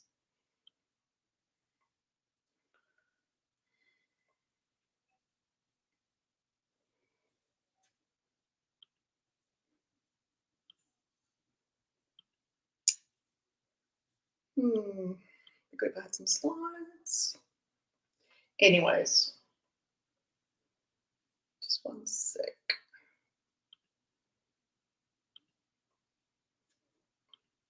You having problems with the slides?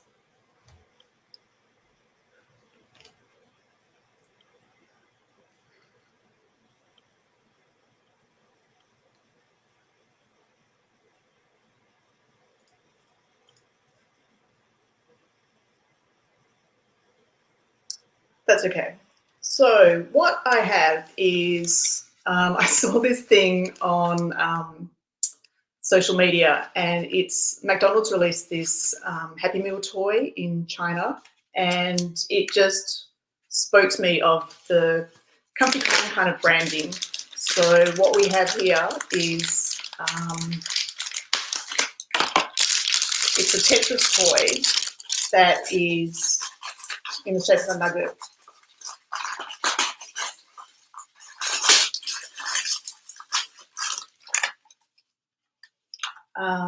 Yeah, so it was just like, this is just so perfect. So what I saw was this guy who had actually tore it down, and yeah, I thought this would be a good kind of thing to talk about. What I really liked about it was it gave me an excuse to go onto eBay, because I love going onto eBay and buying things that I can kind of tear down, like FBOS machines and that kind of thing. So what was really funny about this project was that it was a little bit fake. Like what you had to do was pretty much open it up and cut everything out, like the PCB, and then just put in like new stuff like this. So yeah. So yeah, I had to pretty much cut out the PCB, whack in a new screen. But because I didn't know what I was doing, I didn't realize that the Raspberry Pi needed these little guys, because I saw this video where you could get the header and just get a tool and kind of push it in like with a hammer. So I thought, I don't have a hammer, I can just push it in. Luckily, someone pointed out that that's not going to help with any kind of conduction stuff. So it was one of those things where it was just like, I didn't know. So yeah, it was pretty funny because I had to start a little soldering iron up and solder the little things on. And yeah, luckily it worked. And yeah, it was weird because the screen that the guy was recommending, it took me like a few days to try and get it working. I saw a few people saying that they just couldn't get it to work. And it was about, I think, realizing when to kind of kill that. And yeah, so that was like 3 days trying to connect this up. Then I got this little guy out the box, and within like 30 minutes, I got a screen and was able to connect the Raspberry Pi to it. And yeah, I've got Doom on it now. I don't know if you can see, the cords are a bit low. Yeah. Yeah, that's about it. So I assume by that you are in Team Nuggies. Oh no! So Team Nuggies. I know. I just, yeah. Well, what I liked about this project is I could use some old stuff I had lying around, like a Raspberry Pi 2, and just some old cables. And because I've got an old laptop, I was able to use like my old stuff. So I was just like, bit of recycling and stuff. So yeah. So have you successfully completed Doom on it? Or- No, No? no. Ah, Tetris Sorry, is Hannah. my game. That was like hours spent playing Tetris. Yeah. So yeah, look, thank you for letting me present. ComfyCon has a special place in my heart.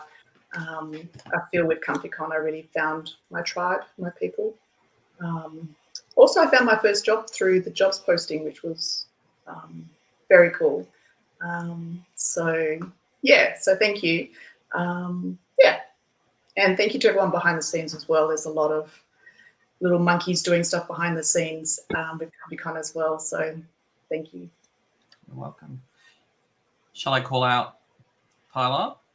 Yeah, so what I actually started was I wanted to build a community for LGBTQIA plus peeps in cybersecurity, just because I just didn't want us just to be like one channel in a Discord community. I wanted us to have our own thing. It's a nice, sweet little community. Just nice, it's safe, it's funny as, and yeah, if you we'll drop the link. Yeah, feel free to drop by if that's the way you're inclined. I have just dropped the link in the conference. Thank you.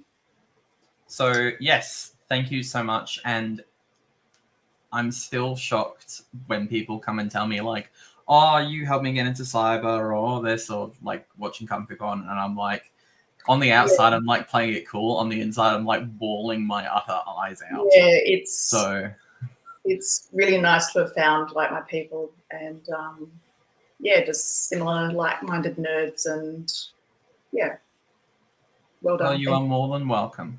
And I hope other people have joined in as well. Thank you for joining in the spirit. When I saw this talk, I'm like, oh my God, yes!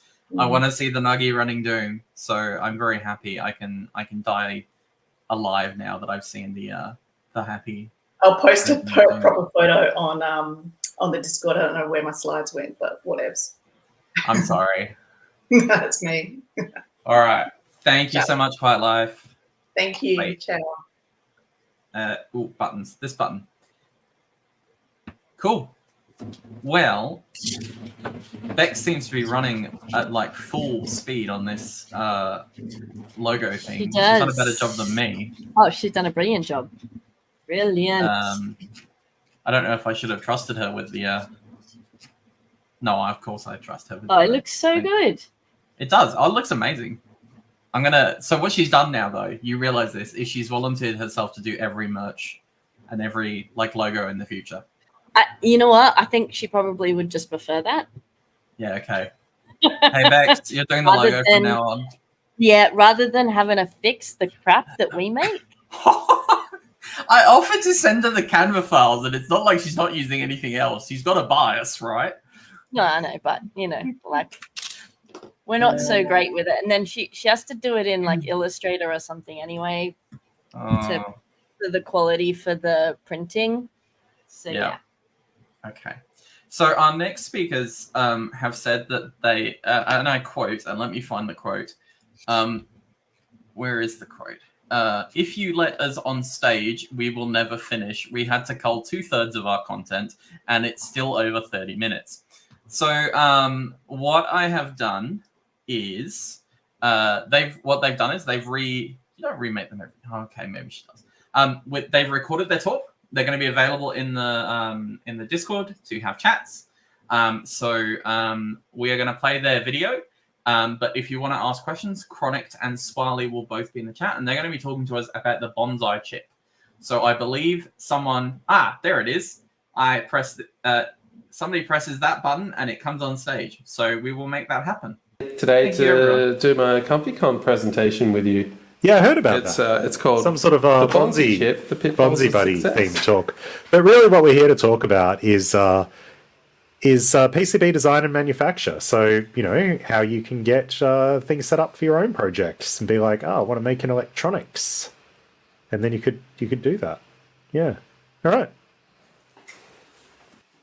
Yeah, exactly. And we're going to use a case study that we actually did, which was creating a mod chip for the Nintendo Switch. So let's talk about that. Okay, so some of you out there probably don't know what Nintendo is, so we're just going to give you a brief explanation. So they're a card company from the late 1890s. Now, they've been going since then and predominantly manufacture trading cards. These days, they manufacture extremely expensive trading card games featuring like mutant that sounds good, and other sort of weird creatures. But on the side, they also dabble with electronic games. Now, not many people know this, but my uncle actually did work for Nintendo in the 90s, so I had the best cheats and hints for Pokemon and Zelda. Yeah, I was able to get him used. Yeah, I mean, the only part of that is that's not true at all. Cool. Your uncle worked at Sega. Your uncle worked at Sega. Stop lying. Okay, so mods. What are modifications? So modifications, when we're referring to video game consoles, are generally to enable the execution of unsigned code. So these things can exist in hardware and software. So, you know, there's always a bit of both. But if we're talking about a soft mod, we generally mean it's impossible just with software. And if we're talking about a hardware mod or hard mod, we're saying it requires you to solder things in or otherwise attach new stuff to your console to make it happen. In our case, we're going to be talking about a hard mod.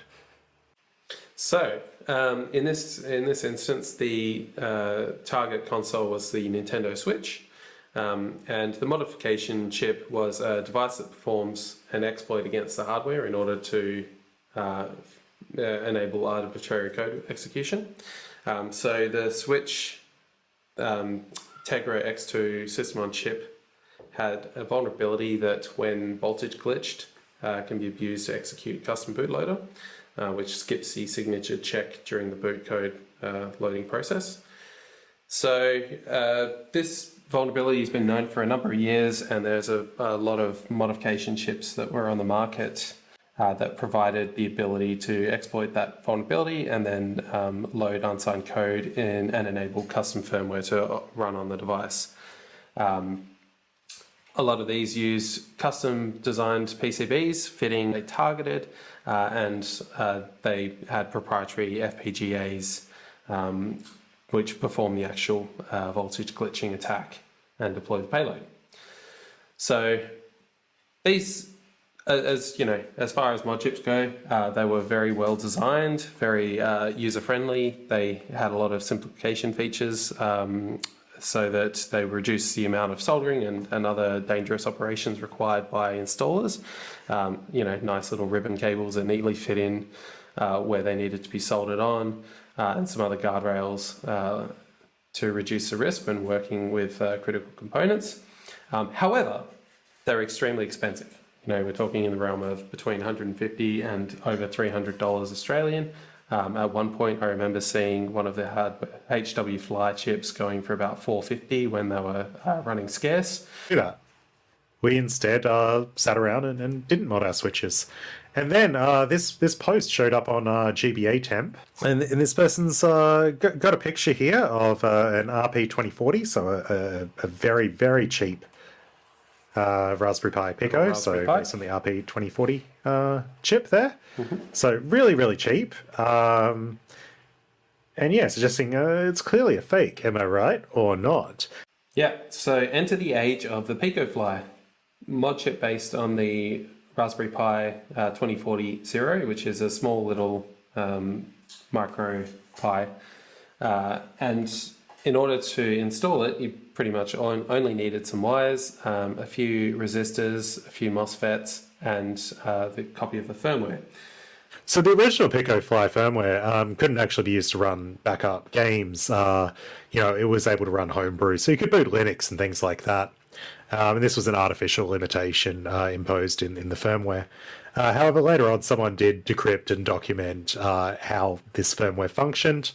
And, moving forward, the developer then released it with its full feature set there, and at a later time, open sourced the whole thing. Now, we just figured while this was going on, we'll start building our own PCB to run the firmware on, because we figured, the full feature set is going to inevitably show up, and it did. So, good times.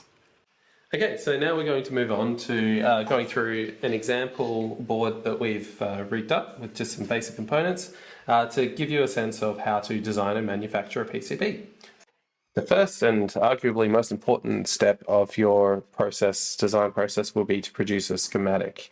So this is a logical layout of the components that will be used within the electronic system and how they are all connected together. So just a few notes on the symbols used within the reference example we have here. We've got capacitors indicated by these two break lines. We've got these ground labels indicated by the sort of upside down pyramid and G and D. That basically means that that pin connects to the ground plane of the system. And we've also added some labels. So you'll note that there's a label with a 5V, a label with a 3V3, and those labels appear multiple times throughout the document, or throughout the schematic. Anywhere that, that 5V label exists, that will provide a physical connection between those two components that form a network. So, as you can see on the pin header in the bottom left-hand corner, we have pin 2 is connected to 5V. Now on the USB connector at the top left-hand corner, you'll note that pin 1 is connected to 5V. So they exist in the same physical electrical network. So those things will be connected together. And that just gives you a simplified ability to, I guess, isolate or compartmentalize your design. So you can have, you could have those two components on separate sheets or in separate parts of your schematic and know that they are physically connected, but you can simplify those components and make them appear more modular. It's important to use reference documents when designing your schematic, especially the manufacturer's specifications for each of the components you use. That'll help to make sure that your pinouts, etc., are correctly wired up. As even though you might have identical components, maybe one manufacturer decides to use a different pin layout than another, and you don't want to be assuming anything in this situation, because that'll end up with problems down the track. However, don't be afraid to question design choices made by a particular manufacturer, especially when your use cases vary. So, for example, the Raspberry Pi 2040 reference documents, which were fantastic, helped us to design most of the board. However, there were a few things that we decided we didn't need for our specific use case. One example being the power regulator, which we decided to place on a disposable part of our board, as once the device is being powered, has been installed into the switch, it will be powered by the switch itself, and the power lines going into it will be clean. So we didn't need that additional component, which was also one of the largest components on our board. So we were happy to get rid of that. Oh, and the green X on the schematic basically means that that pin is not connected. So in this instance, you can see on the USB connector in the top left, those two pins 2 and 3 aren't connected. That means that the manufacturer knows that those lines are dead, and not to try and wire anything up to them. Okay, now each item in the schematic needs to have a part associated with it. So that means that you need to go through and hand select each particular component from the inventory available to that manufacturer. This provides the manufacturer with the physical details of each of the components, for example, the size, the footprint, the pin layout, etc. And also gives you the ability to ensure that you have your pinouts and your wiring, etc., correct based on what the manufacturer's specification for that component is. It's important to note that there is no such thing in this space as like a generic resistor component or capacitor. Each everything needs to be hand selected. Okay, and you've got some considerations to make when you are selecting your specific parts. So obviously price is a huge factor. The cheaper the component probably is what you want, assuming you're selecting from multiple iterations that look identical, specifications wise. However, you've got to consider minimum order quantity. A lot of these components are designed to be purchased in large batches. So, it might be 100 minimum quantity required before you can purchase a specific component, or 1,000 or 10 or 5 or whatever the specification for that is. And depending on what batch you are looking to produce, it may be cheaper to go with something that's a little bit more expensive but offers you a smaller minimum quantity or no minimum quantity to order. Now I'm just going to explain the concept of a basic versus extended part.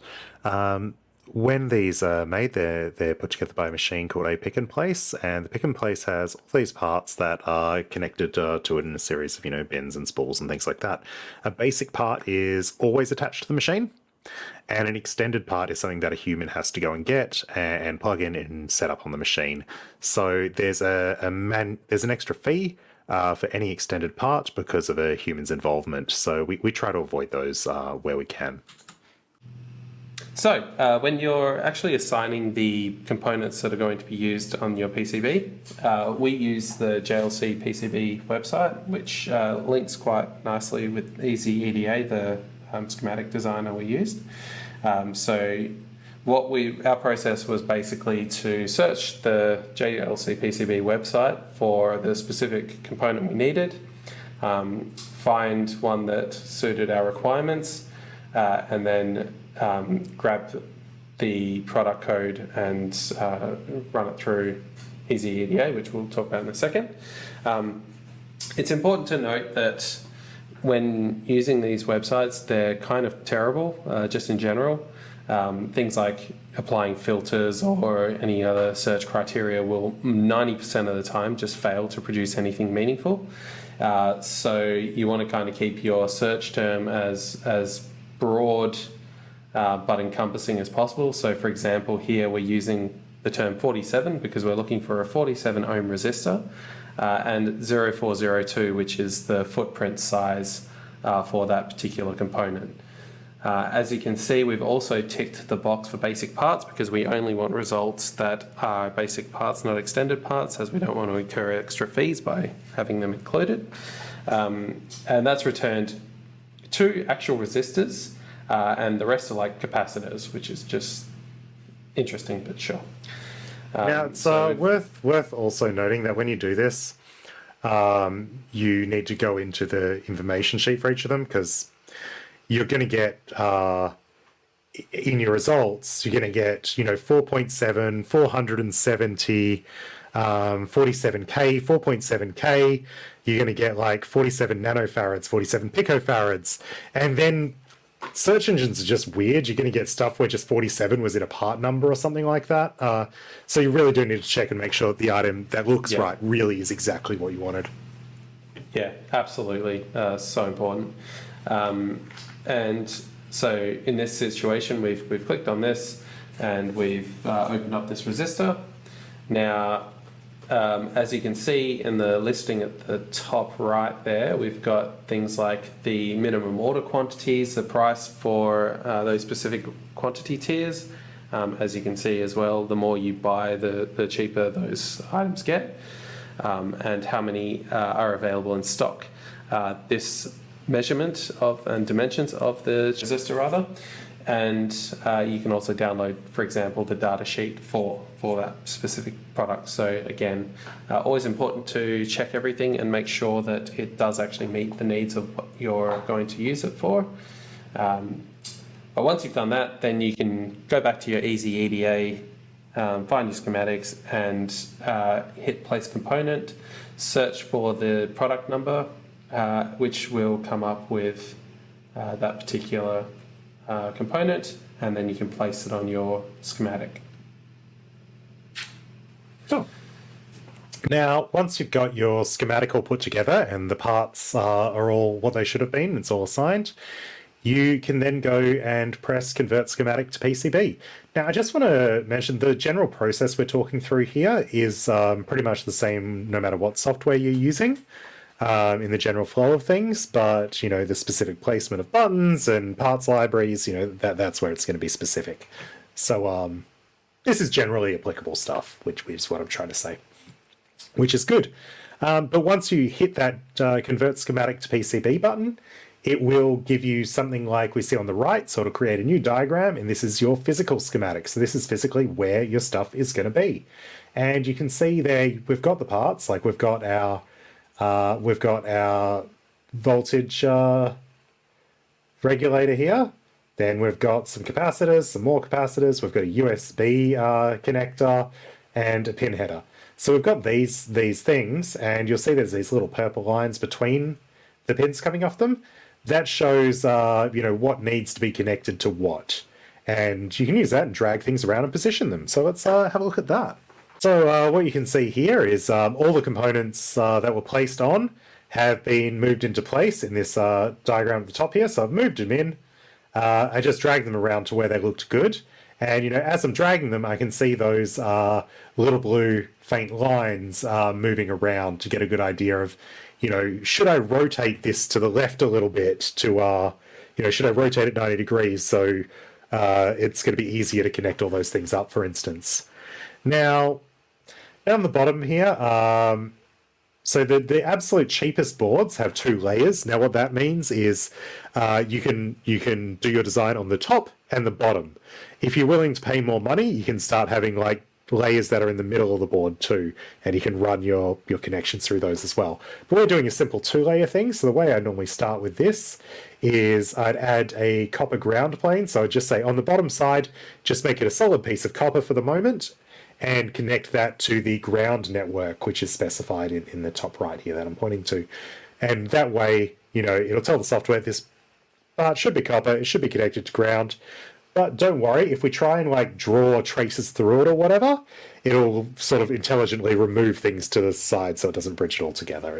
It's cool like that. But we're going to have a simple one here where we do all our copper traces on the top and all our ground connections on the bottom.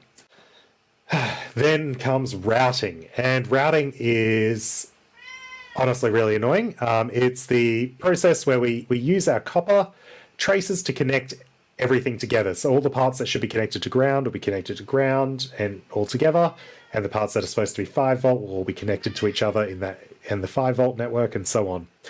Now, pretty much any software you use, it's going to have a button that says auto route, where it's going to use various algorithms to try and produce a result that connects everything together as it's supposed to be. In my experience, that generally ends up fairly terribly.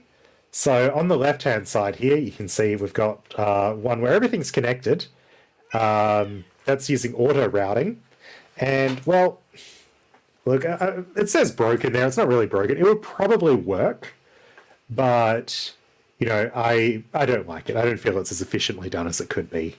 So on the right, I've gone through and manually drawn all the traces. So just like in this schematic, where we manually just like click to connect things together, we do that exact same thing in the PCB layout.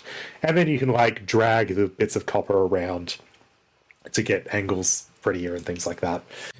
Okay, so then once you've routed all your copper traces and everything, it's all looking pretty, you can generate a 3D mock-up of your PCB, and that gives you kind of the view of the entire thing, including things like components that might have sizes, or as you can see, the headers sticking out there.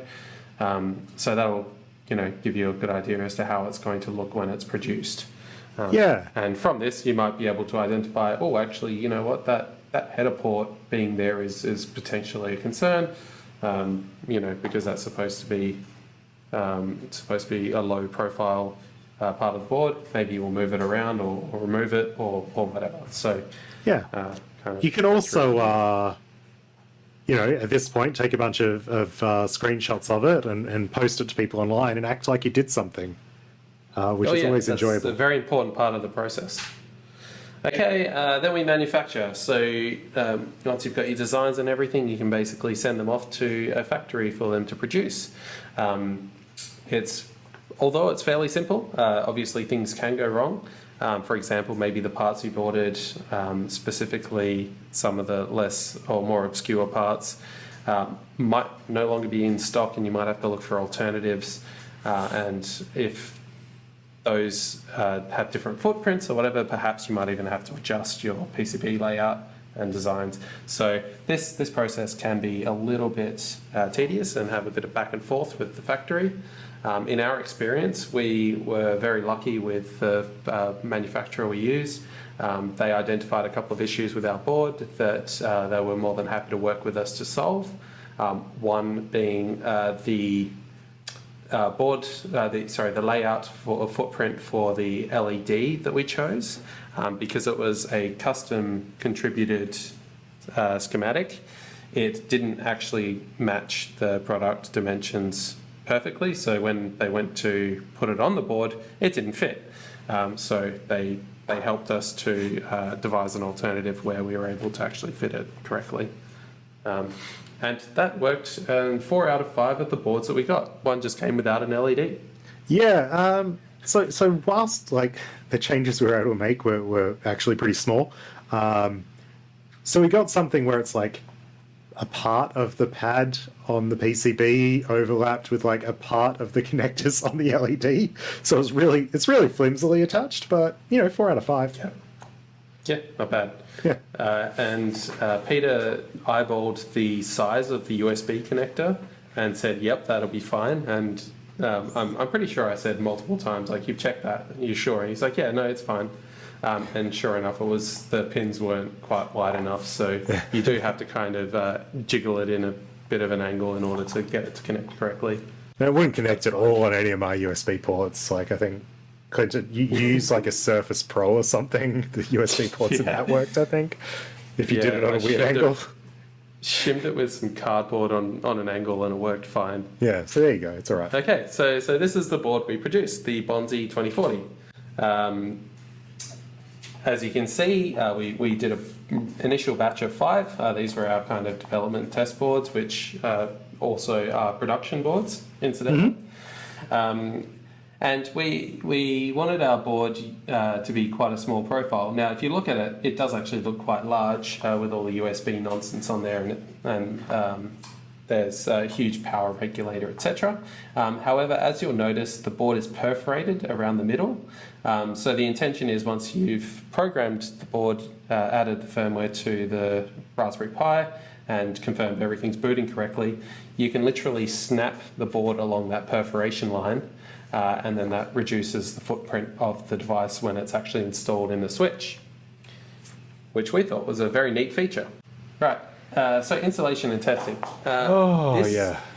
Yeah, installation of these devices is not for the faint of heart. I will absolutely disclaimer this presentation and say, if you want to attempt this yourself, do so at your own risk. You run a very real risk of bricking your unit or perhaps causing irreparable damage.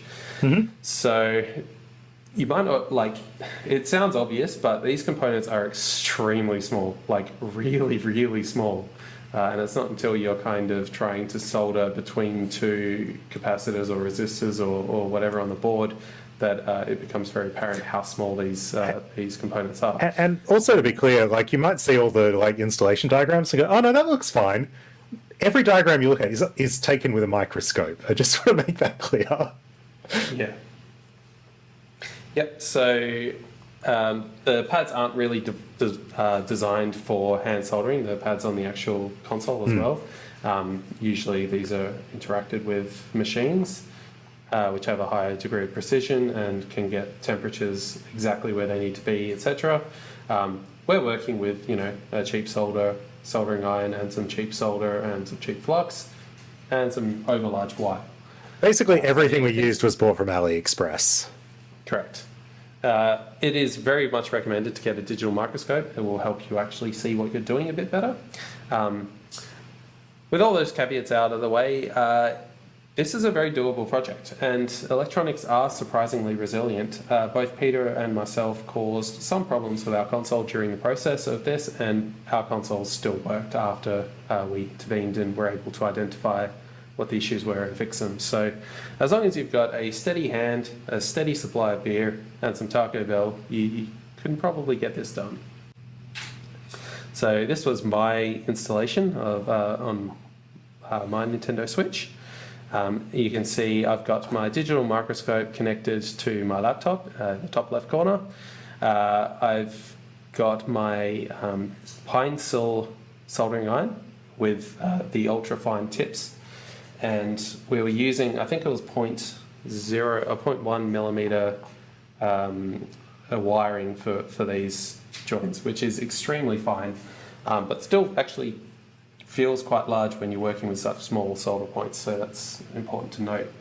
I managed to get my console working, it booted, it was absolutely fine, and then after some usage I found it no longer booted at all. Once I took it apart, I realized that the DAT0 cable had dislodged, so the device no longer booted, and during the attempt to repair that, I accidentally removed my DAT0 port, which is more or less the only point that can be used for that particular trace. There aren't any other points connected from the one that I used other than directly under the CPU, which is... I was going to say, there is another one, it's just under the CPU. Yeah, it's completely inaccessible. So I managed to repair that by resoldering a trace with whatever was left of the pad. And at that stage I kind of got cold feet. I bought a $30 mod chip from AliExpress and installed that in my console. See, that's the thing worth noting. Like, on our way through this process, we manufactured, everyone else was doing it too, so by the time our mod chips arrived, AliExpress was flooded with better products. Knockoffs. Yeah, exactly. And for example, the HW Fly released their Pico Fly chip, which again has all those nice little features that you expect from the $150 odd ones, but for $30. Yeah. And principally in this case, things like ribbon cables, and the chip actually mounts in the eMMC port rather than using hand soldered connectors across the unit. So it's like the hardest parts to solder, you just don't have to with the more expensive stuff. So if you're wondering, it's like, oh, can I get one of these chips you've made? No, just get the better one from AliExpress. That's not the point. Exactly. Yes. Yeah. 100%. So this is the problem I had. So you can see on the upper left there, my mod chip is in place in my Nintendo Switch, sitting on top of the heat shield. It's all soldered in there, and you can see this nice bit of wire going into the Switch. Now, what you don't see here is the original one, where I had maybe half a meter of wire just coiled up in there, and that caused some problems. Apparently didn't like that. So I removed a bunch of that and ended up with like what you see in this picture, which is still too much wire, but it's better. And the other thing I realized, at some point it was all working. I was playing games, I was enjoying it. I'm like, why is Wi-Fi not there? So I took my console back apart, started looking around, and noticed. So you can see under the microscope here, there's a shot. So there's this is a capacitor that's really mangled. It's in bad shape. And here was one that was completely obliterated and removed. And just below it, you'll see my new capacitor that I ordered from AliExpress. I think I got 20 of these for $1. And I then moved that into place and soldered it in. But just to illustrate how tiny that is, you can see here, this is my index finger for scale. And you can see there's the part that needed to be soldered into place. And under the microscope, it looks pretty reasonable. On the finger for scale, it does not look reasonable at all. So, if you're wondering how, I moved it into place with like a toothpick, and then soldered it on using the iron very, very carefully. That worked fairly well. But it's a pain. Yep. So, some just general advice, like if you're looking to do this kind of stuff, if you're going to mod things, have a look at common values for capacitors and resistors when you're doing your purchase order for example, wiring and solder and flux and all the other stuff you'll need. Just add in a couple of either strips or books of capacitors and resistors at the size that you need, and potentially the common values. That way, if you do, for example, like Peter, take out a couple of caps during the process of installing, you've just got them on hand and you can basically repair it and continue on quickly. Otherwise, you've got to wait for it to be delivered from AliExpress, most likely. Yeah, so one thing we talked about doing with the next variant of our board is on that top part where, we've got the perforation line above there where the USB port is, we talked about adding in some extra resistors and capacitors of the common values. Again, if we look at the price for a resistor from that previous slide, it was about a fraction of a cent. So, you could add to 5 to 10 of each without actually blinking, as long as you've already got them in your board on your design or whatever.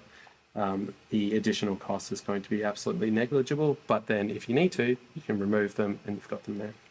Absolutely. So yeah, just having those spares on hand coming with the thing is fairly good. Yeah.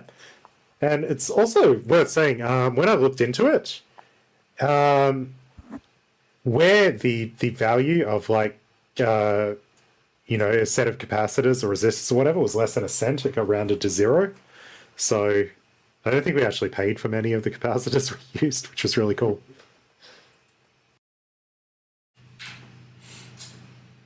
All right. So this is the intro slide.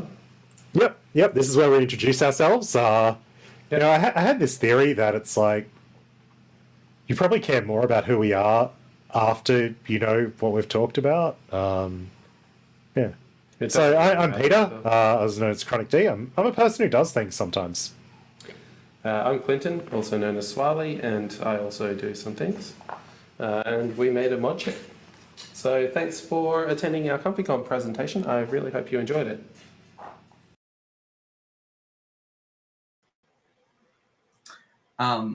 I just spent the last 30 seconds giggling at the fact that the intro was at the end. Yes, there was clipping. If you have heard any of Peter's talks before, and I will be copying and pasting one in the chat, it's because he's quite a loud individual, and I think he knows that too. No, I'm not sending that link. That's an edit link. That's not happening.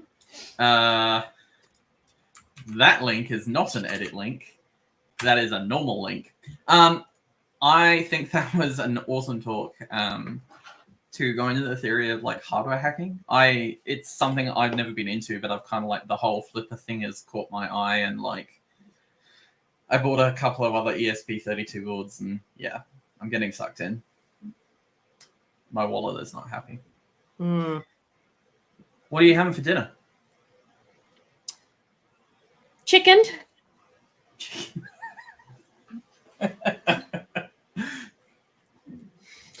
Yeah, I think I'm gonna make a chicken and broccoli stir fry. Sounds delicious. I might make some pasta or some pizza, I think. Nice. Or I'll have a nap. Oh, I need a nap. I need a nap too. But we only have 3 more talks. We have us and Ryan and the Retrospect competition wrap-up. So that's going to be pretty awesome. exciting. We then have Claire talking about ducks. No, actually Windows Prefetch artifacts. And then we have Jill talking about hacking humanity and social engineering. So we have some awesome talks to close us off. We do. But we will see you again at 5:50 plus 10 because, yes, the time zone changed. Love you all. Bye.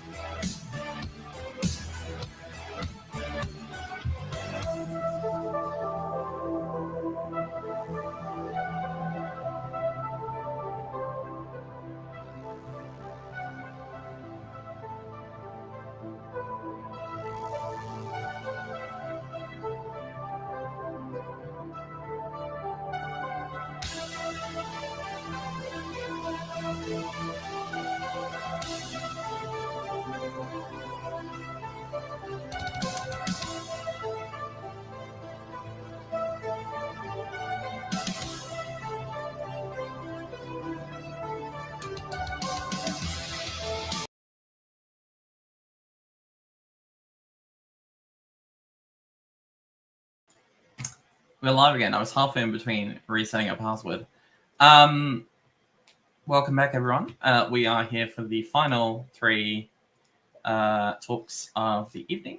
We are going to hear from the Retrospect gentleman in a second, where they're going to hear from Claire, and where they're going to hear from Jill. So we're closing up ComfyCon. What I want to hear from everybody so far is what has been some of your favorite talks? What has been some things?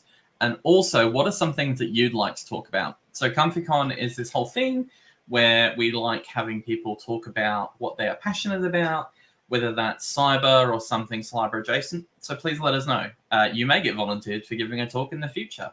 Don't use that as an inhibitor, though. And if I hear anyone say, I'm not knowledgeable enough to give a talk, I will thwack you with a newspaper, because that's not true. However, what I'm going to do now is I'm going to bring on Ryan and Connor, who were eagerly waiting. And I know there's been a lot of interest in the competition. So we're going to get you guys to run us through the competition and then go through the winners. So feel free to bring up your slides, Connor, and I can stay or I can leave. I'm happy to do whatever. It's up to you, whatever you prefer. I'll run away. All right. Connor, over to you. You'll have to do some sort of drum roll when we make the winners announcement, though. Of course, Okay. I try my best every time, but we'll see if I can build the suspense enough. Okay, let's see what's coming up. Yep, all right, I'm disappearing. Have fun. Amazing. Cool. Well, thank you, everyone, for joining and tuning in today. I'm Connor, joined by Ryan from Retrospect Labs. So our session today, For those of you that don't know, we did run a competition this year as part of ComfyCon. So for the last 10 days up until Friday, the 5th, there was 15 teams running through a incident response exercise in the kind of format of a competition. So we had all of those teams working through a realistic incident, producing submissions in response to the incident.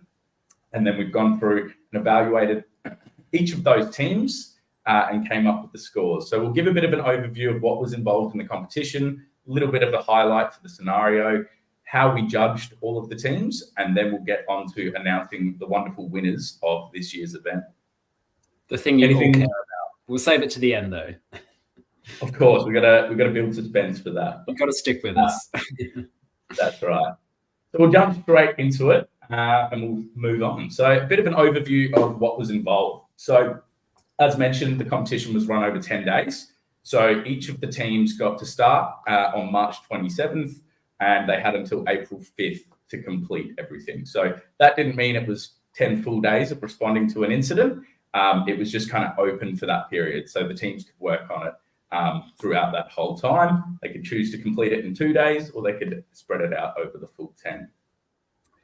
All of the teams did work through what we call a functional hands-on cybersecurity incident response exercise. So it was a fictional scenario themed around a defense contractor who has had an incident, and the participants were playing the role of a third-party incident response provider coming in to assist. Again, I'll probably repeat myself a few more times, but 15 teams participated in this event from around Australia. So we had teams all over the nation, which was great to see. And there was definitely some awesome teamwork throughout. I was chatting to a lot of the participants throughout. Everyone had some questions, but really it was a great performance from all of the teams involved. Honestly, it was some of the highest scores that we've ever seen. The winning team, who we'll announce soon, almost got perfect scores in everything, which is very insane to see because there is a lot of aspects that we are judging on in this event. Amazing. So the scenario itself, as briefly just touched on, it was a defense contractor, a fictional, notional defense contractor that has had an incident. And the participants worked through 5 injects, answering various tasks and producing various briefings and the like in response to the information presented, as well as their investigation into the technical aspects of the incident. So the first inject was unauthorized device, and it was that initial forensic investigation. So just to kind of summarize it, there was a USB left at a new starter's workstation that instructed them to install a Log4j fix for their device. Being a new starter with privileged credentials, they followed the instructions from the USB and executed what they believed to be a Log4j fix. They've then informed their supervisor, who had no idea about this and got suspicious, and has brought in your team or the teams that participated as their incident response provider to investigate. Once the participants worked through the various artifacts they had there, the USB disk image, or the USB image, sorry, as well as some files of interest, event logs and the like, the participants answered some various tasks, as well as producing an attack diagram to outline what events took place. Once they completed that, they moved on to Inject 2 here, which was breaking news, which is not a great thing you want to see as a second step in your incident. But the participants here were faced with a breaking news video telling the story of the incident following a public Twitter or X post from the adversary, which also included a sample of the data that they claimed to have exfiltrated. So there was a bit of a technical investigation to verify whether the data was legit, as well as considering how to respond to the media appropriately. So just to add on that, during this event, the participants weren't just tasked with the technical investigation, it was also considering those wider aspects. So briefing the media statements, considering legal and privacy obligations, as well as briefing internally up the chain to that executive kind of language and business implications. Once that go on, Ryan, I can see you're about to say something. You're too good. You always know. Look, I was just going to say, and I mentioned this yesterday in one of the other talks, but look, the scenario is designed to be really realistic. So that involves real active tradecraft. It involves the response team looking at, real TTPs that we see actors use in the wild, see them regularly using to target and compromise networks. Try to make it a bit of fun, so a bit of variation there in terms of the different types of tactics that are used to target and compromise networks, so that you've got to kind of go down a few rabbit holes and have a good look around. So definitely really realistic from that technical aspect of the scenario, but we also like to make sure that the tasks are really realistic as well, so that the team are thinking about all of those different components of incident response, and they're actually doing things as a part of the competition event that they might actually have to do, contribute to, support, or lead when they're working on a real IR operation. So hopefully really, positive, but really realistic experience for everyone as well. Sorry for interrupting you, Connor, but just thought I'd throw that in. Please jump in as you please. I'll be quite quick, so fill it in as needed. Awesome. So after Inject 2, the participants moved on to Inject 3, of course, which was data breach. And at this point, they identified that the file sample data that was included in the Twitter/X post was legitimate data from Polygon Defense, our fictional defense contractor, and that file resided on a corporate file server within the organization. So luckily, Polygon Defense was doing a trial on capturing network traffic from their corporate file servers. So the participants were provided with a capture of that network traffic to investigate how the data was exfiltrated and if anything else was exfiltrated, and then tasked with considering those legal and privacy implications of that data that was stolen. Inject 4 got a bit spicy. So this is where they thought there might have been a malicious insider within Polygon Defense, and it turns out there was. So in Inject 4, the physical security team has now reached out to the teams that were participating as the incident response provider, noting that they believe there might be a potential insider and requesting evidence of that. So at this point, the participants were provided with a kind of scene. It was an Elasticsearch instance that we set up with all of the event logs from all of the hosts that we built the scenario with. And from that, the participants were able to go through all of these logs, investigate what happened, who was logging in from where, and when activities started occurring. And from that point, we can see that the insider threat, and I won't call it out in this one, but the insider threat had compromised the credentials of the new starter, Jamie, and had logged in under his domain admin account to the corporate file server prior to this activity occurring. Then to close it all out, we had a nice short inject, and hopefully it wasn't too tedious on the participants, but the executives and the board at Polygon Defense have requested an update on the incident, really focusing on what it means to the business. So that was the kind of final submissions title together from the teams. Anything you want to add, Ryan, before we move on? No, you're all very good? comprehensive. Try my best. Amazing. So just to overview a bit of how we judged it, I did obviously touch on it just a little bit there before, but there was kind of 4 key areas. I should put my phone on silent when I'm presenting. There were 4 key areas that the participants and the teams involved were judged against, and that was the technical findings, of course, which was a big aspect of the exercise incident being responded to. The participants also produced a media statement in response to the public knowledge of the incident. There was a briefing that the participants were required to produce outlining their legal and privacy considerations, and then that final executive briefing that we just touched on there. So there was a total of 50 points that could be achieved by the teams.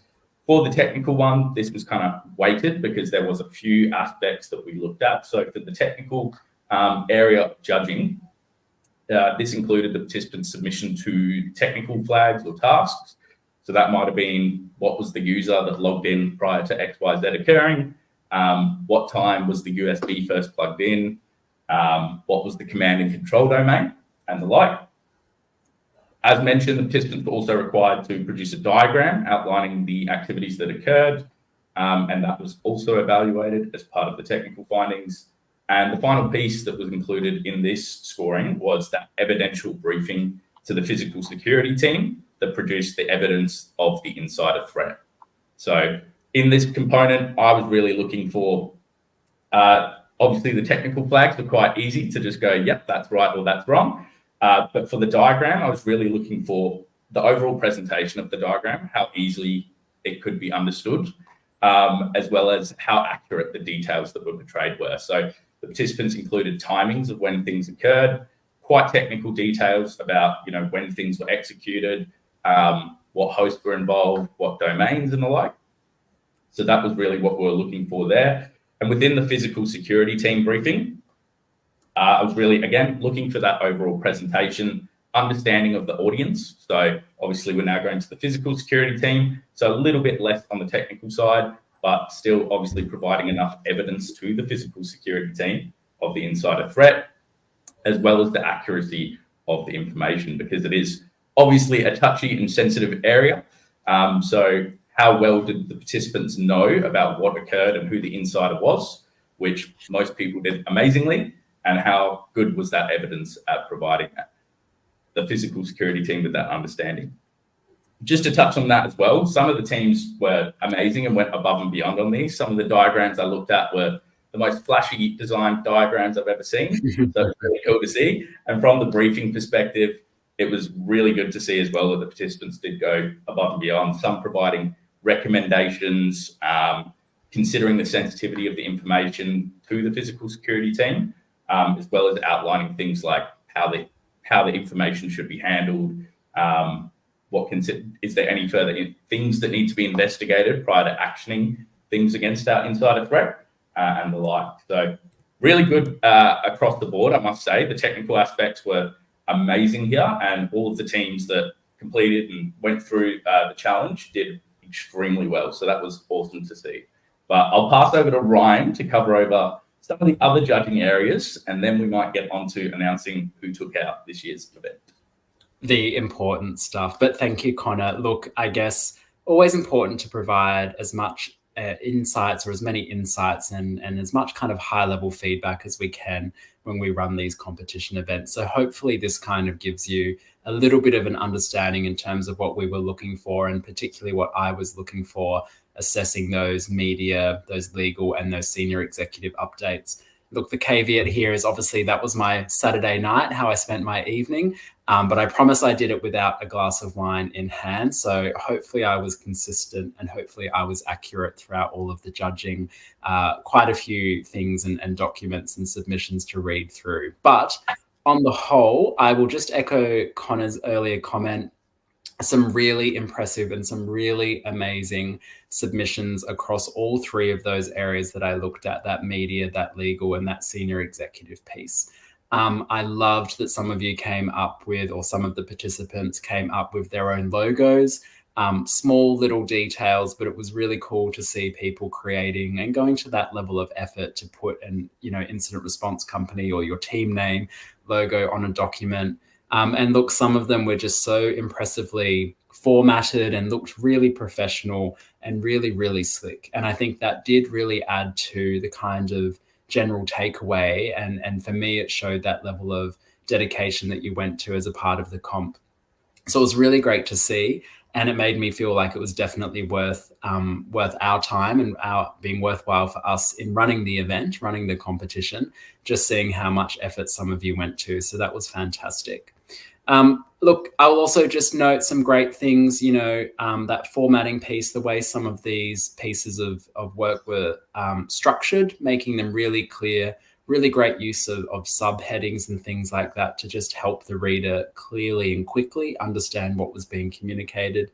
Some of you even went to, great extents, like including traffic light protocols on the updates. Again, fantastic to see those kind of industry standards and the things that we should be doing as best practice included in these documents. And I will also note that there were some very creative ways that some of you came up with in terms of staying to the page limits that we submit for these submissions. Certainly took me back to my uni days when we were trying to, cram in as much as possible on a set number of pages or the set word limit. But some of you did get very creative with some, very interesting formatting approaches to managing the page limits there for each of those tasks. Look, just as a broader piece of general kind of constructive feedback, I guess, clarity of expression is really important for these written documents, particularly around, paying attention for who your audience is, the type of information that they'd like to receive, the type of information that's relevant to them, but of course, how it's actually presented.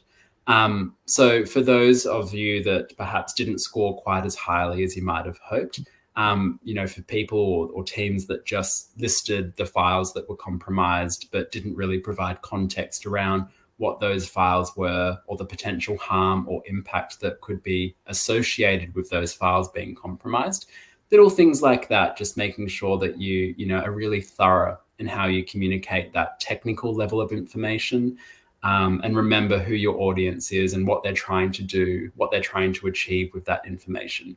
So sometimes things like just listing out a list of potentially compromised files for a senior executive audience, not always the most useful thing for that particular audience. So keeping in mind that piece, and again, just making sure that clarity of expression is really, really spot on. Things are nicely written, they're succinct, they're concise, they're to the point with really straightforward and really effective language. All the things that I'm not doing as I ramble on at you this evening. Look, going into some of the more specific bits that I observed, looking at the media statements that were prepared by the teams, the ones that stood out the most for me were the ones that included things like quotes from the impacted organization, a quote from a senior executive, or that ability to kind of, put a name to something and make it feel a little bit more personal. Of course, those media statements provided the right balance of a good summary of what had occurred and went into as much detail as was appropriate, while still maintaining that operational security piece. So that was really fantastic to see the depth of information that people were able to convey without going too far and kind of, crossing a line and providing too much information. It's a fine balance. Definitely things like, including a point of contact for future inquiries, providing information on what potentially impacted individuals or organizations should do and the things that they should be, kind of monitoring for or looking for. And that reassurance piece, reassuring people that, what you're doing and the investigation that you're carrying out, the goals of that investigation, and of course, who else you've potentially, engaged or reported the incident to, who you're seeking assistance from, for example, the ACSC. Look, those were some of the best elements that I guess made the strongest media statement stand out to me. But I have to say I've, read a few media statements over the years as we've run these various competition events. I think the media piece is something that people are really getting their heads around. And on the whole, the whole, all of the submissions through as a part of this comp covering that media aspect were really, really strong for this competition. So well done there. And it sounds like we're getting our head around quite effectively what it means to communicate to the media and what those media statements should look like. That legal piece, moving on to the next task there, that legal privacy commission or privacy aspects that you were required to update on. Look, again, a nice succinct summary of facts, being able to find that relevant incident-related information and communicate that in an appropriate way, a nice breakdown of what had occurred and the potential harm or the potential impacts. And of course, that consideration for how that technical piece or how the incident itself may affect various different legislation, regulatory requirements and things like that. Those were the best ones that I read through. Those were the ones that really stood out to me as being the ones that, clearly articulated what people were needing to think about from that privacy or that legal aspect. Again, clear, concise, simple English use, but really conveyed the facts so that someone in that privacy or legal role would quickly be able to understand, yep, this is an issue because I need to think about this particular regulatory piece or SOCI or whatever it is. Definitely the standouts, really thorough understanding and articulation of actions taken and starting to allude to what the potential next steps of the investigation were, just to make sure that people knew, wasn't necessarily over. there was more to come, and the incident could, of course, change in terms of its severity or what the incident response team found. Just finally, moving on to that senior executive update piece. Look, the best ones, again, were the ones that had that bluff, that bottom line upfront piece, that really nice synopsis there right at the top. So an exec could just read that, get a comprehensive understanding of what's occurred, really make it clear to them, you know, the thing that they need to be thinking about as a senior executive. That impact piece really clearly articulated. The ones that stood out even above and beyond that for me were the ones that gave that additional context of the insider piece, the threat actor piece, the attribution piece, that social media piece, being able to pull all of those various different strings of the incident into one nice snapshot. That was really critical, and I think a few teams did really, really well at doing that. The other thing I'd just note here, again, for that senior exec piece, you know, what is next, or what do I need to think about? How do I need to support the incident? Definitely the best exec updates were the ones that had those kinds of recommendations. Whether that was, you know, engaging law enforcement or engaging the ACSC, or starting to think about things like cyber insurance, putting those kind of things down in front of senior execs, I think are really, really helpful. But again, that clarity of you know, concise and effective communication, simple English, but really, really comprehensive in terms of updating an executive audience on all of the various aspects of an incident, but focusing on the things that they should care most about. So again, that audience in mind, you know, what is it that the senior exec need? What are they trying to do with this information? How are they going to use it?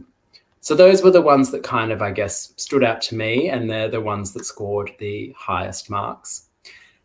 That's just a bit of high-level feedback from us, I guess, on those various submissions, and hopefully it gives you some insights if you were participating in the event, in the competition, of what we were looking for. Connor, that is it from me in terms of my summary. Amazing. No, thank you for that. And yeah, just to reiterate, before we get into the announcement, the scores were quite close and very high. Very, very high across all of the teams. You know, we've run quite a fair few of these competitions now, and to see how high some of the scores were, and that a few people, you know, almost got perfect marks in all of the areas was quite amazing to see. So don't be shunned or upset, I suppose, if you didn't get announced in the top 3 here. I promise you, you did well if you completed everything. You all did excellent across the board. Now, we will move on to the exciting part of announcing who has taken out the event. I've got this nice blank slide here to build some suspense. Ryan, I'm no good at a drum roll, but we will jump into 3rd place. So we'll announce the top 3. Oh, much more effective, Ian. That was far better than Connor's. Way better. Sorry, I thought it. Amazing. So with the suspense built, we'll jump into who took out 3rd place in this year's event. And that was Team V Respond, made up, and apologies, I will try to pronounce names, but if I butcher it, please don't come after me. But we had Alina, Rijo, Paul, Kyle, and Raihanu, who had taken out the 3rd place in this event, and again, was very close in determining between those top 3 there. Well done. Moving on to number 2, we had Team Breachbusters, made up from Natalie, Clinton, Tim, and Shimsha. Well done, very much. You all performed extremely well as well, and it was great to, Natalie, we were chatting quite a bit throughout the event, so it was good to see your name pop up again. I recognise the ComfyCon person on there, so that's awesome. Amazing. Great to see. And without further ado, our number 1 team this year, and again, perfect marks except for 1 point, was Team Ion Storm, made up of Caitlin, Elias, Monica, and Mahmood. So well done very much. This was absolutely an insane performance across the board. I don't think we've ever seen a team in any of our competitions get scores as high as your team did. So that was very amazing to see. Yeah, you got almost perfect marks across every briefing and the like, and all the technical aspects completely accurate. So We know who to go to if we experience an incident. Yeah. Amazing. Well done to teams, but particularly fantastic effort by those in the top 3 there, and of course the winning team. So well done. Awesome. Well, that is congratulations. Yeah, definitely. But yeah, that's all from me. So thank you very much. If you were a participant, you did have any additional questions, you want to know anything, verify something, an answer, technical aspect, feel free to hit us up on Discord, LinkedIn, email. Happy to have a chat and kind of answer those questions now. Obviously, we couldn't provide answers throughout the event as much as we tried to guide, but more than happy to have that discussion. And if anyone else is listening in and wants to know a bit more about it and what was involved, feel free to reach out as well. Fantastic. And thank you, Connor, for running it. I don't say thank you to Ryan because you're obviously giving too much shit to Connor. That was in the green room only, Ian. Come on. In public, no, you would nice no. Meanie. No, honestly, great competition. Thank you so much, you guys, for volunteering. Like, we didn't even ask for it. You guys volunteered and offered to run it.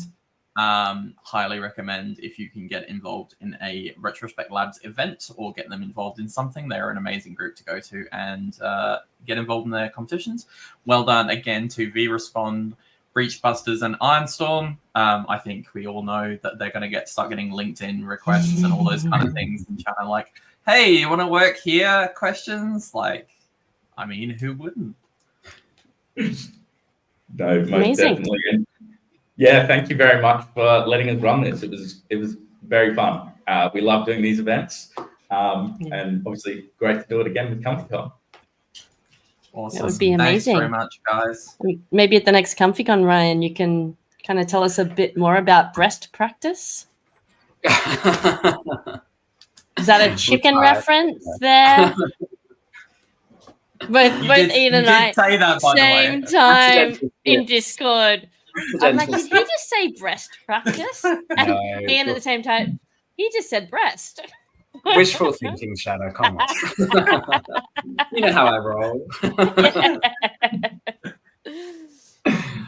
Awesome. Thanks so very much, Sunday guys. evening, you know. I know They're staying up late, marking all the submissions. What can I say? That's how dedicated I am. You are. You are. Awesome. Thank you, guys. Thank you so much. Thanks guys. so much. Thank you very much. Appreciate it.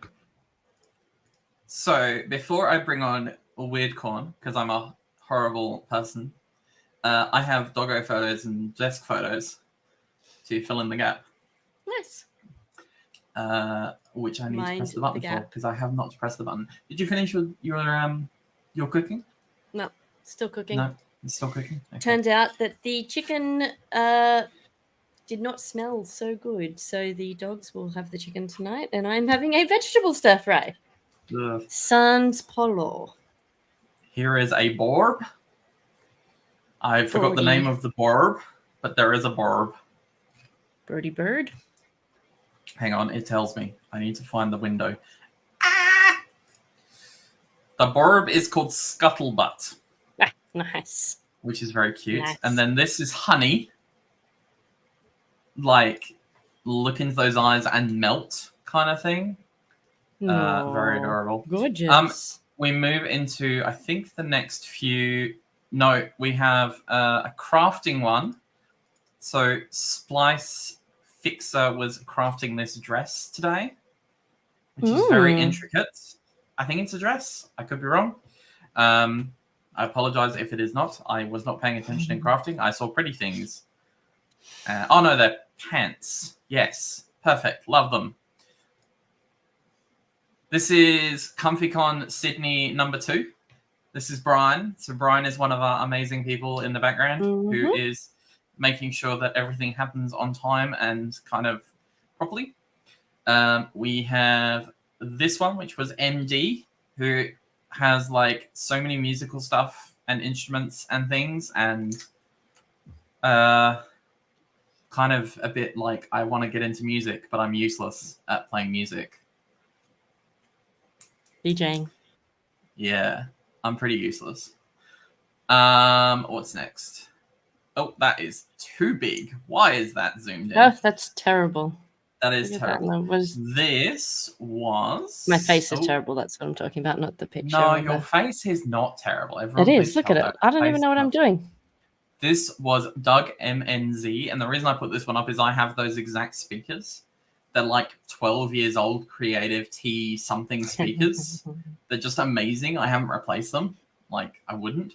And I don't know what this last one is. Oh, this is the owner of the dog and the budgie, who also has one of our very exclusive potatoes. Yes. So yes, I handed out potatoes to a whole bunch of people at a whole bunch of conferences this year, which I forgot was the only other expense we had this year. Was like me wasting $600 on crocheted potatoes, and stickers because I felt like it. The keyboard is very cute though. It is very cute. Also, is that a parrot in a suit? That looks like a parrot in a suit. It does look like a parrot in a suit. Please confirm, is parrot in suit? Which is funny. This is where I segue in a professional way, because our next speaker is going to be talking about a different kind of bird. Now, the question is, are you ready to go?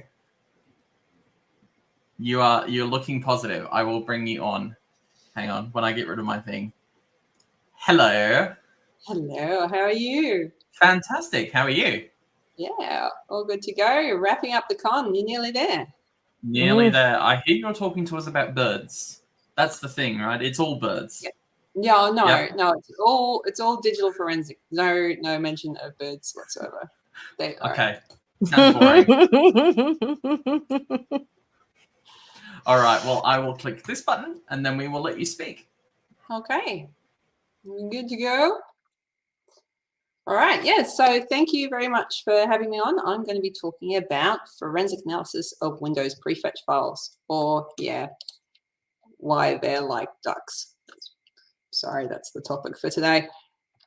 What this is going to look like is I'll give a bit of an introduction, and then I'm going to be talking through kind of broadly how they're similar, and that means what they're built for, how they operate, and how you can mess with them. So firstly, who am I? So I have a long background in security as a whole, but I started shifting into cyber about 5 years ago. And in doing so, I completed a master's. And now that was initially about cybersecurity generally. But about halfway through, I really found that I absolutely love the digital forensic element of it and ended up specializing in that. So usual disclaimer, I'm speaking as an individual, but I'm also speaking as an individual who's done research into this area. So I'm talking more from the theory side of things. I'd love to hear, whether it's in the chat or in person, whenever, what people's experiences have been in an Australian context dealing with this real world. So that kind of brings me on to the purpose of this talk, which is, really it was a sort of self-challenge for me as my first ComfyCon talk, trying to merge two of my favorite things. So ducks and forensics, there we go, natural pair, those two. But ultimately I'm trying to demystify demystify digital forensics as a whole, and in doing so maybe provide a general overview to some of the types of evidence that we can potentially look at in investigation. But if you are experienced already in this topic and you're all over it, I have a challenge for you, which is see if you can work out the connection between these individuals and ducks. So here we go. Got a screenshot or something of that because I'm not coming back to it. Okay, let's go. All right, so digital forensics, starting at the very beginning. Digital forensics is a science, and that covers the removal, recovery, extraction, analysis, everything of electronic evidence. Effectively, you're trying to go over the available data and work out what the duck happened. So most of the applications we see are in law enforcement or criminal or civil proceedings, so court, but there's also it's also used quite extensively in incident response. Again, trying to work out what happened either during or after an incident, and that's the DF and DFIR. So for anyone who's lost data, bugged up a phone, and is trying to recover information, that's already quite difficult sometimes in itself. But when you've got a malicious actor who's in a system or a network and is deliberately trying to muck things up, then often what they'll do is cover their tracks. And in doing so, they can complicate things in a few ways for investigators. And that, at the very obvious level, is through the use of deletion software, data wipers to erase any evidence that they were there or what they did to make response more difficult. And that can include erasing programs, files, and event logs. But that said, event logs may be difficult to get anyway. So there might not be sufficient in many organizations. Either they weren't set up or enabled, they haven't been set off to a SIM, so they're not easily recoverable, or they might just be rolling way too fast. So yeah, by the time an incident is actually being discovered or investigated, those event logs have already been overridden. So yeah, in many cases, investigators are having to find less obvious traces or artifacts of what happened. And there are other types of evidence as well that I won't be touching on here and buried in memory. But by themselves, they can't give you a full picture of what happens. So like shim cache, yeah, it can give you a clue as to what was executed, but by itself is not like the be all and end all. So again, we're going to need to do some digging and ultimately come up with some, like, go a bit sneakier in trying to find ways to determine what happened. So that's where we go into Prefetch. So these are sometimes called scenario files. So not scenario like Retrospect's amazing labs that in the competition they just ran, but in the creation or opening of a program, the system actually creates these files. And you can see them in the location shown there as quite typical, and you're not able to get into them without administrator privileges usually. So when a program or executable is first run, these are created, and you can see there the name tends to reflect the name of the program, as well as a hash of where it was stored, sometimes a command with which it was used to, which opened it as well. And separate prefetch files can be created for the same program if it's being stored or opened from different locations. So again, you can see there, Discord, just on this computer even, is everywhere and has multiple prefetch files. So you can imagine from an incident response kind of perspective, this could be really useful. If you open this up on the system and you can see something obviously malicious or obviously suspicious, then you already have a starting point, even without having to break it down further. But, you know, that's that from the forensic perspective. The important thing, though, is how is this type of file like a duck? Quick launch, or quack launch, if you will. It is what they were built for. So the whole point of prefetch files was to enable or to improve with Windows performance and application performance by loading some of that application data into memory before the launch. So effectively, it sees you open a program, goes, all right, well, these are the artifacts of memory that, or data that you required to run that program last time. I'm going to make a note of that. So next time you go and use that program, I can open up quicker. Like, that's the whole point. So just like that, ducks themselves are designed to take off faster just by virtue of being ducks. They're on the water. Look how good they go. Take off much faster because they can run on water. So there we are. Aside from that, though, how can you tell a duck is a duck? You can easily identify a duck by its head. And just like that, you can easily identify a prefetch file by its header. So for those who aren't familiar, a file header or a signature is the data or metadata that's at the start of a file and is used by the operating system to determine its file format. So you open up an image or any type of file and your OS is going, oh, what program do I need to boot that up? It might also have other information about the type, about the file. So for an MP3, it might have information about the song or, you know, what metal speed operatic swing band it refers to, just for a random example. So prefetch files aren't human readable in themselves. You can't just open them up off your desktop.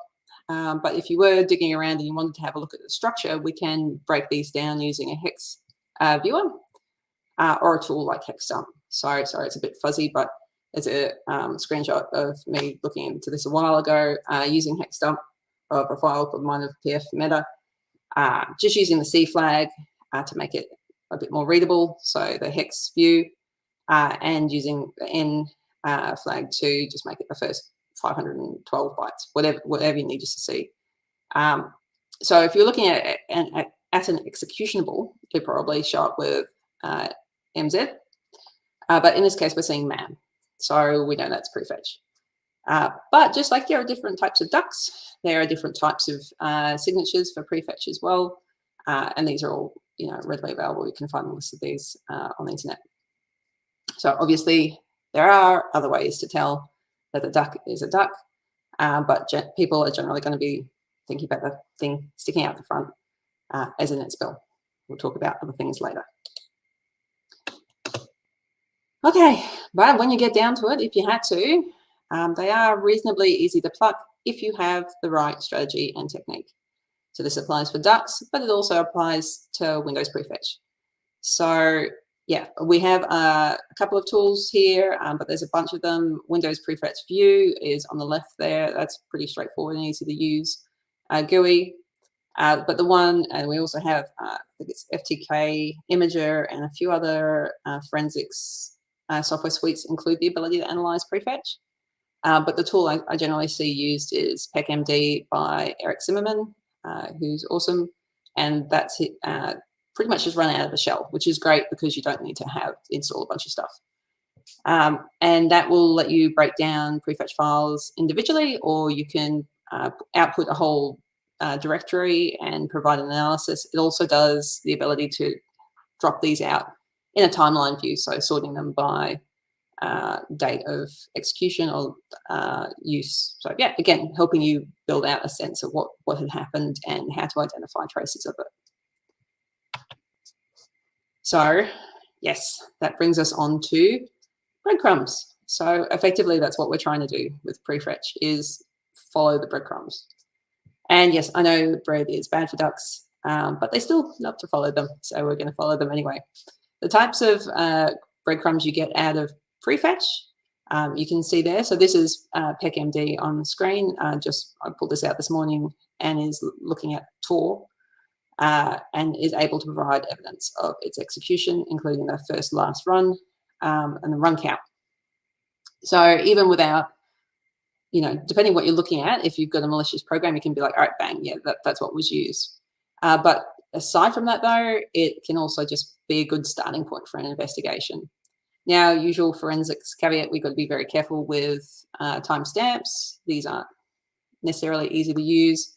UTC, you've got to be careful of like time zones as well as daylight savings, not looking at anyone in particular, and time stomping, which is something I'll talk about later as well. But it gives you a starting point, and you can dig further into other parts of evidence available to you, like the master file table. What is of real interest, though, there, as you can see a little bit, is that it also shows the files and directories that were referenced. So again, this is Windows going, hey, these were the things that were drawn on by this program in its first 10 seconds. So it's been very helpful there, but it's also been helpful from a forensics point of view as well. And that, again, may give us some clues. There we go. So, I mean, to try and break this down, I'm hopefully making this understandable if you're coming into it fresh. I'm going to look at a couple of examples that are available on the web. This one's provided by Forensic Focus, and they actually do a really good breakdown and comparison between how you can link these up into the MITRE ATT&CK framework. I'll drop that in resources as well, but yeah, just keeping it simple. This is an example where you might have an APT or an attack group who tend to do things in certain locations. In this case, you've got a group like Silence Group that is using these files, which I hadn't come across until recently, which are CHM or compiled HTML files. And they're effectively, those are the Windows like very 90s help files that you can see on the screen there. And so they're sometimes using spear phishing techniques where they're attached and you try and convince the person to open them up. And what that actually has is a malicious file that gives them their initial access, and then they can move from there. So in this case, if we knew there was potentially a malicious compiled HTML file on the system, we could actually use Prefetch against the program that opens these types of files, and that's HTML help or hh.exe. And then we can see just immediately from there what has been drawn on by that file by looking at Prefetch. So in that case, you see highlighted there the CHM file. And again, that gives you, even if that file itself has been deleted from the system, the Prefetch file is still there, and we can make them pay, or we can analyze it further. That's probably what we're going to do. Another example is provided by DFIR Spot, and that's looking at evidence. Say you found a suspicious PowerShell script, but you're not sure what it actually draws on or what it does. You can look at its Prefetch file, break that apart, and looking at the files that it's referenced, you can see it's actually gone and called on a bunch of binaries that immediately flag this as maybe being a bit of a suspicious script. So this is the not evil PowerShell script referred to there, but as well as a bunch of living off the land techniques or binaries that we can see there. So ipconfig, netstep, up, and who am I? So you can see what it's potentially been doing in running that script, even if the script is no longer there. In this case, they actually went back and pulled apart the PowerShell script, and you can see in the script itself on the right, yes, that those were the binaries that script was calling. So again, it can just be a really good indicator of what techniques were used in a particular attack. So hopefully, as a result of doing this, you can start to get your timeline all in a row, like ducklings like to be all in a row. It's quite possible, though, that it's a bit more like this, and they're a bit more everywhere. And that's just the nature of investigations, but also the reason that we have to be very careful with our note-taking and our logging as we're going through these sorts of things, because evidence just can get everywhere very quickly. But that's another lesson entirely. Yeah, then we, though, get on to trying to contain them. So like ducks, Prefetch kind of leaves behind a lot of leavings or evidence, but it isn't without its ability to be contained or dealt with. So some things we need to keep in mind if we're going through and trying to look at Prefetch is that it might be enabled only on certain workstations. So it might not be all over the deck. It might just be not even on the server or the workstations you're looking at, because here's the other thing, it can be disabled sometimes by users or by attackers. So it's not necessarily going to be there. More concerning, though, is that if someone's sufficiently motivated, they can just clean that up. So a lot of the wiping programs do contain the ability to delete them, or they can manually delete them if they have the right level of access, or they can be modified or replaced. So they're not like write protected. You can get in there quite easily and start screwing around with them. There are still ways to recover the original traces of evidence, but I won't be talking about that today.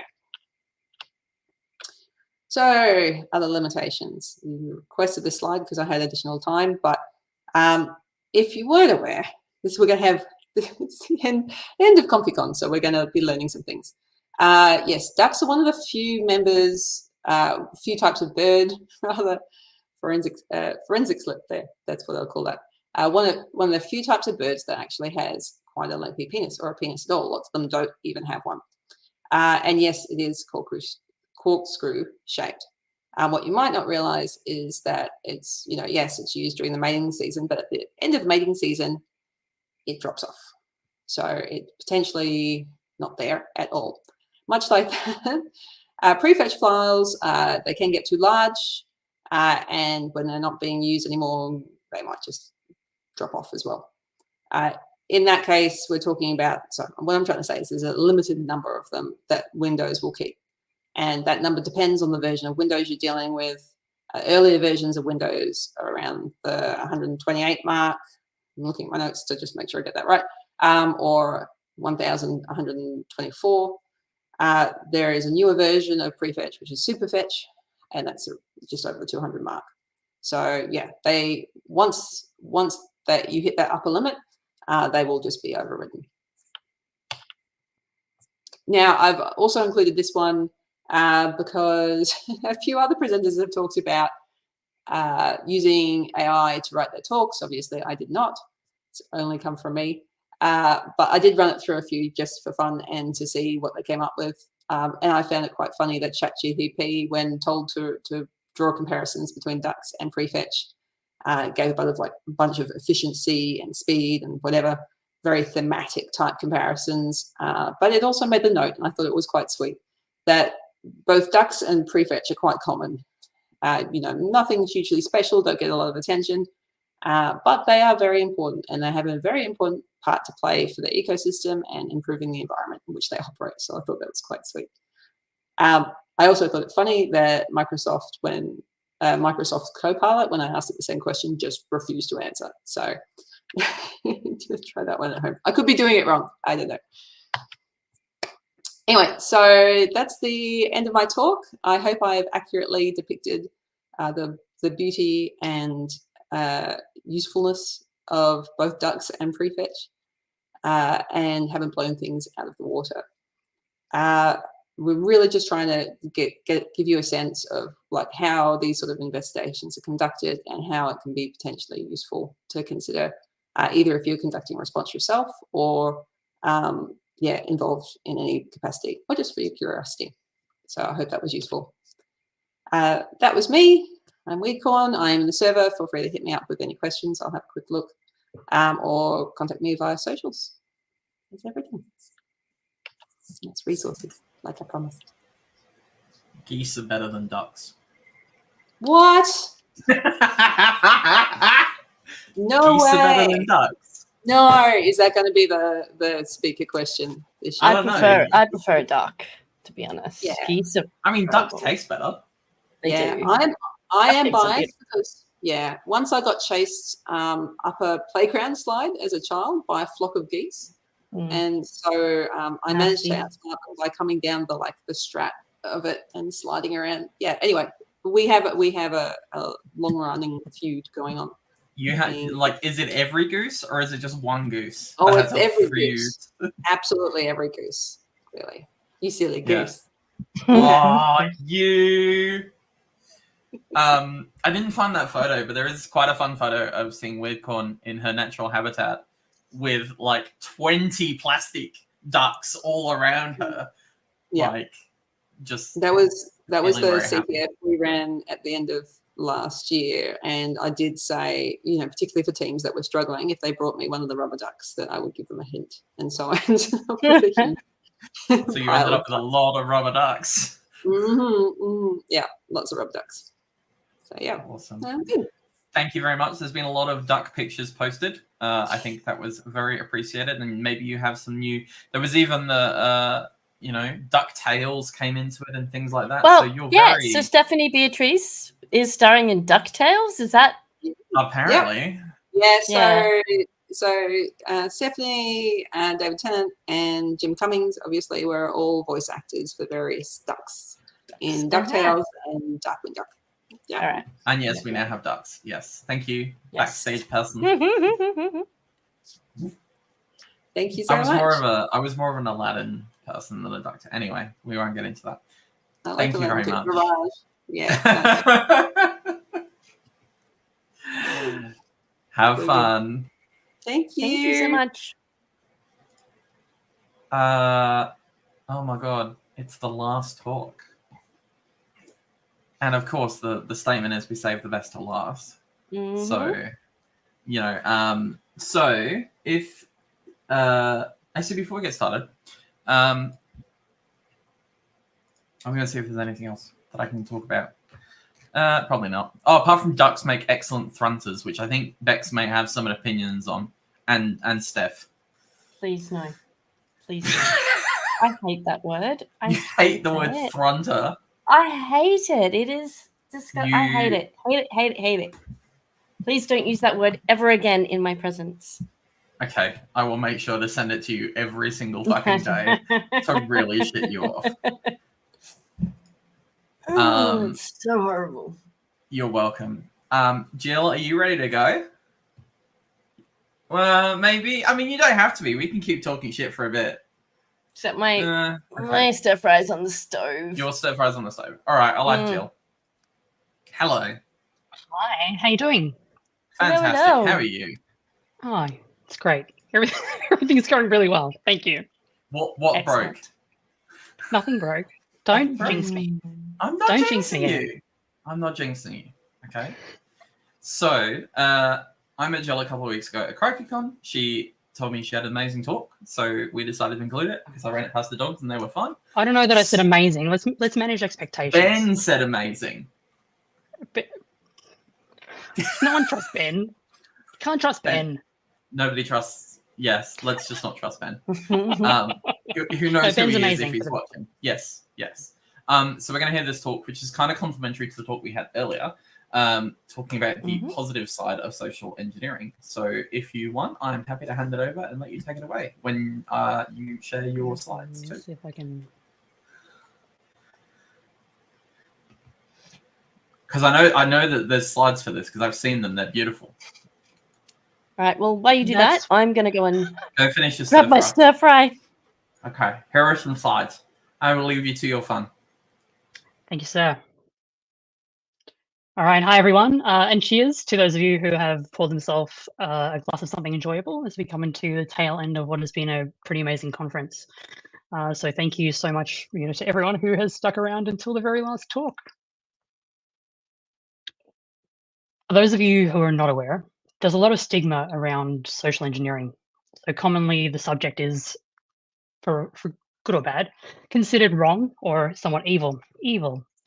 So, and to be fair to those people who have that viewpoint, the exploitative nature of malicious social engineering is pretty evil.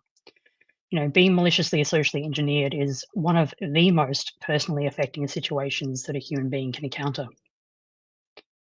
But if we sit with this for a moment and explore why, the reasoning generally comes down to one word. It's personal. An ingress into and betrayal of a person's autonomy and privacy is incredibly personal. The flip side here is that the best moments of our lives are also incredibly personal. If you consider the most meaningful interactions, the most touching moments, and the most validating compliments, the process behind creating these is on the same spectrum as the malicious type.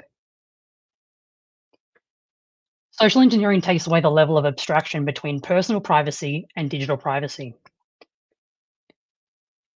In my opinion, noting it's my opinion, we'd all experience a lot better digital privacy if the same level of betrayal was applied to our digital data.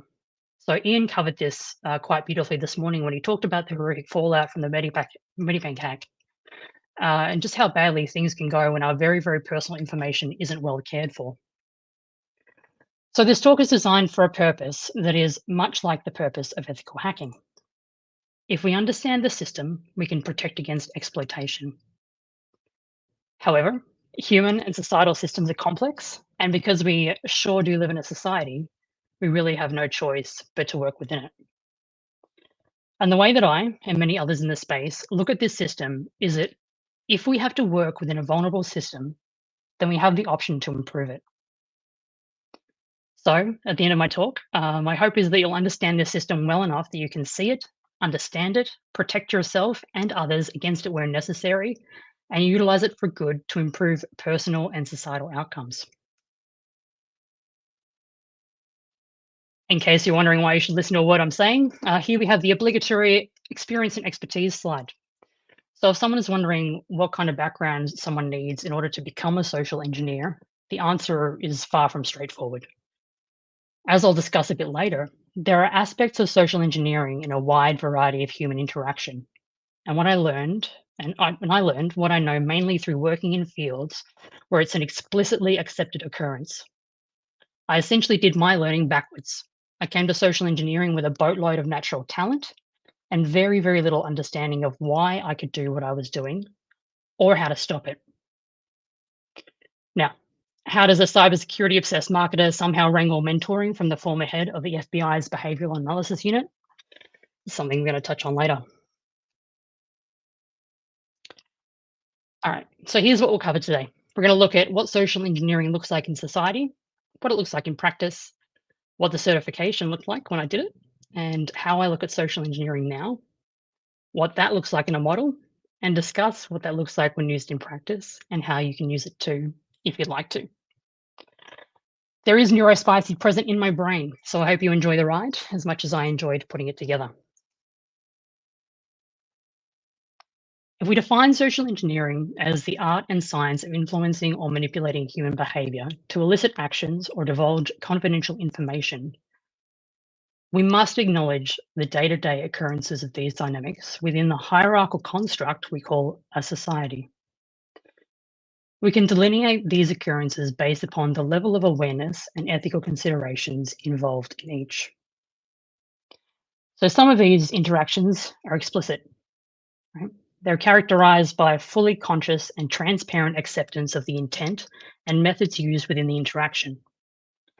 If you're a parent, you'll know the lengths that a child will go to in order to stay up a half an hour longer, and it occasionally requires the skills of a hostage negotiator to sort out. Sales are the given, and if you've ever been stuck in a ClickFunnels on a website, you've experienced a well-researched sales strategy that is more successful than secondary blackmail after a ransomware incident. Slightly less obnoxious are the implicit interactions. These situations typically occur in areas where, if we think about them hard enough, we know that they're happening. They're a generally accepted part of society, and in some cases, if they don't happen, we function less well as a society. So particularly for me, coming in through sales and figuring out, okay, cool, this is how you can talk to people, this is how you can get them to buy things, and then moving from that, because people are hard, into marketing, particularly when digital marketing was at its peak. It's like the amount of information that you can see, within those social media platforms, if you're in the back end of the advertising part, is pretty insane, right? So, it doesn't surprise me that a lot of the things that have happened, have happened. Tacit social engineering is less obvious. So these are generally the unspoken rules or the accepted paradigms, and they usually hold really quite significant, like shared cultural or group understanding. They're usually the interactions we refer to as unwritten rules. As cybersecurity people, we generally only focus on the fourth type, which is illicit social engineering. And for those of us who have had any experience in the age of digital dating apps, I feel your pain. While the tools and techniques are usually marketed to us as self-improvement or improving social skills or how to win friends and influence people, there's overwhelming evidence that behaviors that fall within a social engineer's toolkit are used throughout society. And that means that we have an opportunity to understand these interactions and use them to foster better and more meaningful interactions.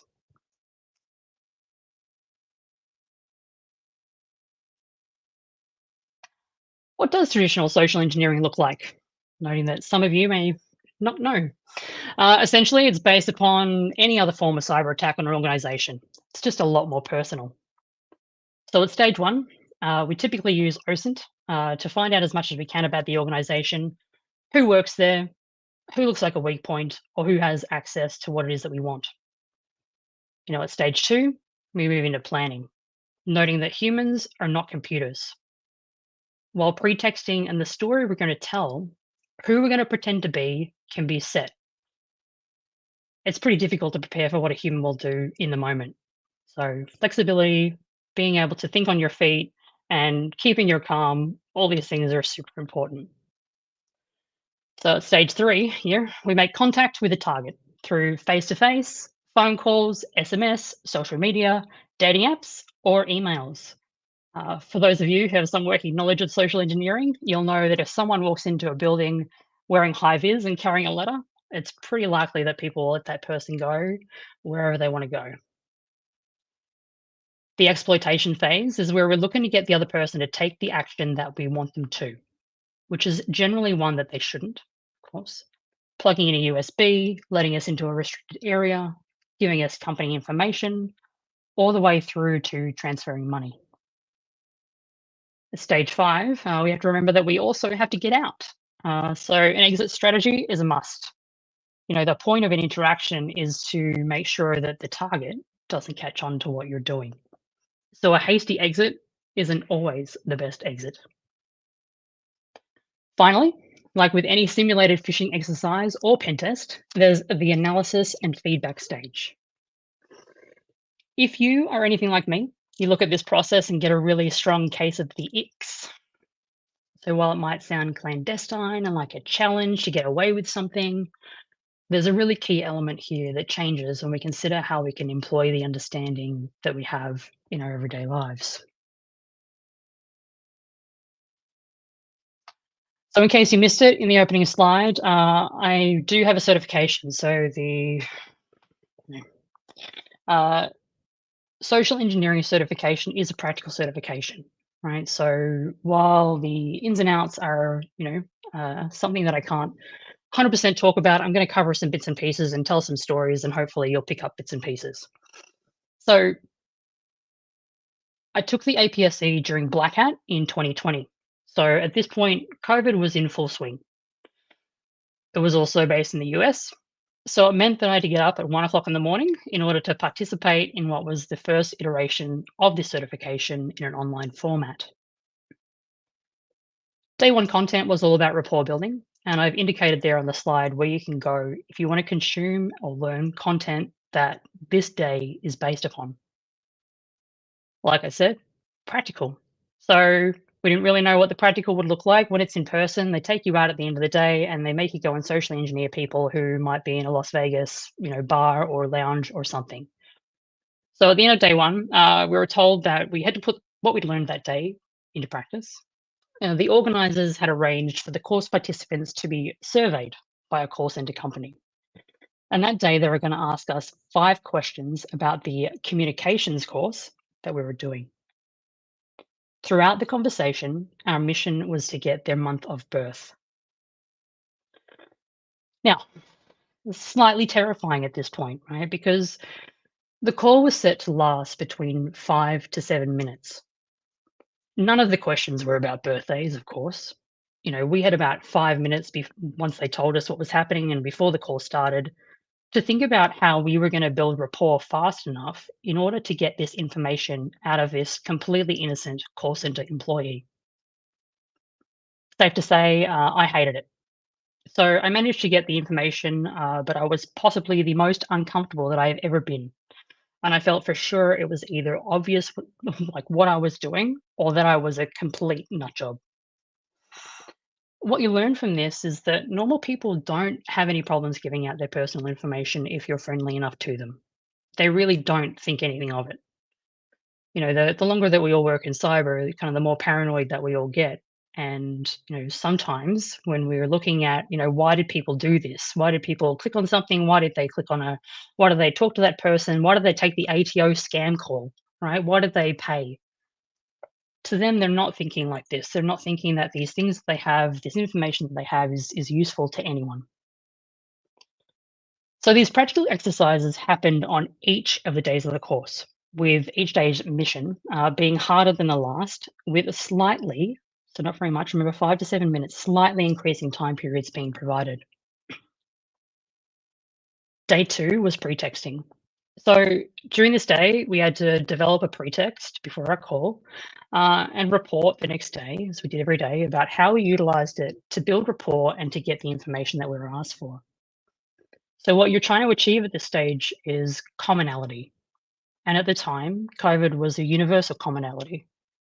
Asking what seemed like quite innocent questions about how the call center person in the Philippines was handling birthdays and lockdowns was all it took to get pretty significant personal information. Day 3, so here we are. Day 3 is where you get into the area of human psychology, amygdala hijacking. You learn the down and dirty about how to manipulate people, and really just made me wonder about how people who do this for a living sleep at night. So, the mission for that day at the end of the full day's training was to get, unsurprisingly, even more personal information than the last 2 days in a slightly, again, increased time frame. So I think it was up to 10 minutes by this point. So that equated to about 8 questions that the other person was going to ask us, about this communications course. And somewhere in there, we had to build rapport enough to get this, quite large amount of information out of them. So not afraid to admit that by this point, it was super early in the morning here in Australia. I did day drink. I morning drank in order to be okay about doing this to people. So as I smiled at this really innocent call center person and, talked to them about our shared experience of lockdowns, and, how you guys manage birthdays during lockdowns over there. And, I bet you were born in October, right? They're like, no, I'm born in August. I'm like, oh, really? I'm born in August. Like, imagine that. Not true. And then their family and whether they had pets. This super lovely guy was laughing and enjoying himself as he then outward just came out with the fact that he'd done a crime recently. Like we were best friends. So I got this guy to a point where again I told him we had the same birth month. Yeah, August. Me too, bro. Awesome. And I'm like, we're basically twins. And I want you to imagine for a moment me looking like this, telling a Filipino guy that we were twins. And then, my level of internal shock when he completely agreed with me. So I left the call that morning and swore to myself that I was never, ever, ever going to do this for a job. And that while I knew the following day there would essentially be a capstone, I just did not feel right about doing this anymore. So day 4, content that day was pretty cool. So if anyone's ever watched, the TV show that's fairly old now, which was like Lie to Me, it was micro expressions and body language. And I 100% encourage anyone who's interested, and if you've ever had to take one of those, tests before you get an interview somewhere, and they give you the faces, that is absolutely the way to learn it. So as the end of day came, all right, we're all given our final mission. So, none of us knew what to expect. We were told that not only did we have to get the personal information about family members, the birthday, et cetera, we had to find out where the person on the other end of the call lived. So as close as possible, preferably state, whole bunch of other personal details. And there was like a bonus question. So within this, I think they were asking us 10 questions at that point. And we had up to about 15 minutes. They were like, if the call goes for longer, it's fine, but 15 minutes, out on average. I had to ask this person a question, and the question was, tell me something you've never told anyone. So again, this is all while the other person is conducting a survey on a communications class that I've taken. And if you think about how would you do it? How would you come out and say, hey, thanks for asking me all those questions about this communications course that I've done, but tell me something you've never told anyone. There was some Baileys consumed that morning in with some coffee, I will admit. And I'd already from the previous day, as I said, decided that I didn't want to do this. I didn't want to lie to this person. I didn't bother coming up with a pretext. I didn't bother coming up with a story. I just came to the point where I did not care. I didn't care, right? If I asked the question or not, I didn't care. I was like, probably not. So yeah, we were told, 15 minutes with this person, 10 questions. And as it turned out, my survey taker was this really lovely older lady who I found out lived in Arizona. During our conversation, we talked about how hard it was given COVID. I shared anecdotes about my child and how he was handling lockdowns. And she shared with me that she really, really missed her daughter and that her daughter was going to come live with her soon. We talked about birthdays and just had a really lovely, genuine chat. So, we got to the last survey question, and I was, the last survey question is there any other information that you want to provide about the class? And, I sat with it for a moment, right? And I was like, do I do this thing? I haven't really done any pretext for it. I haven't done the things that we've been taught to do in order to get this information out of this person. All I've done is build rapport. That's it.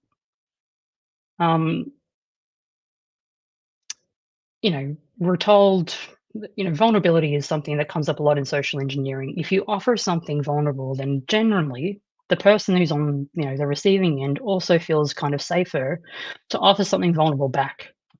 And I was like, I've got nothing for this question. I don't know how to answer it. What's something I've never told anyone? I really don't know how to answer this. And I just kind of paused. And,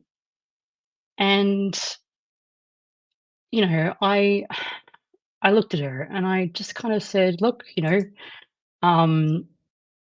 this question was asked today in class and it's been really on my mind. And, I'd love to know how you would answer this question if you're comfortable with sharing. So, the important thing to note there is that I gave her the option not to participate. And respecting someone's autonomy, even in a social engineering context or in a personal context, is a really important thing when it comes to someone feeling safe, right? And this lovely old lady, right? I'll never forget it, right? She cocked her head and she thought about it. I could see her thinking about it. And after a few moments, her whole face changed, right? She giggled. She giggled like she was, 18. And she told me that she'd never told anyone about her secret crush on Robin Williams, of all people.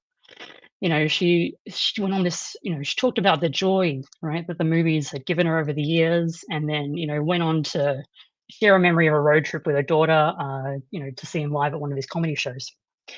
So at the end of the call, me having got all this information out of her, she thanked me profusely for speaking with her. She told me how much she enjoyed it, and she gave, me and my family her best wishes for surviving the rest of lockdowns. We ended the video call and I cried a lot because I knew that I had just given this woman who was lonely in Arizona a gift of connection, right, at a time where she needed it. And she had given just as much to me above and beyond the mission information, right? So it still makes me quite emotional, and I will, I will never forget her.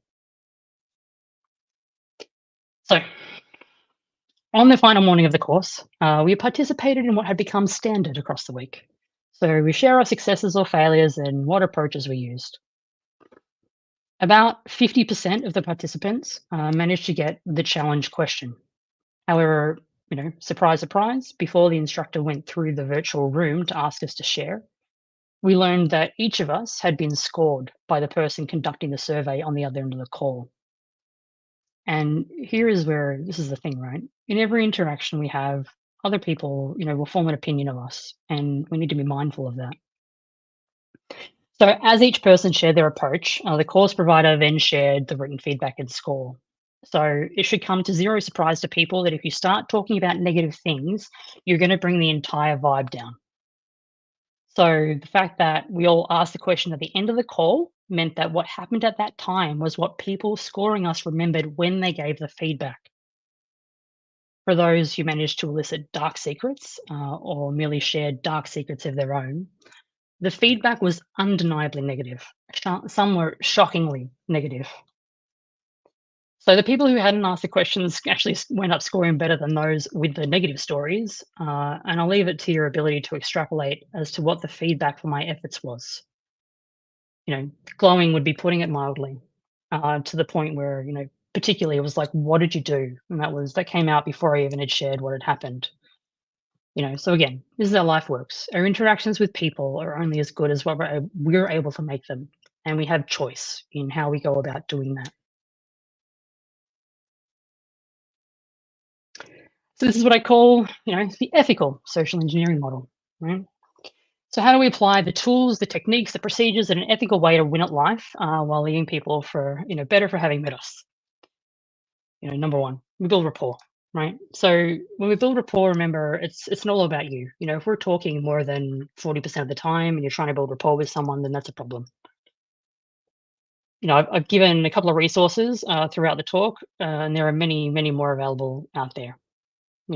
Practice asking questions and getting to know people. Try to find the commonalities, and obviously preferably true commonalities, right? And there will always be something. It doesn't matter who it is, right? In cyber, it's easy. Hey, cyber, you like cyber? Yeah, awesome, cyber. Learn how to give a real compliment, right? So, in those of us who use these techniques, we call it validating, right? And there's a big difference between when you look at, engineering versus ethical social engineering. Social engineering versus ethical social engineering. We're like, one is manipulating, right? And at the end, manipulation is about having an expectation. You're trying to create a particular result. Validation is you give it without expecting reciprocity. Provide people with choice, respect their privacy, and actually listen, right? Learn how to recognize and create healthy boundaries. Ask questions. Like, how do we do that? Ask questions. Would you be open to feedback? Let them say yes or no. Doesn't matter really if they refuse. It's fine. It's their choice. Would you be interested in how I view this? Would you be open to sharing more about that if you feel comfortable to do so? You know, please feel free to say no to this question, but I'm interested to know blah. Again, zero expectations, no attachment to the outcome of whatever you decide to give. Recognize what it is that comes back to you for what it is as well, so that moving forward you can make choices about whether you choose to continue to interact with that person or not. There are many ways to leave people better for having met you. So remember that people can find it incredibly challenging to connect to other people. And this doesn't mean you should always be the one putting in the emotional labor or mental effort, but it does mean that you're more able to create a positive experience and to recognize situations where someone else is able to provide that for you too. Like any good model, at the end here, we need a feedback loop. So the biggest difference between social engineering and an ethical approach to winning at life is longevity, right? And the ongoing effects of the connections that you create with other people. You know, I realize that many people might look at this model and think that it's just good communication. And to that, I would say it's more a model that adopts a trust but verify approach to human connection. There are multiple situations we'll encounter in life where we not only want to intentionally create good interactions, but where we need to decisively analyze as to whether someone else is trustworthy or not, whether they're safe or not, whether they're worth our time, attention, or energy. So what do we need to do in order to ensure success as we move forward into better relationships? And because all sophisticated ethical social engineers speak Latin, this is quite a good one. Self-awareness is key, right? Being able to accurately assess your own state, right? Being able to regulate your emotions, being aware of what you're bringing into an interaction is incredibly important. Some of the times where you use these skills will be in conflict, right? Or other stressful situations, and being aware of your own body language during an interaction is important. Are you open for connection? Are you closed, right? Is the meaning of the words that you're using clear? Don't be afraid to clarify what you mean or ask for clarification.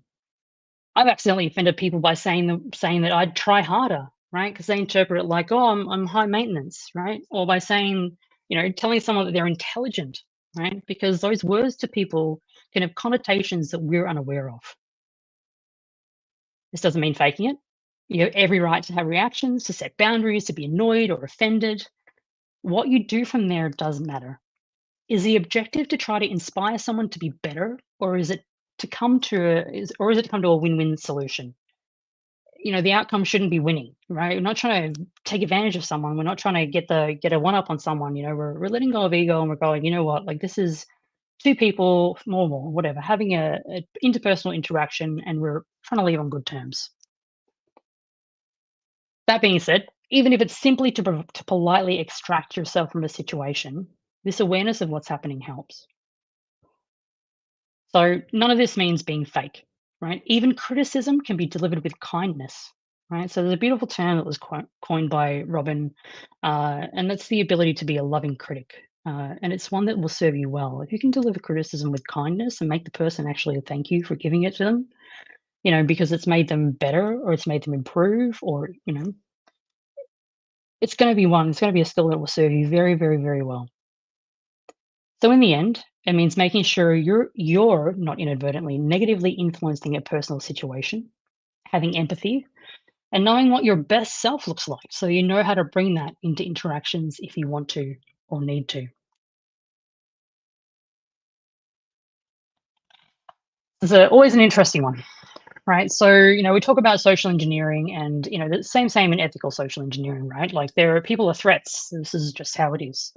And this is present because we sure do live in a society, and there is a hierarchical nature to how that goes. So part of building meaningful connections is being able to utilize self-awareness in a sophisticated manner within the context of societal social norms. Where you sit in the power hierarchy matters, and when you need to consider cultural and also gender norms, right? These are the unwritten rules that we're all aware of that happen in life, and they're there. We can't deny that they're there. natural talent is a thing, right? So I mentioned it at the beginning of the talk where I came into this with quite a high amount of natural talent, and what I noted was that I would come away from experiences where the other person had a completely different experience to what I had. I quite often got what I wanted, and I felt bad about it, right? Like, why? And note that we're not talking here about like sociopathy or psychopathy, right? Natural talent generally occurs in people who have very, very little power, right? So it tends to occur in those in like lower in society's power structure.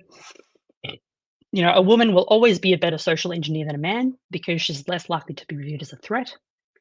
And those who have experienced situations where they've had to use their intellect to ensure their safety are more likely to unknowingly manipulate those around them. All right, so fair warning, I hate this slide. It is what it is. So, the best way to demonstrate that something works is by proving it out. So while I hate it, it does prove a point, right? In the terms of utility of using the tools and techniques that I've learned in everyday social interaction. And it's somewhat hard to do that with other people's stories when you don't get to talk about social engineering. So the point that it makes, is that regardless of what you're doing in life, right, we rarely achieve anything completely alone. And intentionally meaningful connections create longevity in relationships. So there's a lot of text on that slide, but I will point out that this interaction here impacted something down here, right? I couldn't have predicted that. I didn't know. Who would have known, right? And if anyone's sitting here thinking that I'm just somehow really nice and like maybe I'm a people pleaser and I don't have any boundaries, I can assure you that every single employer I've had will tell you I have zero problems with providing direct, quite often difficult feedback and input. I'm not necessarily smarter or funnier or prettier or better at my job than anyone else, right? I'm not some amazing genius who outshines everyone, and I'm not just simply lucky. So these professional achievements are the direct result of putting what I know about people into action. So what does it look like at work?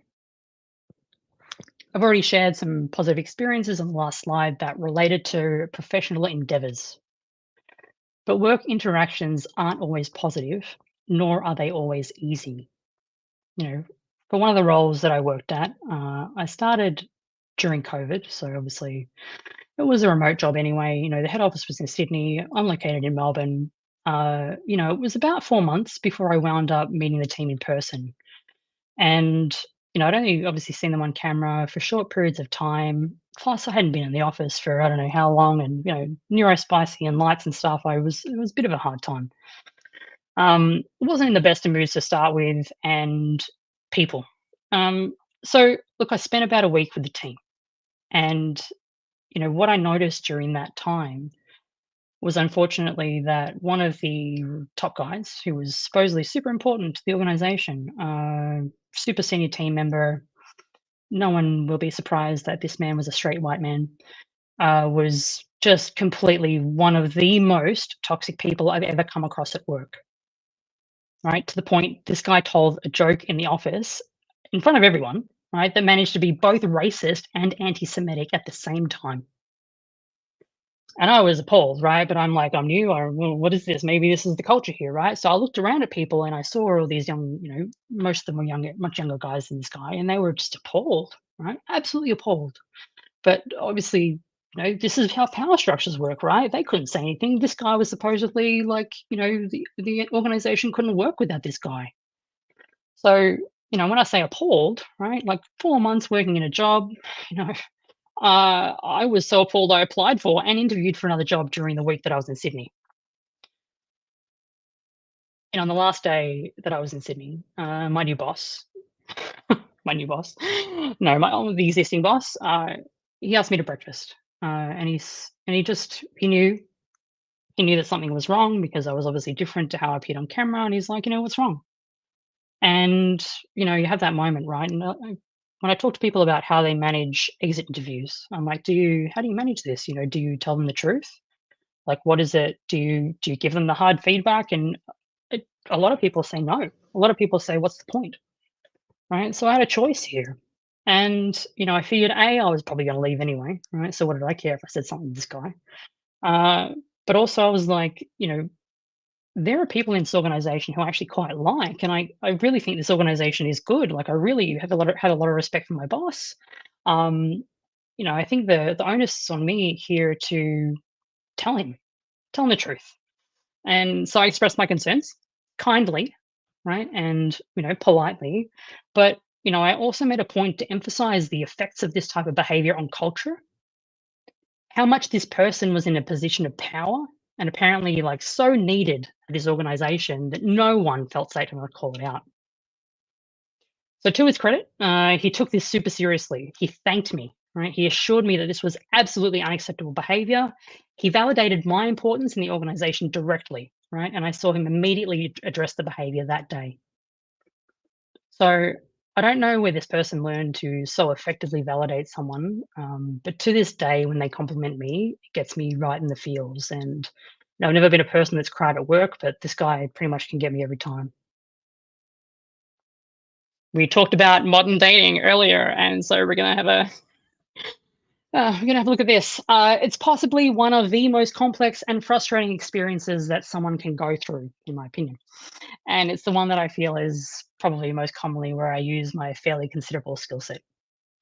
So beyond being able to spot the really undesirable traits in someone else, modern dating creates a situation where we not only have to be worried about whether someone is looking for the same things we are and whether there's compatibility, but also we have to worry about whether we'll be safe to meet a total stranger for the first time. I recognize that women have to worry about this much more than men. It's nice not to get murdered on a first date. So, my advice here to anyone who would like it, qualify out early. And this is perhaps a sales term, but it's like figure out whether this person is good or not early. Do the things that you know are potentially going to cause problems. Do it early, right? Because you want to know. You don't want to get attached to someone and then figure out that, hey, this person gets angry if I want to go and do something that I don't want to do. Set a boundary. See what happens. Say no to something. See what happens. Disagree with them. Do it truthfully, right? Share an opinion that's important to you and see what the response is. Sometimes our opinions are, we can be not looked upon kindly for them, that's how it goes. If it's important to you, get it out there early. If it's not received well, you know what? That's not the person. When you're in person with someone, watch their body language. Eye contact, not always an ideal marker to judge someone from, given the neurospicy. But watch to see whether their body language is open or closed. Right. So I recall a date that I went on where someone was like super verbally interactive, right? But crossed his arms like for the majority of our interactions. And in situations where he could have turned his body towards me, like he didn't. So I either terrified him, which to be fair isn't unthinkable. He wasn't that into me, which again, totally fine, right? Or he was emotionally unavailable, whether he recognized it or not. So for those of you, and I've put it here, the Rembrandt effect, right? If you haven't watched Ted Lasso, the Rembrandt effect, right, refers to someone who's super pretty to look at, beautiful to look at, right? But the longer you look at them, the more that you realize that they lack depth, right? They're a bit dull. So if you have to go and do a lot of the emotional mental labor at the start, super unlikely that this is going to change moving forward. Friendships. This is probably my favorite slide, and that's why I've chosen it towards the end, as we get towards the end. So I am sure that most of us, are of an age here where we realize just how difficult it is to make new friends as we get older. So, in fact, there, as the slide says, the average adult has between 1 to 4 close friends. And when we consider the mental health concerns, particularly in the cyber industry, like I personally believe that being able to build really meaningful friendships is one of the most important parts of being a human being. Personal story, when my last relationship ended, and yes, even though I'm really good at this whole interpersonal communication thing, it doesn't mean it's always perfect, right? It came to the day where we had scheduled the obligatory handing over each other's possessions, right, from each other's houses. So this guy had been the one to end things, and trust me, I couldn't believe it either. And because I knew that this day would be difficult for me emotionally, I reached out to 5 of my friends to tell them what was happening, when it was happening, and directly asked them to provide me with support over the next 18 hours. One of them called me immediately. The others provided support via via some of the most beautiful text messages, both that evening and the following morning, that I think I've ever received. And this isn't even counting a sixth person who I didn't even have to reach out to, but told me that he'd booked out time in his calendar in case I needed to talk. So as someone who has previously experienced depression, right, I hate to think how that would have gone down if I had not had support. And a final story for the evening. This one's one I heard, Robin tell about when, his wife's father passed away. Showing someone that you care, like during times of grief and of loss, can be really challenging. We don't often know what to do for the other person. Sorry for your loss seems so kind of empty. And asking them to tell you whether you can do anything for them is like it puts a lot of additional emotional stress on someone during already a really emotionally stressful time. And, the way Robin tells it is that, one of his colleagues who had a social engineering skill set, had known them for a number of years, recalled a story that had been told one time by Robin's wife about some of her happiest memories with her dad from when she was a child, where she and her dad together had visited Coney Island in the US, and how much she and her dad had loved their quite famous candy apples. So what this person did was send her an arrangement of these, right? Especially ordered them, made sure it was beautifully done, and sent this to her, right? To provide her with a sense of, hey, remember the joy in this time of like grief and loss. Remember that, all the joy that this person brought to you, and I hope this kind of makes you feel better, obviously. So, noting that this conversation had taken place years earlier, but because this person has these skill sets, they recognize that because of Robin's wife's face when she told the story and the way that she reacted and she lit up and all of this, that this was important to her. So it was something that he remembered, and then, he was able to use to make her loss like just that little bit more bearable. As we finish up, I hope that the key takeaway from what I've talked about tonight is that the same TTPs that are used for malicious social engineering are effective when using it to improve the lives of those around you, as well as yours, by creating deeper and more meaningful connections. So if you do choose to start implementing this approach in your day-to-day life, I would love to know about it, right? So please feel free to reach out to me if you'd like. You have the option, it's choice. And in full transparency, beyond being genuinely interested, I'd also really love to be able to get rid of that personal achievement slide and replace it with some wider ranging data points. Thank you very much for listening. And thank you so much to Ian and Shanna and all the ComfyCon team for putting on such an amazing conference. It's really been super amazing. Well, we couldn't have done it without all of the amazing speakers, and that definitely includes you, Jill. That was amazing. Very, very awesome. Even though I've not had training, I do think I'm pretty good at social engineering. I have conversations with people and come out and go, how do I now know their children's names? And yeah, it can be fairly easy to build a rapport with someone and get a lot of information that they don't even know that they're giving at the time. Yeah. And it means nothing to them, right? Because they're just like, oh, cool, this is totally normal. But this, as I said, it's the same way that a lot of people now think about their digital data, where this means nothing, like it'll be kept safe. No. Yeah. I think it's also a really good way to show the sort of dual use piece. We talk about dual use in a lot of other fields, like pen testing and whatever.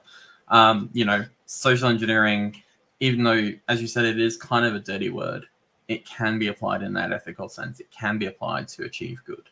And I think that's something that I think a lot of people who are clapping in the chat are acknowledging. And it's like, yep, this is definitely something to look at to apply in those positive interactions as well. Awesome. Thank you, guys. Thank so you very much for that, Jill. That was an amazing way to close. Thank you. We are finished. Yeah.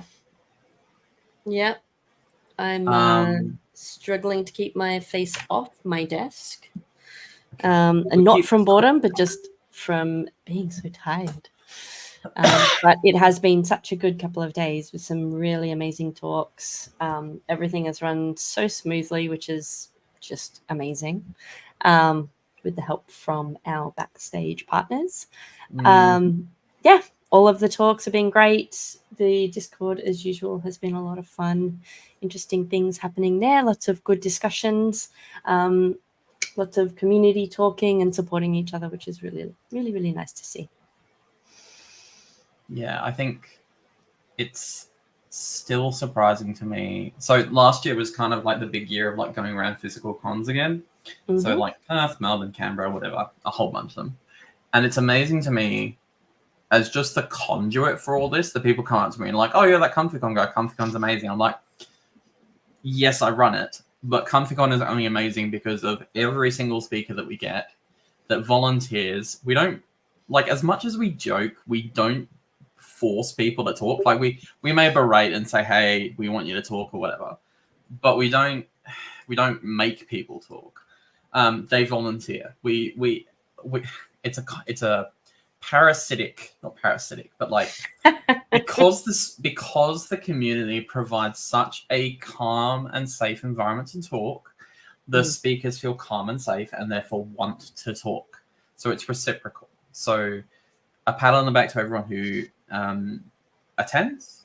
A big thank you to all our speakers, past and present. This is the 5th conference we've run. I still insist we're the largest independent con virtually, but I think we might be beaten this year. I think we're going to call it there because I think everyone is really tired. It's been a long weekend. So thank you, everyone. Like truly and utterly thank you. It's been amazing. It's been very amazing. All right. Have a great evening. Hope you apply some of these things moving forward.